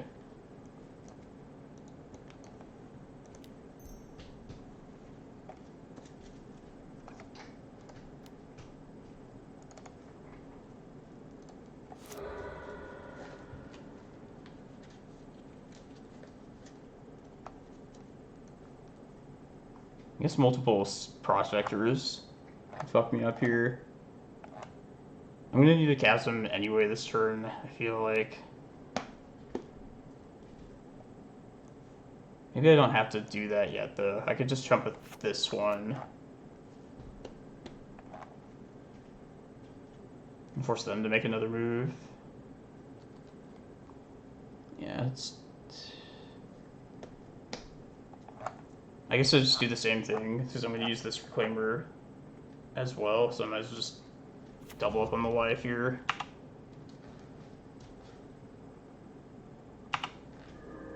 But if they try to kill this Reclaimer before they attack, then I'll just do the Chasm then.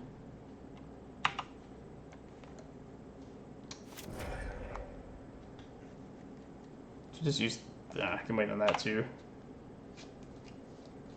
I could wait for them to sack a goblin, but I probably will just use the 2 mana.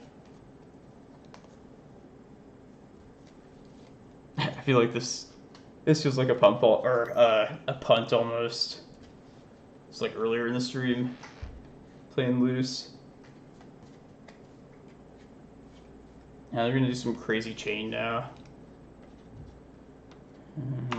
Yeah, I'll make them do it at least.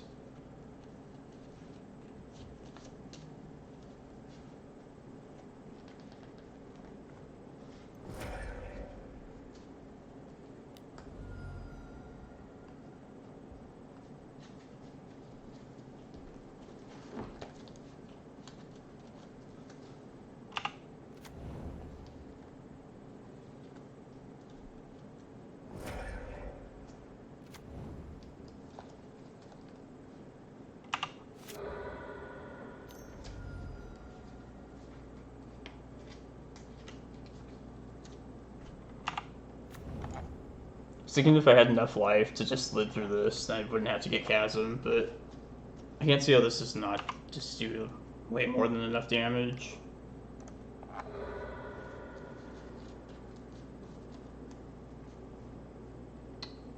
Just a Cloudpost and play to this Emrakul in hand already, in case things go wrong with this Reclaimer here.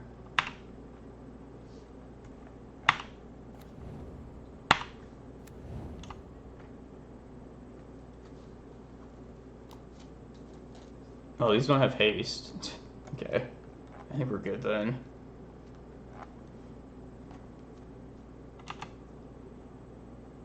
$11, 12, 13, 14, 18.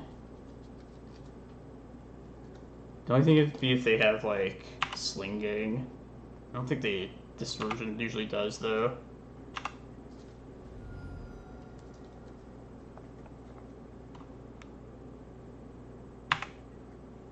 Okay, sweet.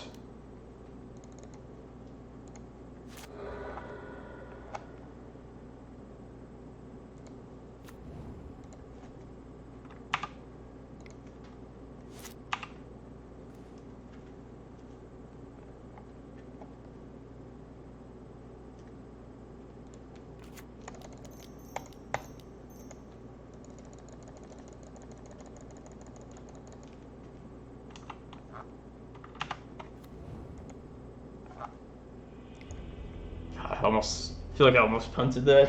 Jeez.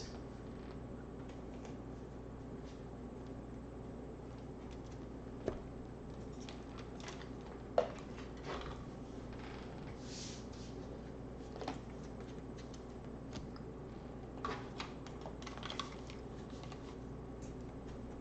know this version will side in like blood moons pretty often, so We're gonna play against that.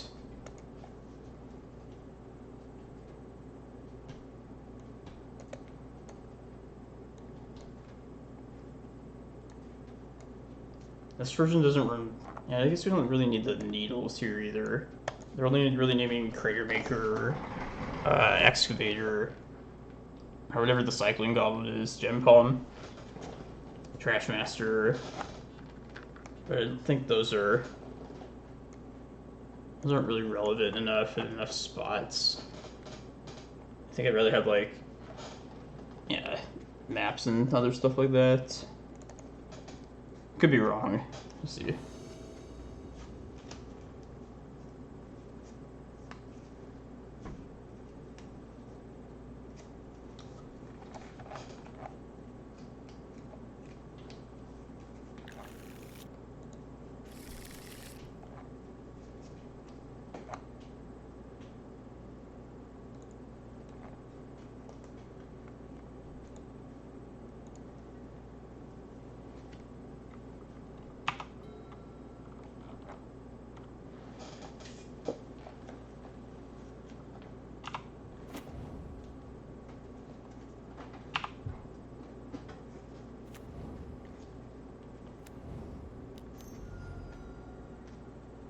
On Matron.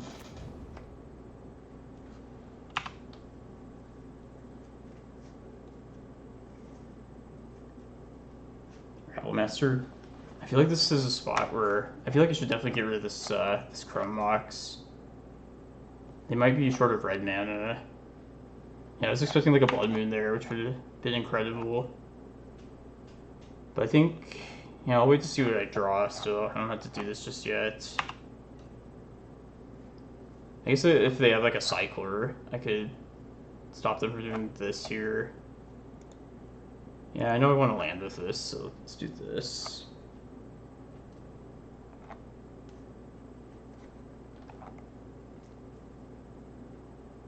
Let's go colorless for now. Yeah, I'm actually gonna kill this right now.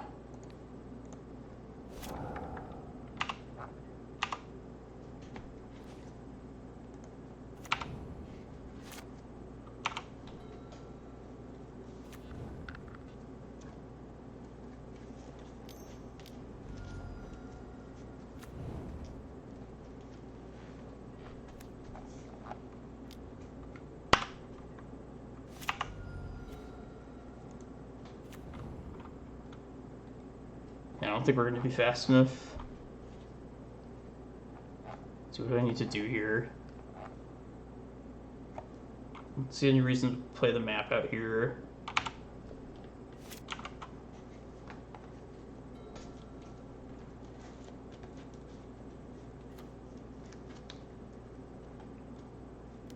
It might be if I draw a Stonecoil here. Ooh. How much can they do if I Tabernacle here?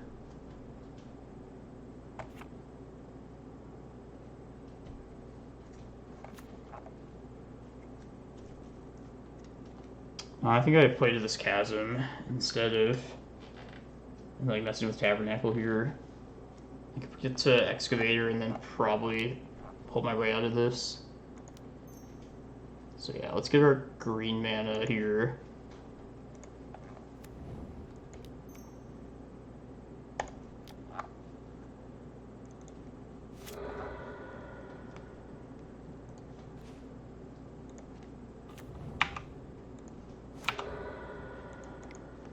This will lose to a Blood Moon, but I think I can deal with that.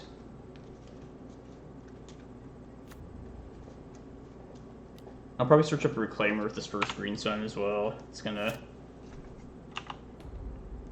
allow me to make use of this Chasm, or just draw that too. It's another option.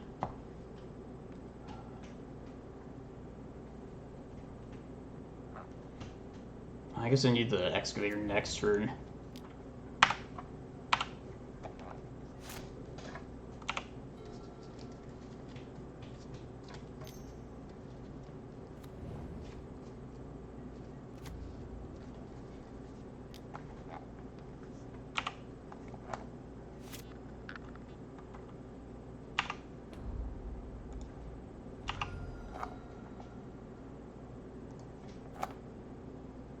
Yeah, then we'll wait to get the excavator till next turn, and then we can.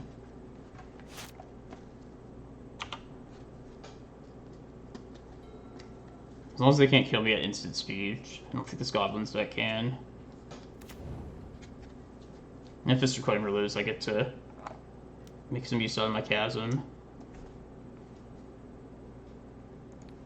Any reason not to block this? Probably not.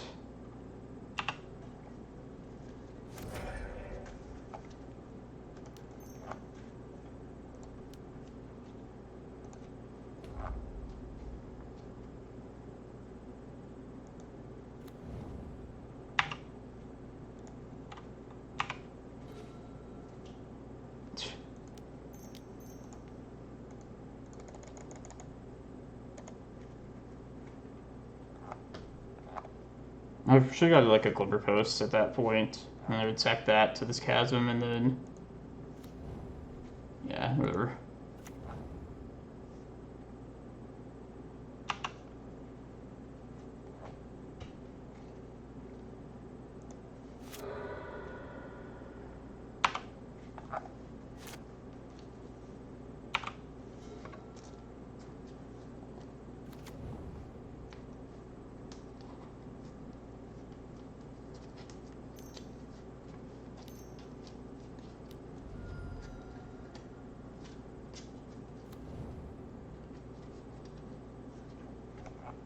I think we're good.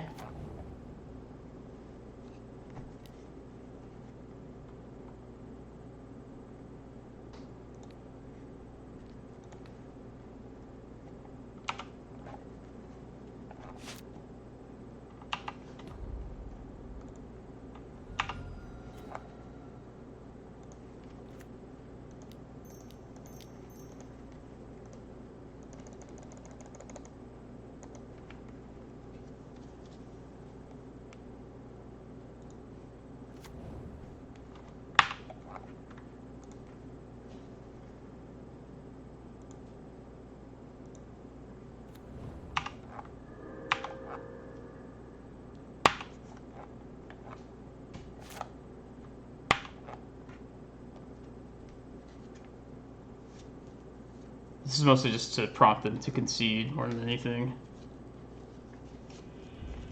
I guess it does like take them off any kind of weird outs. I'll be right back, everyone. I'm gonna use the restroom, refill my water, and then finish this league. We're undefeated so far, 3-0. Even though it looks just like it feels off. I mean, I did this purposely have these 4 Stonecoils in here tonight to test, but I'm definitely missing some of the cards I cut. But yeah, I'll be right back.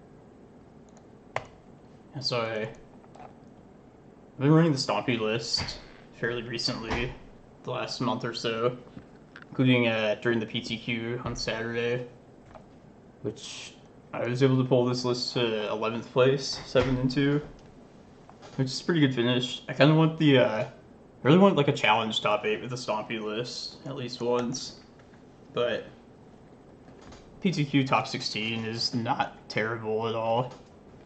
But anyways, this was Thought Not Seer in this spot before.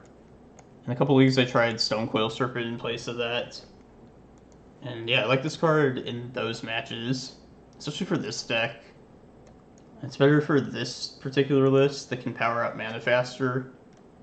The like Ancient Tomb and then like the ramp cards like Rejuvenator. So that gave me the idea to try this out in the Reclaimer list here. This is like some sort of something to sink the mana into at any point of the game, and hopefully just give yourself some sort of presence on the board in the face of like creatures. I feel like it's been a little bit disappointing honestly today, but I still think like it warrants more testing before.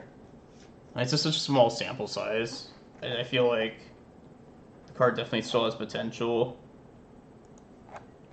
I think it would be better for like a challenge where it seems like there's more fair grindy decks and challenges, and these are more so like combo decks and stuff that is just like doing one good thing really well that you need to answer that's like not fair, basically an unfair deck is what I'm saying. So maybe the card just hasn't had a chance to really shine yet.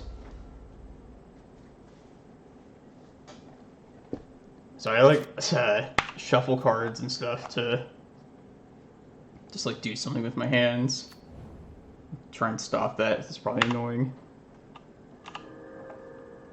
It's another Goblins deck.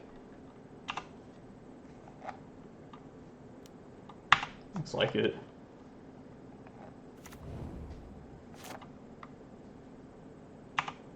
It's like the third Ether Vial match in a row. I guess the other list isn't Ether Vial at all, but ooh, I was wondering if they do this.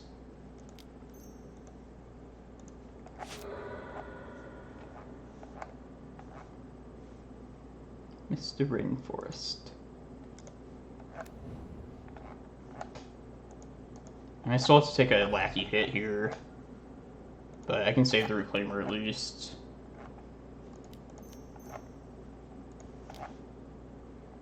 I'm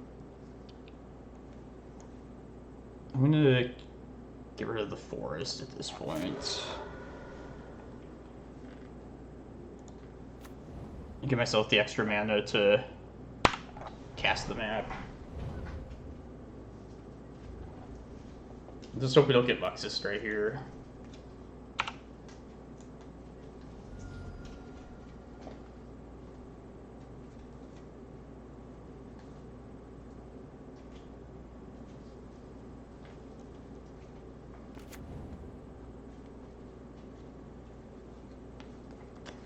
I guess I can still find one and then play one out here.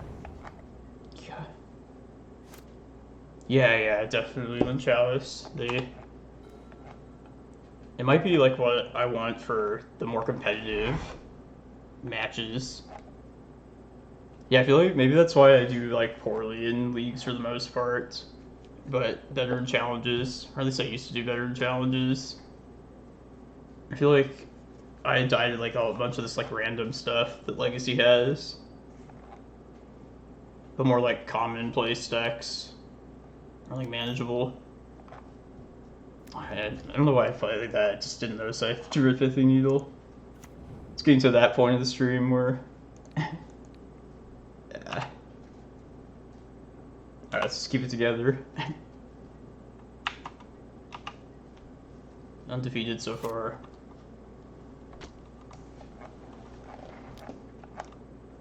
It's just probably another munitions extra.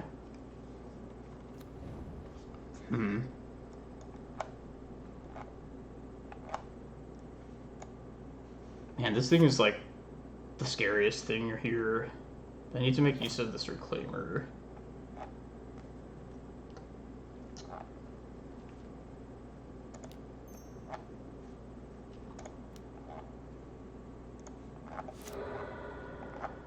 I don't think I can afford to get Chasm at this point. Like, I could lock myself out of having mana to do anything, so I need to... Yeah, they don't have haste, so... Just get a Cloudpost here. Possibly get Chasm off this map. And if I live a turn, if I draw a forest, I can Green Sun.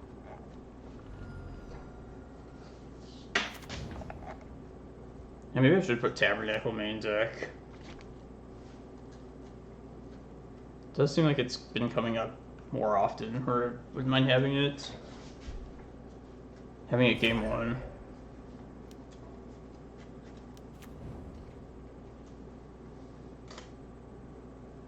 We gotta be wary of Slinging as well. Yeah, maybe that's gonna be the thing I name with Pithing Needle. We'll see what they hit here.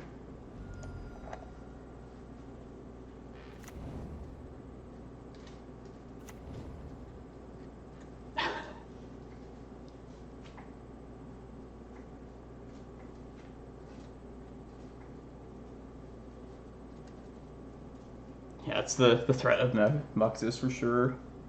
Tashlik Mons.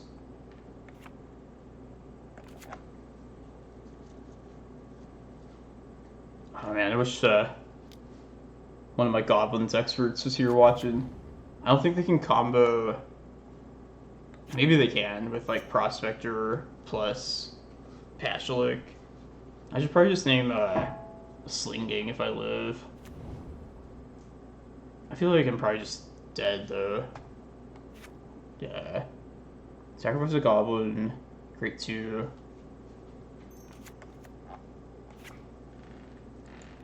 One damage.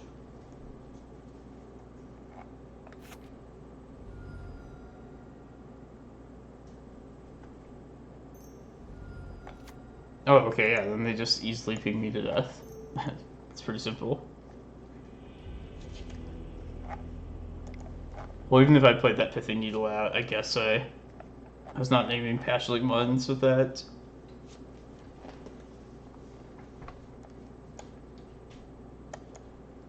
I think this... I think just Force of Vigors. I find this, the traditional Goblins to be more difficult than the Stompy list that we played last round. Just having to deal with, like, Wasteland and Rashad and Port. And also they run black for Munitions Expert and Slinging. I'd rather just have Easy Dance or Blood Moons.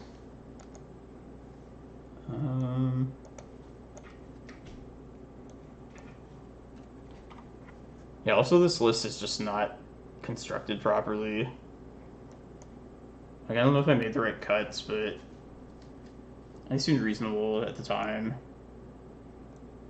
Yeah, I don't even play this. This is like, comes out at this matchup, possibly. I mean, it's like a lackey blocker. Now let's keep it in. I want to see how it performs.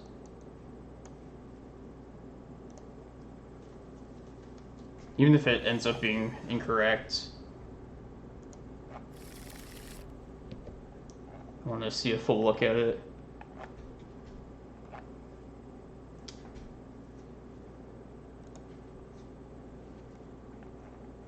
That's just a lot better.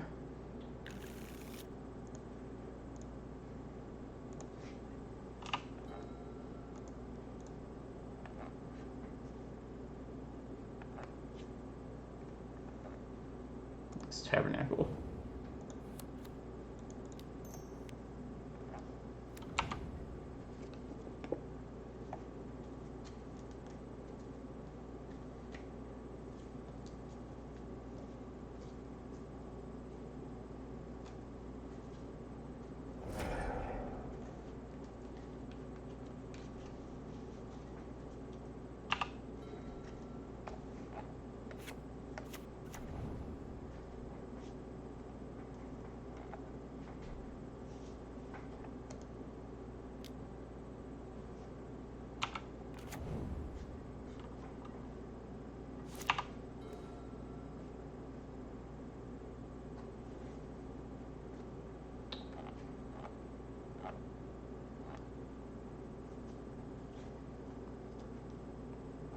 Trying to decide if it's better to just get a Cloudpost here and then start the ramping. I think it probably is right at this spot.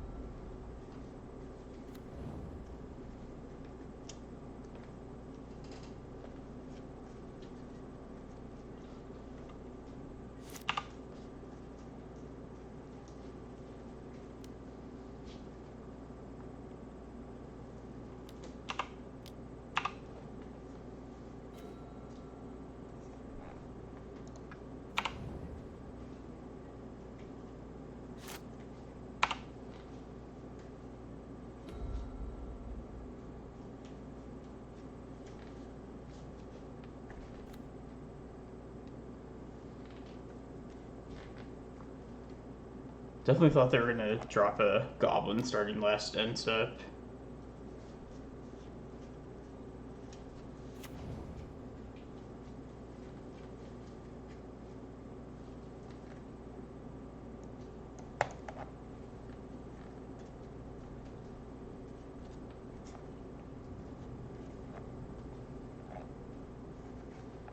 Even like this kind of in this spot, Tabernacle's not gonna. Its value is pretty limited. Like, it's not gonna stop the craziest kills that happen like in a single turn.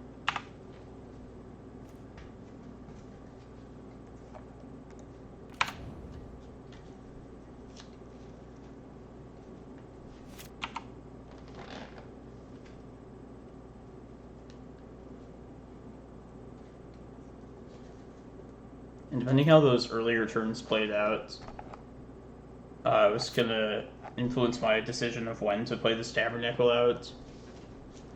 You run into a similar situation against elves where this could be like pretty useless, or it could just be like super punishing, depending on how they played their earlier turns out. But yeah, they didn't really play too many goblins out right here to in like relation to the number of lands, so I feel like just playing it out is like a hindrance, like each turn at this point, if that makes any sense.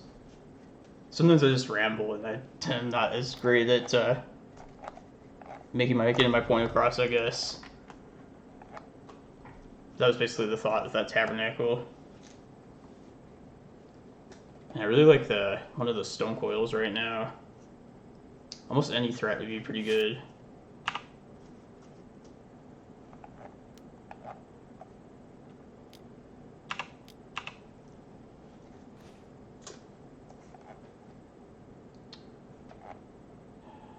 I think I play a Forest here, and if I draw Prime Time, I can cast it next turn.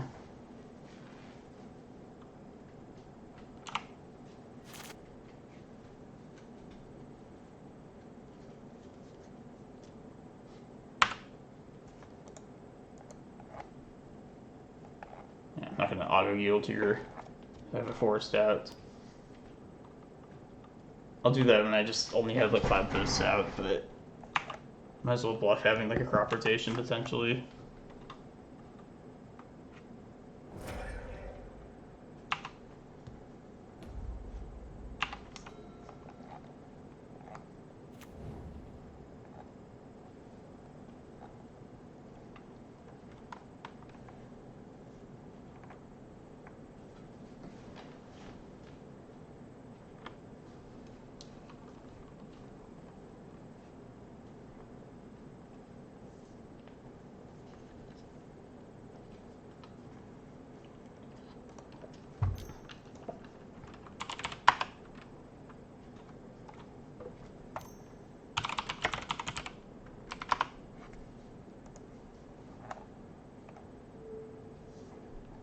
I think this is just game 2 only.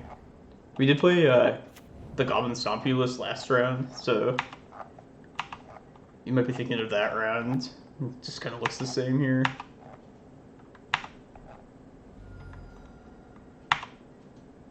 And this Tabernacle was preventing us from dying at least.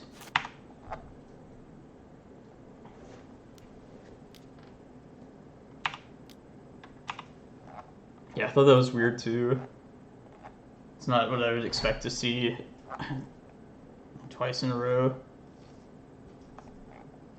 Yeah, this makes Dark Depths pretty bad.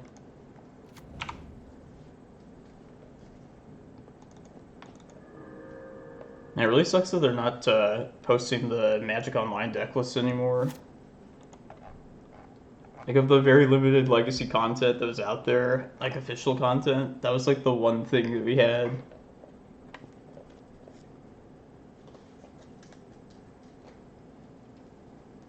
And one of my friends top 8'd the challenge last week, playing one of like the Shark, some control deck with Sharknado, Shark Typhoon. Just wanted to see his like list get posted, among other things, but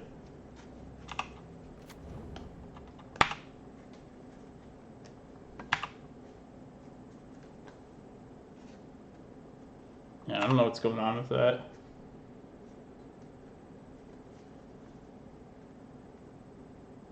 It's kind of ridiculous how they just don't fix certain bugs on Moto as well. Yeah, exactly, Jim. I just like to see like our local people's lists. Just see it there.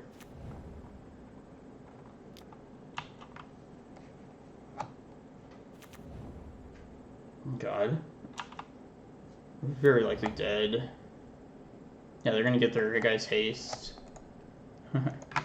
I thought we would like be dead to something super explosive if it got to Muxus. But we needed to draw like a threat, and we just didn't these last, what, 4 turns or so.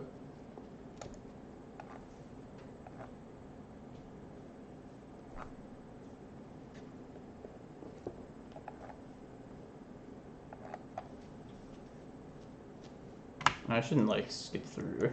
Yeah, I'll turn off my auto yields. Maybe they'll fear crop rotation still.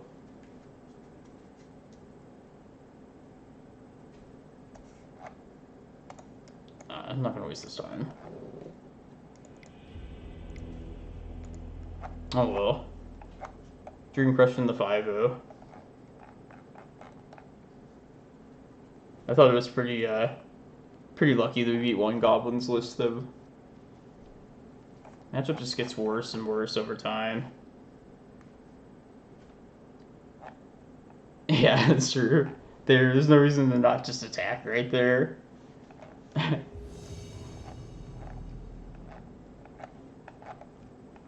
It's all about the psychological aspect. It's like, oh, he's clicking through his turn. But I guess, yeah, in that case, they would still just attack anyway. You can't instant speed Eldrazi.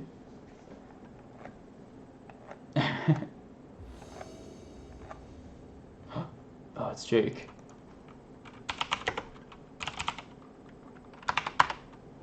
Oh, shit. No, that was good timing, Jim.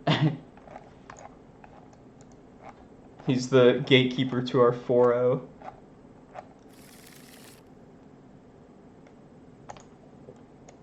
I'm going to concede to my buddy here. Sorry to people that wanted to see a game, but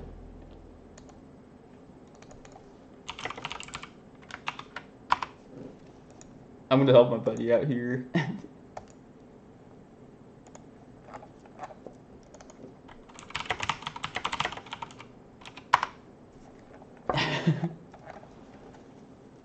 Once they post his list, then yeah. I see he's 4 already, so.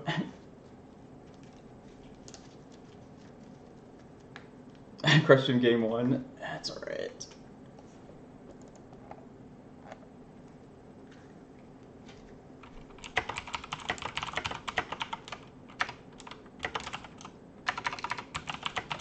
I actually owe him one of these too.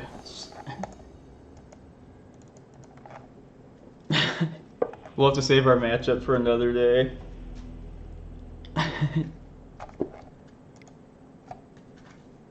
Okay, who's streaming Legacy? Getting kind of less than necessary play to be able to play it out properly. Oh, Strifo's on. Let's rate Strifo. Okay, just to wrap this up though, this was I'll probably go back to the Reclaimer list in the near future at least.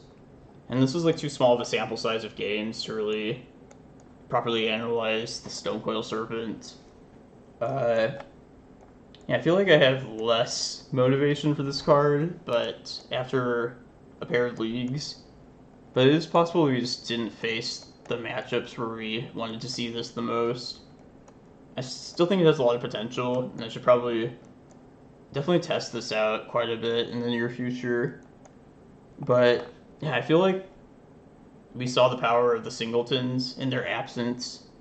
Like the very first match, or the first two matches actually, I wanted my Maze of Myth, which usually I just never search that up.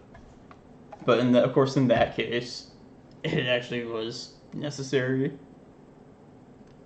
Yeah, I agree, Jim. Like, this was pretty good in the Delver matchup. Hey, it did do what I want there. And so I think, like, for the challenges, this isn't that bad. Because I feel like we're likely to face those grindier, fair matchups where I'd want to see this in a challenge. Yeah, the two goblins was definitely not where I'd really want this card. But when I was playing like the Stompy list earlier, I had that's actually where I got the idea to play this in the Reclaimer list. This was like very effective. It felt strong against like Uro and all that kind of madness. So I think like just the fair decks, it's gonna have potential against like the top tier competitive decks for this list. So yeah, I'm not gonna give up on this card yet, but yeah, I definitely missed Maze. I missed both. Like people hate on Kozilek, but I missed that in spots, and I also missed the Walking Ballista, which two of those were. Yeah, I got removed to make way for these Stonecoils. So I don't know. I'll think it over for during the week and see if I can make some other cuts. Like maybe Ballista can go back to the board, and then Kozilek could somehow get back in here. I don't know yet. And yeah, cutting the fourth map also just didn't feel right.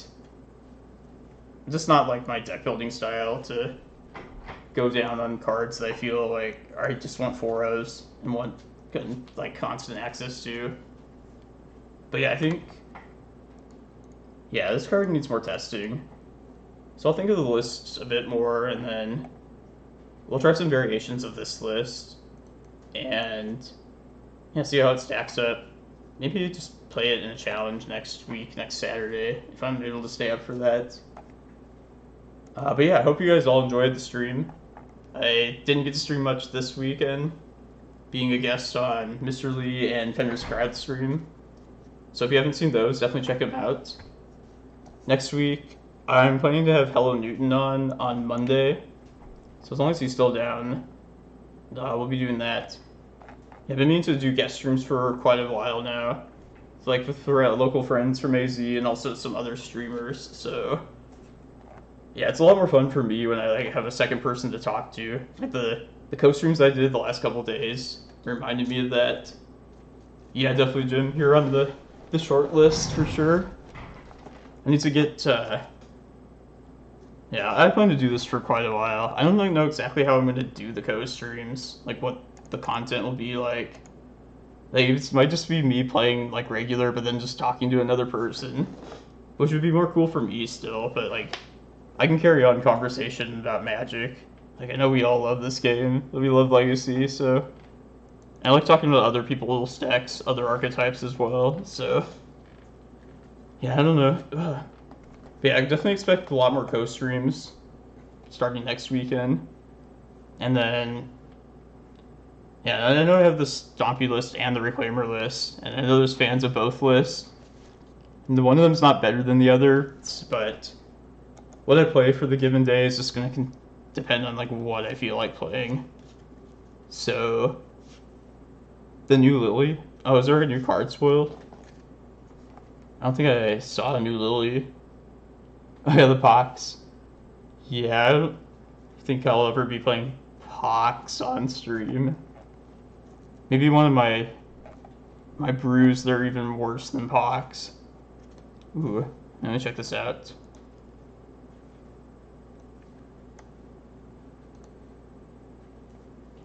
I think I saw a picture of this card, but I just didn't bother to read it because I figured it was just some ridiculous reprint. 6 mana. Cast or copy.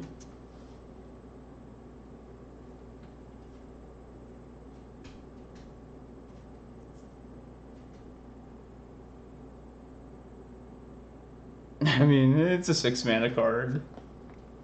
It does pretty good stuff, like it should for 6 mana. Is this a School of Mages? Is this a new set or some promotional thing? I'll look into it. Hopefully they give us like a new Eldrazi or something. Or more good green cards. Oh yeah, that's true. I guess it's like a storm like kill condition, if anything. If your tendrils or whatever wasn't good enough, then you could rely on a spell that has to resolve, not just the storm trigger. Professor Onyx. And some of these names, I feel like they're running out of ideas for what to call cards. Yeah, but it was fun. I hope you enjoyed. I feel like it was a good educational stream. Yeah, we'll test Stonecoil some more. But I'm gonna send you over to Strifa right now. So yeah, have a good rest of your week, everyone.